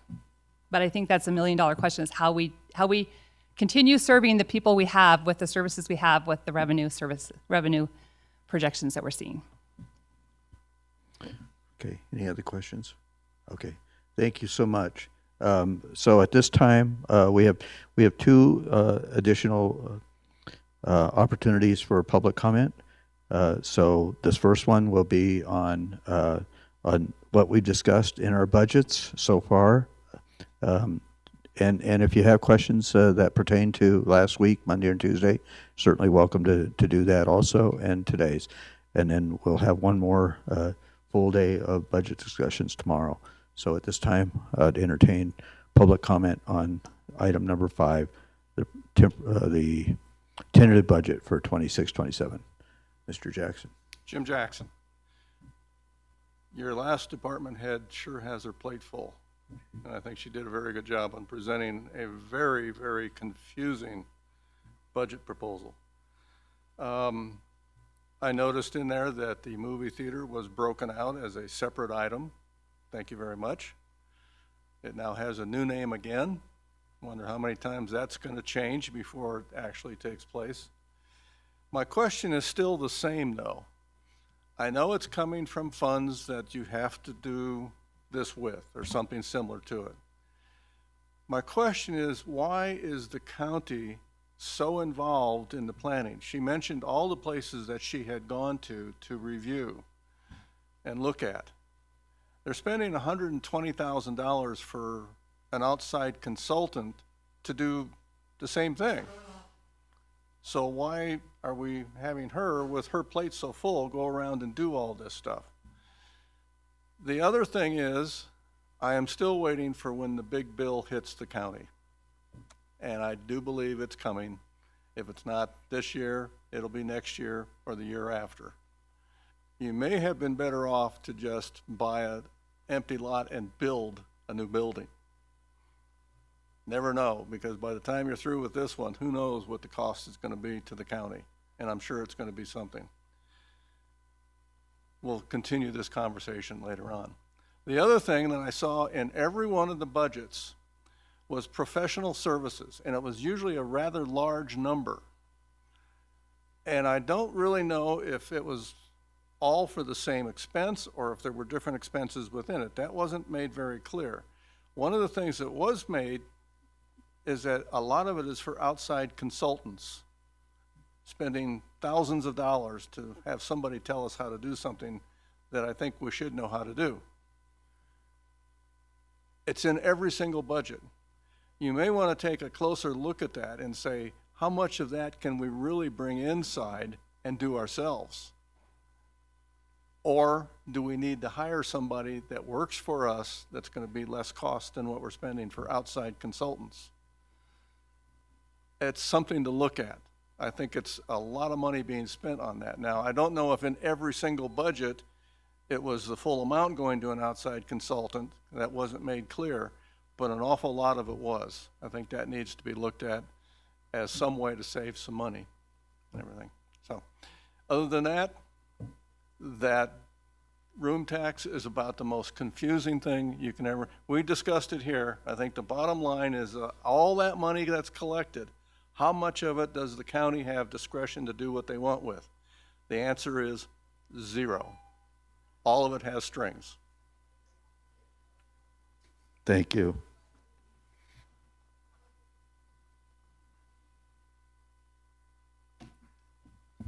Good afternoon. I was glad to hear, Ellie Waller, glad to have the confusion on the Tahoe Douglas Visitors Authority distributions of funds. Accurately, I believe, stated that the monies go to them. The problem with that is what they do with it afterwards. And we have not and have been promised a future presentation from them to better understand what Tahoe Douglas Visitors Authority does with that money. The word pass-through resonated from the last time the CEO from both the TDVA, who is the same person for the Lake Tahoe Visitors Authority, which also benefits California, just confuses how those funds are spent. In their audits, there's a line item for approximately $3 million a year to the American Championship golf event. Can't that be self-funded, and why are we doing it annually? I've reviewed several of the audits. The audits also do not explain if the event center is in the red or not. I don't know if that is any purview of ours other than the RDA funds that are going to be expended for the next 20 plus years. So it would be nice to know how the event center is actually doing. First year, I understand, is one of those things that we really can't judge by. I just have lots of questions that go unanswered without a presentation from them. I'd appreciate that in the future we get more information so it's not as confusing when it comes to these budget meetings. Thank you.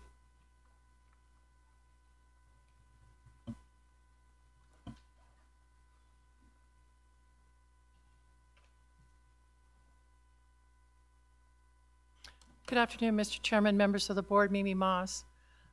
Brooke did a great presentation regarding the revenue side of things today, and especially regarding the residential construction tax that is paid with each single-family residential permit, and that amount, that fee is $1,000 per residential unit. Last week, the Public Works Department presented the information on the road department, but I don't believe, I sat through that presentation, I don't believe that the road department broke out how much they collect with each residential building permit. Just so you know, each residential building permit only pays $500 per home. 500, that's half of what is paid into the Parks Department. And then also 1,600 is paid to the school district, and that's distributed directly to the school district. So I'd like to have road department or someone at least provide what that revenue is that's collected every year based on the number of residential permits. Thank you. Thank you. Okay, is there additional public comment on the agenda item today, the tentative budgets? Seeing no additional public comment, we'll bring it back to the board and ask if there's any questions by the board. No? Okay. Then we can go into the closing public comment. So at this time, I'll entertain closing public comment.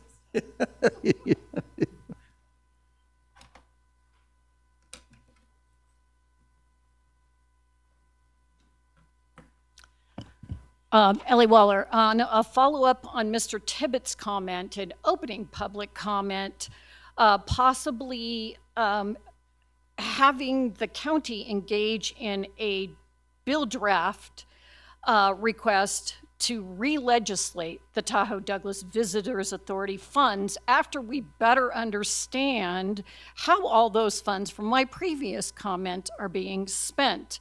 I went diligently through records, and in 2019, a group of people, casino owners, an attorney, Argentum was the consultant, etc., went before the Tahoe Regional Planning Agency Oversight Committee, which is part of the biennial interim, and are currently meeting on April 10th in Tahoe at the TRPA offices at 128 Market Street, although that may be changed back to Carson City due to technical IT difficulties. I'm not sure yet.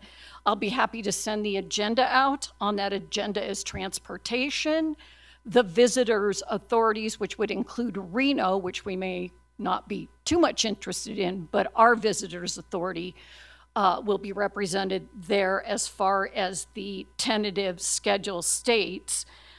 So back in 2019, when all this was going on, again, there was no members of the public that were there. We had a member of the chamber pushing for the event center, which is fine. But now it's built at a $120 million ticket, which is getting funded. The debt service is happening. But again, we still do not understand how they're spending their money, and it would be a good idea to have a presentation. Second, I know you're not discussing your committees or what, but I understand the recent Foothill special use permit may be rescinded or pulled back, withdrawn, I guess is the right word. And I really want to pick on that one more time. Again, we have rules that are written, and you as a board approve something with a blatant rule being violated about being a resident on site. Thank you.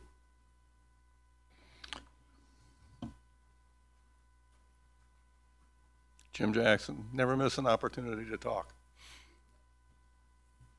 One of the things that was brought up was that on the Community Arts Center, whatever the name is now, that the presentation that was made brought in members of the public. Yes, it did, but they were all artists. It wasn't a general representation of the public. So the opinions that were voiced there were all of what the art community wants, not what the general population of the county wants. I don't know how you're going to get that, because I don't think most people really know what's going on with the theater. But that's something you might want to concern yourself with, is let's get a better representation of the whole populace of the county to find out what we really want, if we want anything, before you get too far down the road. That was one thing. The other thing is they were talking about the movies, and that the movies are going to continue to show. Let me give you a little insight. I spoke with a friend of mine the other day, still down in Hollywood. The vast majority of movies made, 80% plus, never go to the movie theater. They all go direct to streaming now. And that's a trend that is growing larger and larger. And if you want to know why, you look at what the NFL is proposing now. They broke their contract with ABC, and they're going to go to streaming. So if you want to watch football games in the next year or so, you're going to have to pay a streaming charge to some service. I think it's YouTube is the one that's got it. That's the NFL. Major League Baseball is going to take a look at that, and they'll end up doing the same thing. So now everybody that wants to watch sports on Sunday afternoon is going to have to pay a streaming service of one kind or another. The reason that they're all doing this, and the reason that the movie studios were doing this, and they started this back in the 80s when I worked for Disney, that was the plan, was they want to control all of their product. They want to get rid of the middleman, the HBOs, the Cinemax, the Showtimes, the Dish Network, DirecTV. They want to get them out of the picture because they're taking too much of the money.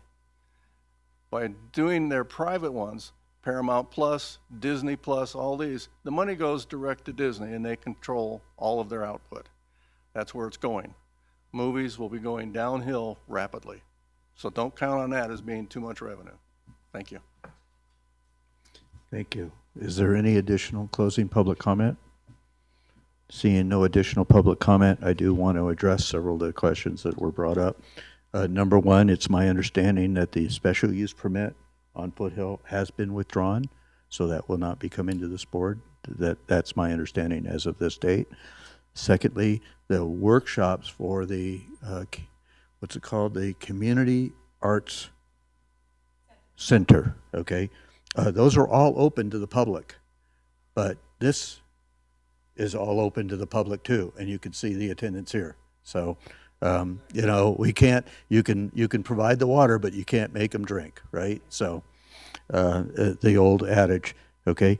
Now, I did want to make sure I understood. So you're somebody, was it you, Mr. Jackson, was it you, or was it Ms. Waller that indicated the opportunity to take a look at a BDR regarding the legislating of the NRS, or maybe it's not necessarily NRS, whatever that is, okay, and the authority for the Tahoe Douglas Visitors Authority. Is that right? So anyways, that's something that we'll need to have staff looked at. And then the other question, of course, was our expenditure on professional services. I think we've answered that a number of times, but something worth reviewing again. Yeah. So I don't know if you had something you wanted to add to that.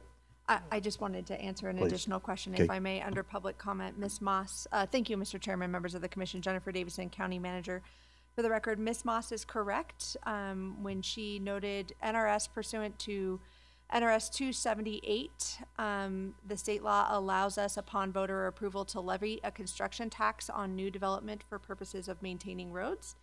Douglas County, pursuant to voter approval, currently levies $500 per home, and additionally 50 cents per square foot on other developments, which would be commercial development within Douglas County. To directly answer her question, in the next fiscal year budget, we anticipate that $500 for residential homes will generate approximately $156,000. This can be found on under your capital projects funds, under Fund 430 on page 9 of 13, for those who might want to reference this later. And then the commercial 50 cents per square foot, we anticipate will generate approximately $95,000 worth of revenue this fiscal year. Happy to answer any of those types of questions for members of the public. Feel free to grab any member of staff and we can do that for you. Thank you. And I had a question for our clerk. You did not include in the minutes my purchase of a new bathing suit, right? Please don't do that. Okay, with that, the meeting is hereby, adjourned. I want to remind you, we have a full day tomorrow, the county manager, courts, JPO, and finance, and emergency management. And then we will have our regular Board of Commissioners meeting on Thursday in this same building at 10 a.m. Thank you.